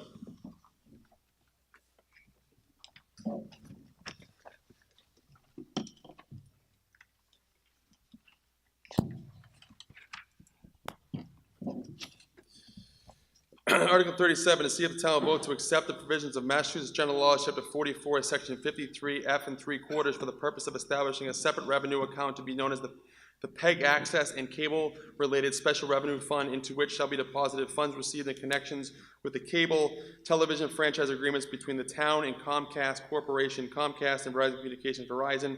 It reads exactly as it follows in the warrant book on page 19. Mr. Bendel. Thank you, Mr. Moderator. I move that the town vote to accept the provisions of Mass General Law, Chapter 44, Section 53 3/4 for the purpose of establishing a separate revenue account to be known as the PEG Access and Cable-Related Special Revenue Does your Fund. motion read as it does in the warrant booklet? Yes, sir, it does. I'll accept it as a motion. Do I have a second? Second. Motion's been made and second. Discussion. Seeing no discussion on Article 37, we'll put it to a vote. All those in favor of the adoption of Article 37, which will establish a separate revenue account to be known as the PEG Access and Cable-Related Special Revenue Fund. Finance Committee recommends approval. All those in favor say aye. Aye. Opposed say no. Voted.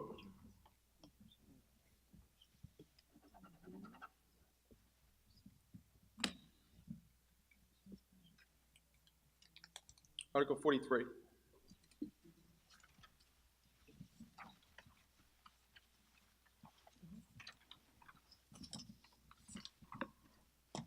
Article 43, see if town will vote to set aside the provisions of General Law, Chapter 31, Section 58A, and request state legislator authorize Adam J. Silva have results from the 2018 and all future Massachusetts Civil Service entry-level firefighter exam be allowed for employment without regard to the applicant's age at any time as a firefighter in the town of Wilmington, and the rest reads exactly as it does in your warrant booklet.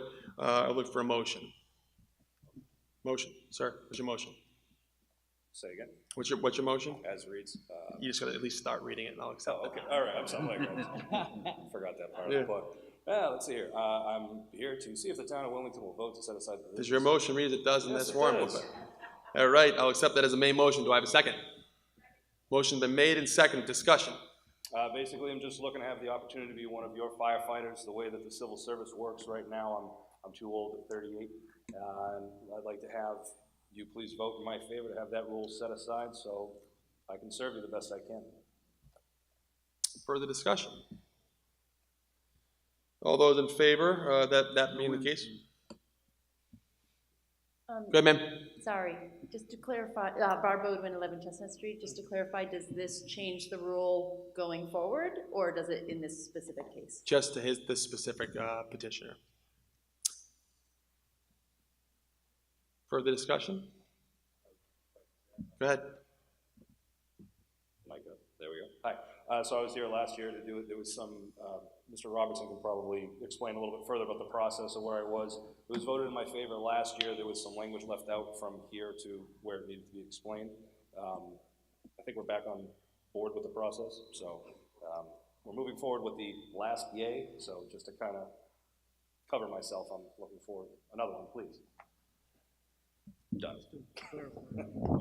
Mr. Hall? So just to clarify, so once if the town considers this favorably, then it would have to go to the legislature and be approved by the state legislature, and that piece did not take place last year.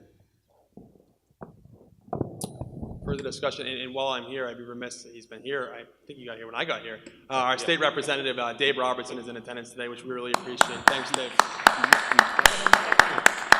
And you can have the floor if you'd like to say a few words relative to this. Sure. I'd just like to let the citizens of Wilmington know the timing and the unfortunate passing of Representative Maselli last year put a halt on Mr. Silva's legislation. That was the only hurdle that was involved. The state legislature was moving forward before then.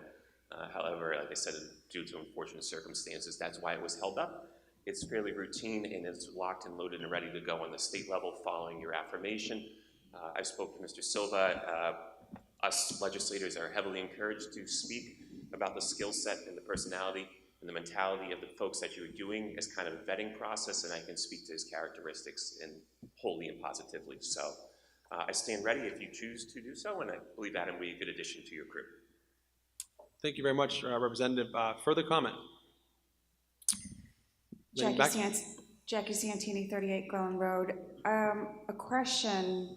There's a reason why there's an age limit, and I believe it's because of retirement benefits. Is there a way of getting some more clarification on that?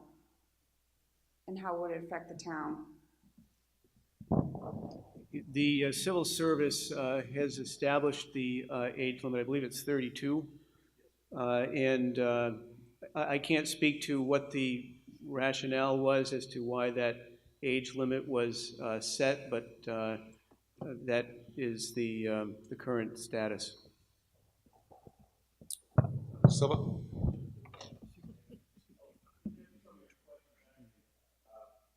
Wilmington's one of the few towns left that actually does this. There's a lot of towns that are civil service applicable from the Commonwealth that have set this rule aside or don't go by it. Further discussion? Seeing no further discussion, we'll bring Article 43 to a vote. Article 43, relative to Mrs. Silva, if his results and all future results will be allowed for employment without regard to the applicant's age at any time as a firefighter in the town of Wilmington. All those in favor say aye. Aye. Opposed say no. Voted.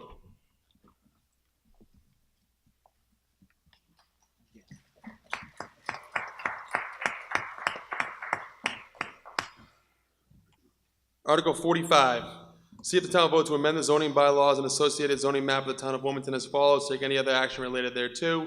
To amend the zoning bylaw and associated zoning map of the town of Wilmington by rezoning from R60 to R10. The following described parcels of land is shown on Assessors Map 84, parcels 11 and 15. Do I have a motion?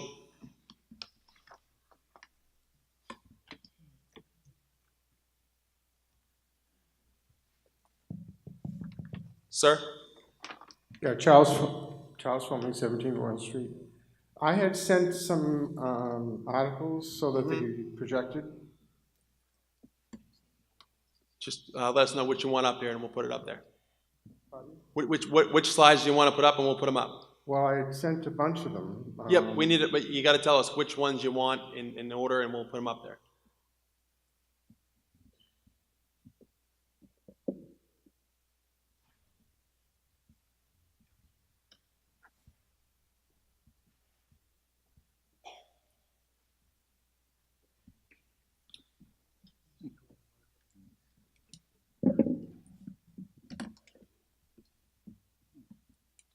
Well, I guess we can start with the one that says articles, map 84, parcels 11 and 15. The map of the parcels.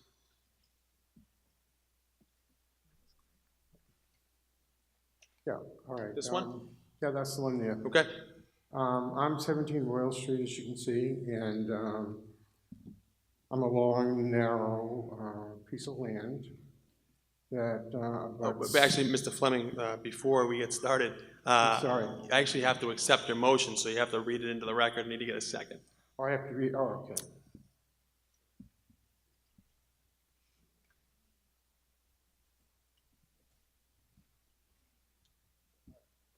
Just begin reading Article 45.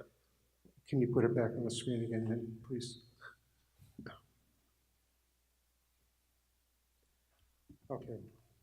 To see if the town will vote to amend the zoning bylaw and associated zoning map of the town. And your motion reads as it does in our warrant booklets here? I'm sorry? Your motion reads as it does in our warrant booklets here? Your motion's the same as the article? Yes. I'll accept it as the main motion. Do I have a second? Second, motion been made and seconded. You may proceed with your presentation. Okay.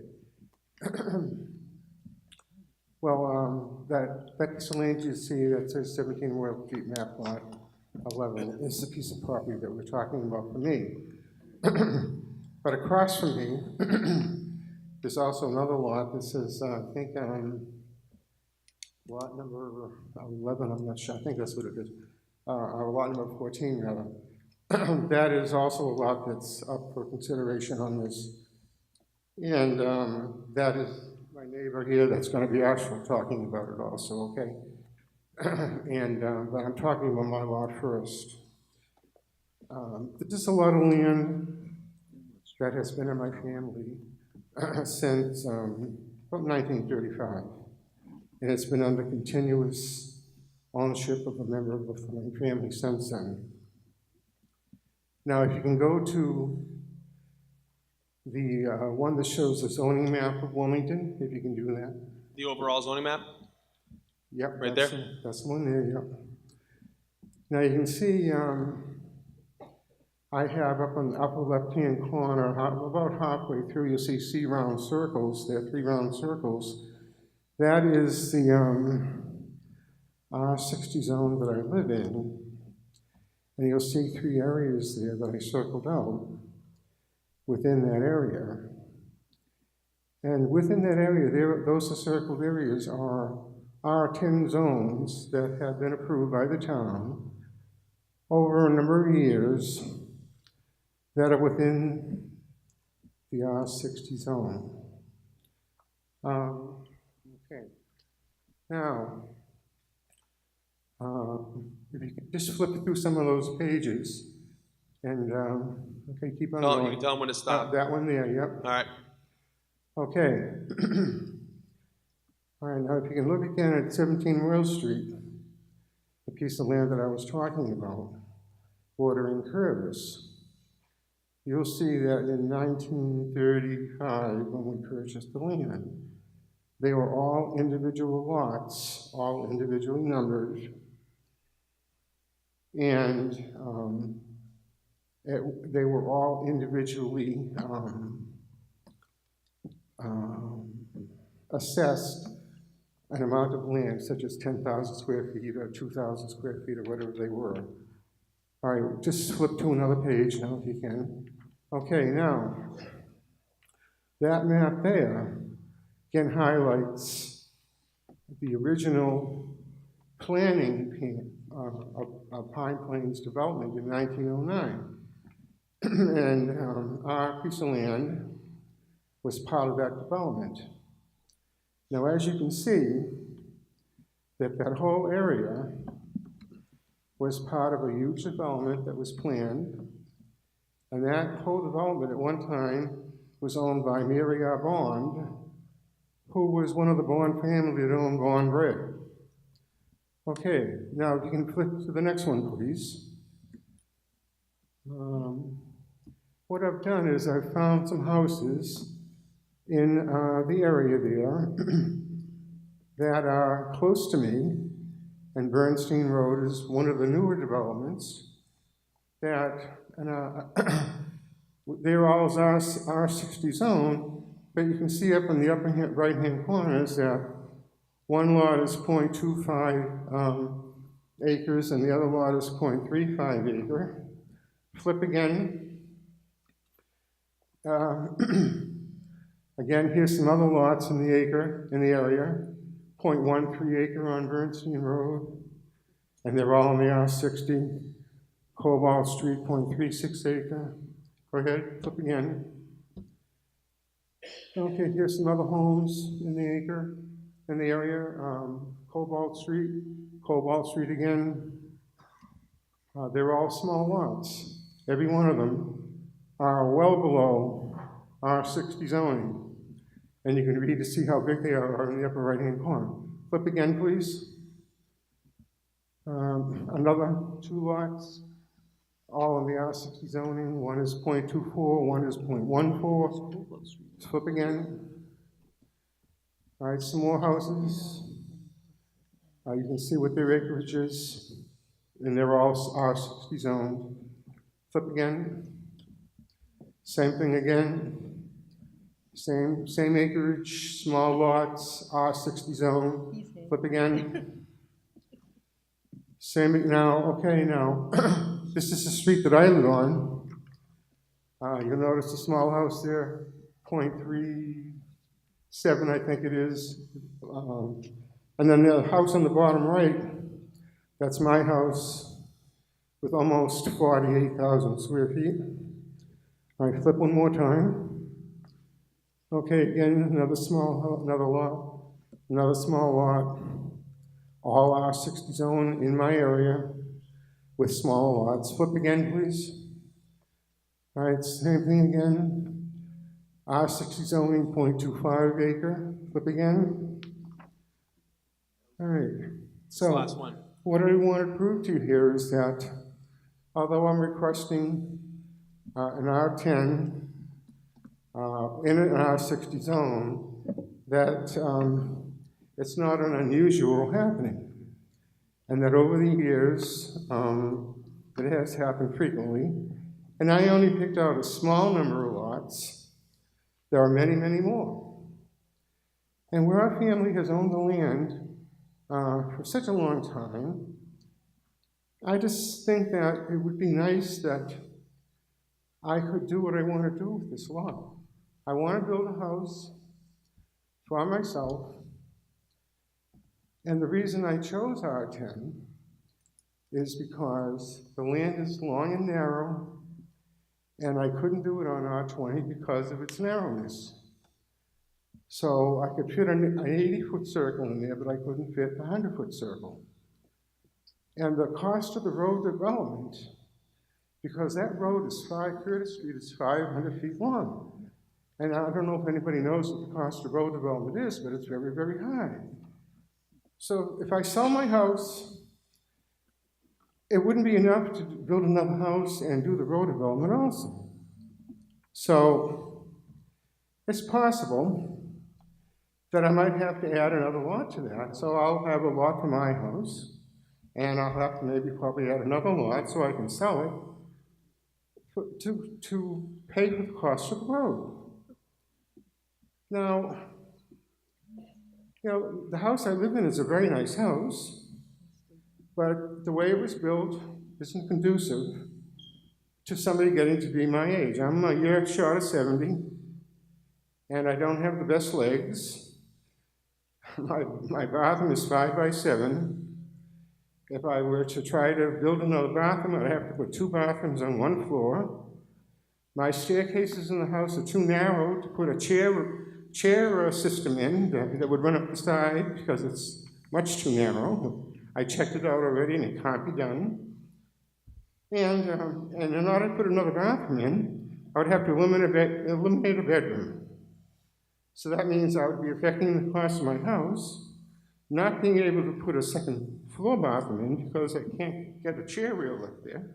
Mr. Fleming, I'm So- just going to let you know you're already you're brushing over. You get Yeah, 10 I'm just- minutes. You're already I'm at already you're- at it? Okay. Yeah, you're already All at 10 right, minutes. well, I just hope that people understand what I'm going through, and I welcome that you would vote in my favor.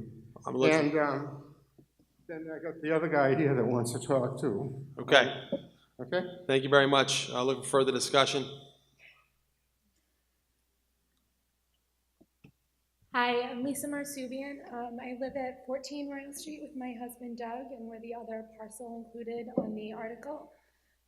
Just to explain a little bit about us, my husband was born and raised in Wilmington on Swain Road. We purchased our house on Royal Street in 2009, 10 years ago. We lived there with our dog, our 4-year-old, who's going to the Wildwood in September for kindergarten, and we're expecting a new baby in July. We're hoping to rezone our lot to R10. We live in a ranch currently on the lot, and we're hoping to rezone so that we can subdivide and have one additional lot. We feel that the size of both lots, the lot our existing home would remain on, and the new lot would be consistent with the look and feel of the neighborhood.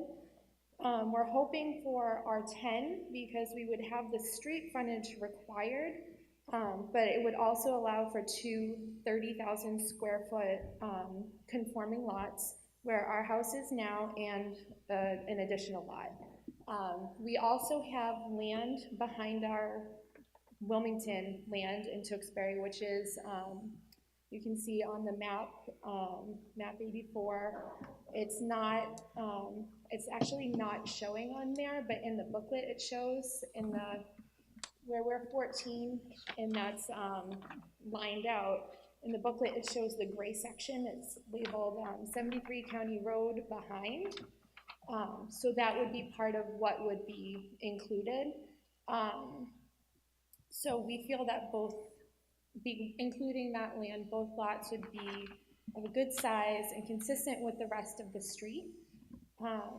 Keeping our neighbors in mind, because we really love our street, we love our neighbors, and we would like to keep our street in mind, and part of our intention is to use a small portion of the new lot to extend the street to incorporate a turnaround for fire trucks, ambulances, and other large vehicles. The end of our dead-end street is very narrow, and when fire trucks come down the road, it's difficult for them to turn around. UPS trucks, garbage trucks turn around in our driveway very often. Snow plows have nowhere to go. There's nowhere to push the snow except into someone's driveway. So we think that including a turnaround in part of this would alleviate some of these issues. So what we actually hope to do, like I said, we really love our street. We love our son growing up there. We don't picture living anywhere else, but we're kind of starting to outgrow our home, and we'd like to either build a new home for ourselves on the new lot, or sell our existing home, or we'd like to build a home to sell and then invest that money back into our new home. So we're just hoping that can be considered for approval by the town, as it would give us a way to be able to stay on our street in Wilmington, where our son's growing up, and to be able to have a home that just better suits our growing family. Thank you. Thank you very much. Further discussion? Any further discussion on this article? All right, seeing no further discussion, we're going to bring Article 45 to a vote. Again, this is a zoning article, requires a 2/3 vote, so it will be a standing vote. If you were in favor of Article, Finance Committee recommends disapproval of this article. Planning Board recommends disapproval of this article. If you are in favor of Article 45 passing and the zoning changes from R60 to R10, so if you're in favor of it passing, signify by standing in your seat.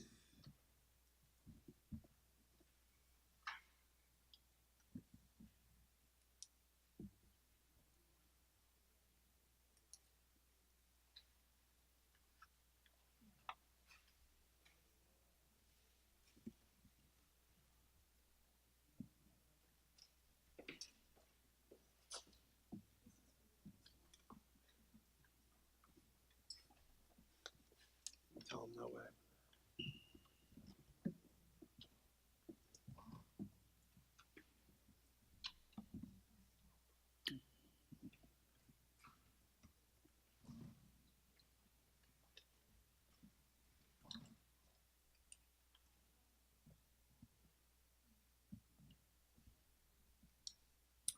I believe we have all the ballots. You may be seated.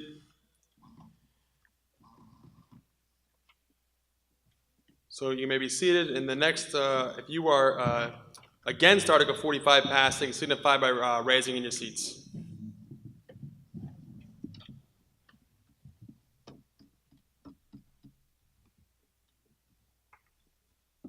Please remain standing until all votes are counted.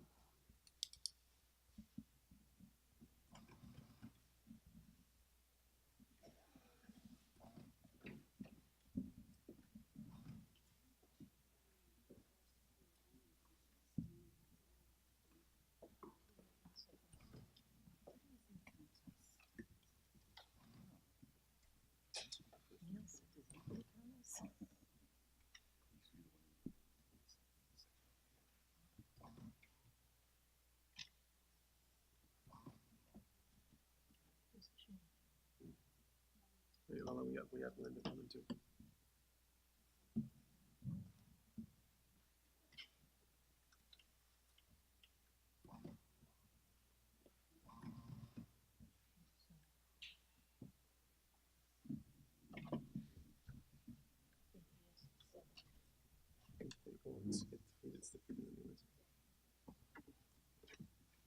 Article 45 is defeated.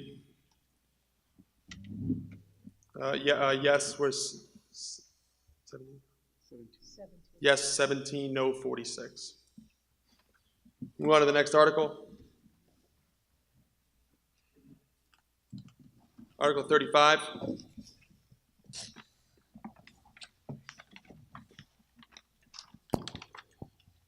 Article 35 appears on page 19, to see if the town will vote to determine the spending limits for the revolving accounts established pursuant to section 53.5 of chapter 44 of the general laws and section 29 of chapter 3 of the town of Wilmington inhabitant bylaws for the fiscal year beginning July 1st, 2019 and ending on June 30th, 2020 as follows. Take any other action related thereto. For the compost bin revolving fund, $4,500 fiscal year 2020. For the subsurface sewage disposal upgrade revolving fund, $200,000 fiscal year 2020. Mr. Eaton. Thank you, Mr. Moderator. I move that the spending limits for revolving accounts established pursuant to section 53E.5 of chapter. Does your motion read as it appears in the booklet? Unfortunately, it does not, Mr. Moderator. Oh, I will let you keep continuing then. As I was saying, section 53E.5 of chapter 44 of the general laws and section 29 of chapter 3 of the town of Wilmington inhabitant bylaws be set for the fiscal year beginning July 1, 2019 and ending on June 30, 2020 as follows, provided, however, that the Board of Selectmen, with the approval of the Finance Committee, may, at the request of the Treasurer-Collector, increase such limit for that fiscal year only. Revolving fund account, compost bin, revolving fund, spending authority limit $4,500 fiscal year 2020. Revolving fund account, subsurface sewage disposal upgrade revolving fund, spending authority limit $200,000 fiscal year 2020. I'll accept as the main motion. Do I have a second? Second. Motion's been made and second. Finance Committee recommends approval. Discussion. Seeing no discussion, we'll bring Article 35 to a vote relative to the compost bin revolving fund and the subsurface sewage disposal upgrade revolving fund. Again, Finance Committee recommends approval. All those in favor say aye. Aye. Opposed say no. Voted.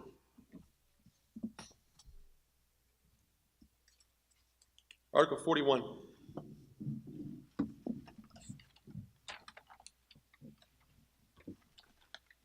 Article 41, to see if the town will vote to amend the zoning bylaw by amending the affordable housing requirement in section 9 as follows. Take any other action related thereto. It reads as it does, at least on the article, as it does in your warrant booklet. Mr. Sorrentino.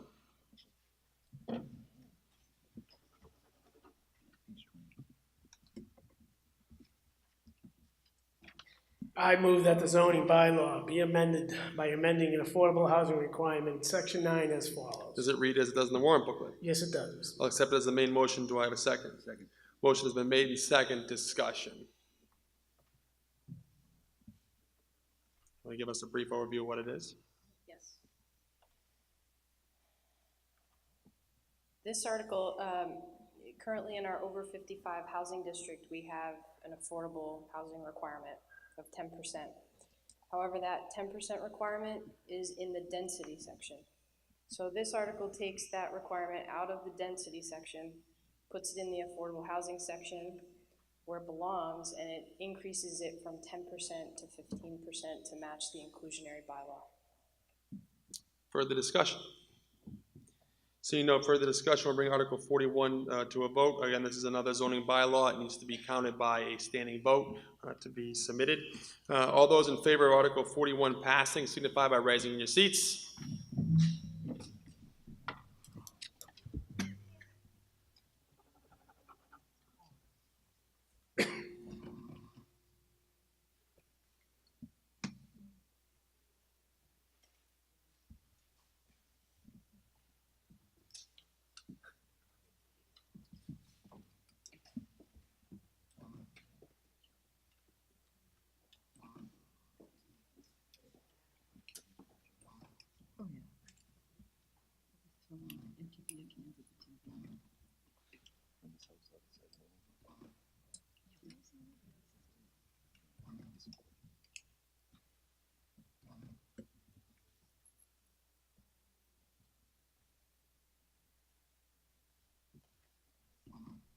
You may be seated.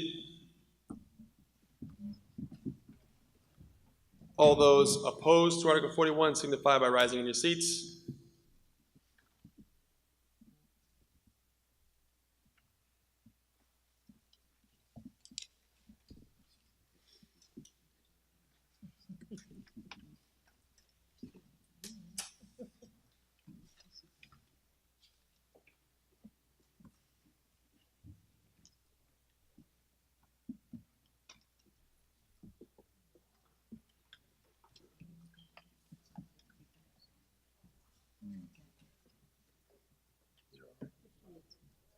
Article 41 passes unanimously.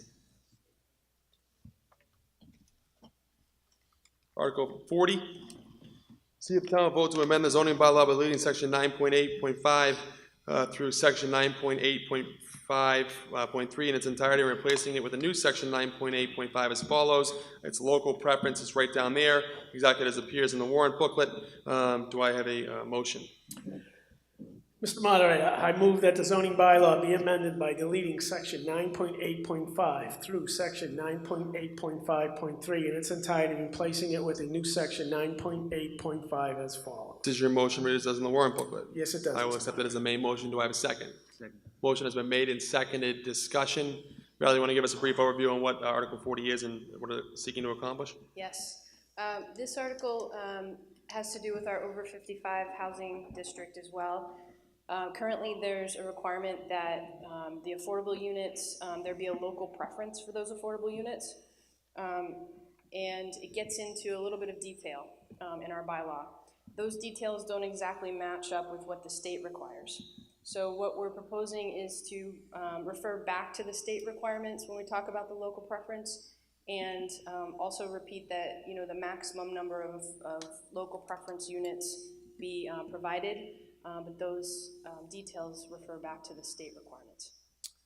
Thank you very much. Further discussion on Article 40? So no further discussion, we'll bring Article 40, the local preference. Finance Committee recommends approval. Planning Board recommends approval. All those in favor, again, this is another zoning article, so it needs to be by a 2/3 standing vote. All those in favor of Article 40 passing signify by rising in your seats.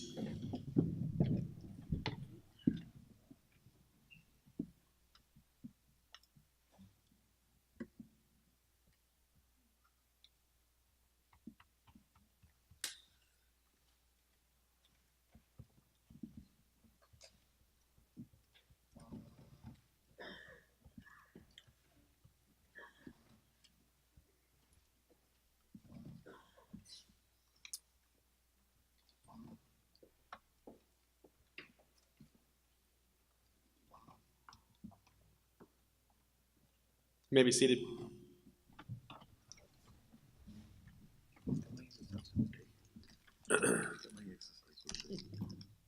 All those opposed to Article 40 signify so by rising in your seats.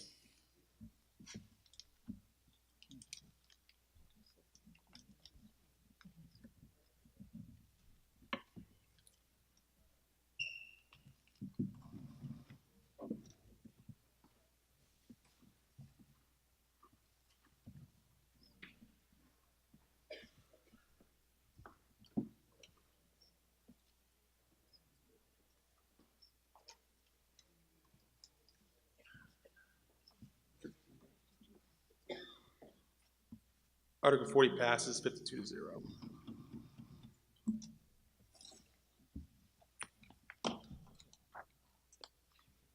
Next up, we're on to Article 39. See if the town vote to amend the zoning bylaw by deleting section 3.9 in its entirety or take any other action related to. Mrs. Sorrentino. I move that the zoning bylaw be amended by deleting section 3.9 in its entirety. I'll take that as a motion. Do I have a second? Second. Motion made and seconded. Discussion. This is just a deletion. Go ahead, Valerie. This was a temporary moratorium on recreational marijuana establishments. Since we put that into the bylaw, the town adopted a prohibition on those. So we don't need the temporary prohibition anymore. Further discussion? Seeing no further discussion, again, another zoning article needs to be counted, the standing vote. If you are in favor of Article 39 passing, signify by rising in your seats. Did someone have anything to say?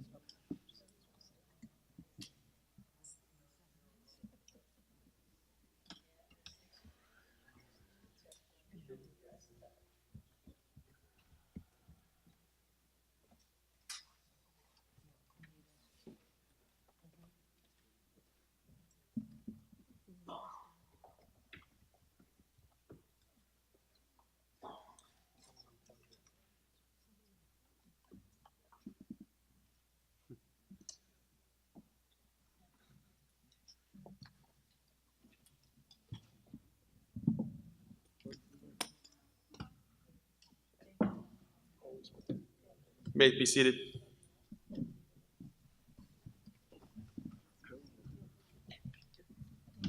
All those opposed to Article 39 signify by rising in your seats.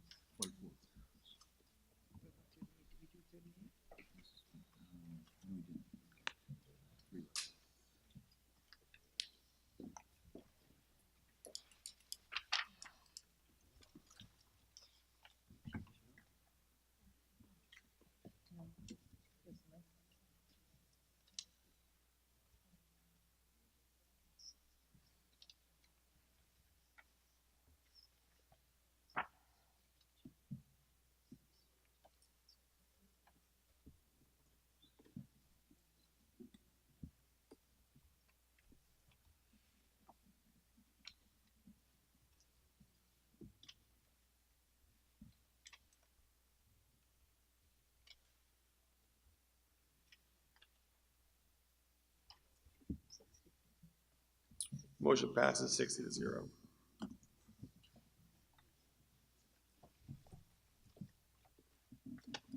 Article 38. Article 38, see if the town votes to accept GL, General Laws, Chapter 44, Section 53F&a-half, establishing a sewer division as an enterprise fund effective fiscal year 2021, and take any other action related thereto. Mrs. O'Mahony. I move that the town vote to accept the provisions of General Law, Chapter 44, Section 53F&a-half, establishing the sewer division as an enterprise fund effective fiscal year 2021. I'll accept this as a main motion. Do I have a second? Second. Motion has been made. Second. Discussion. Seeing no discussion, we'll bring it to a vote. All those in favor of Article 38 passing say aye. Aye. Opposed say no. Voted.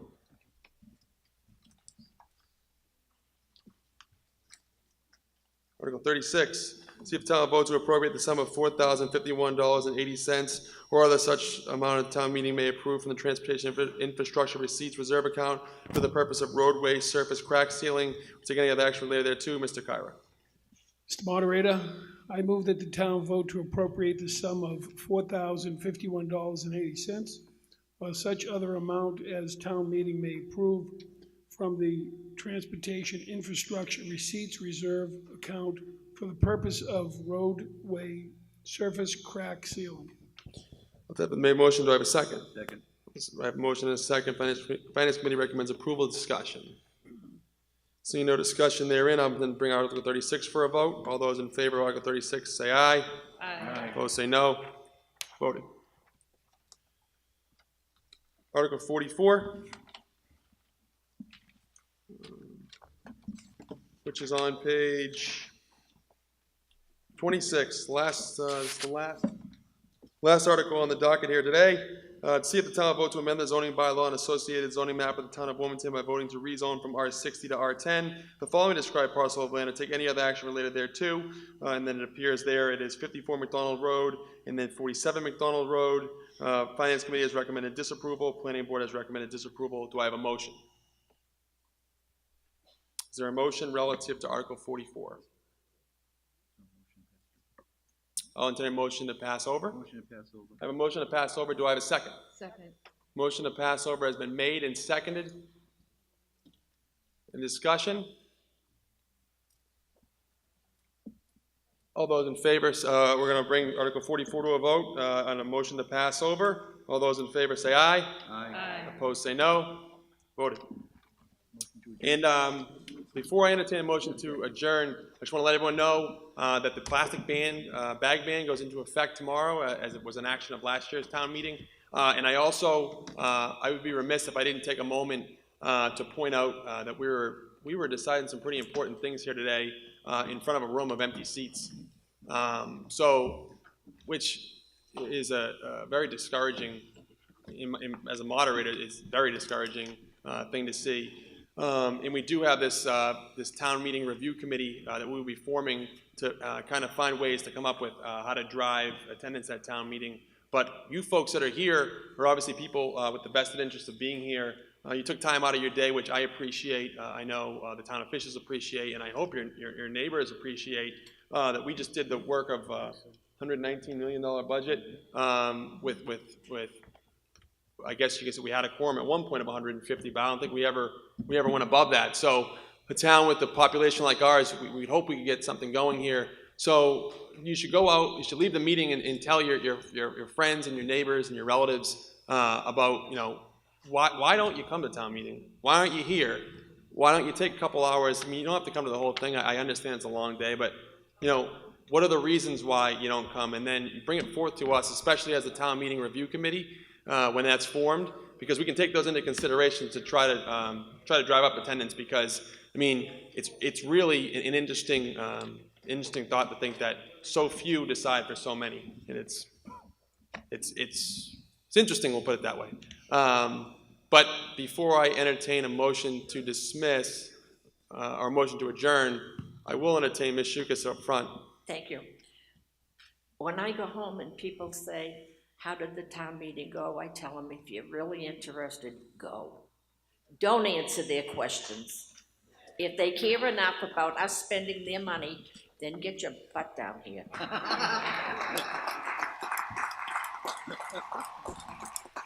I cannot end it any better than that. So I will entertain a motion to adjourn.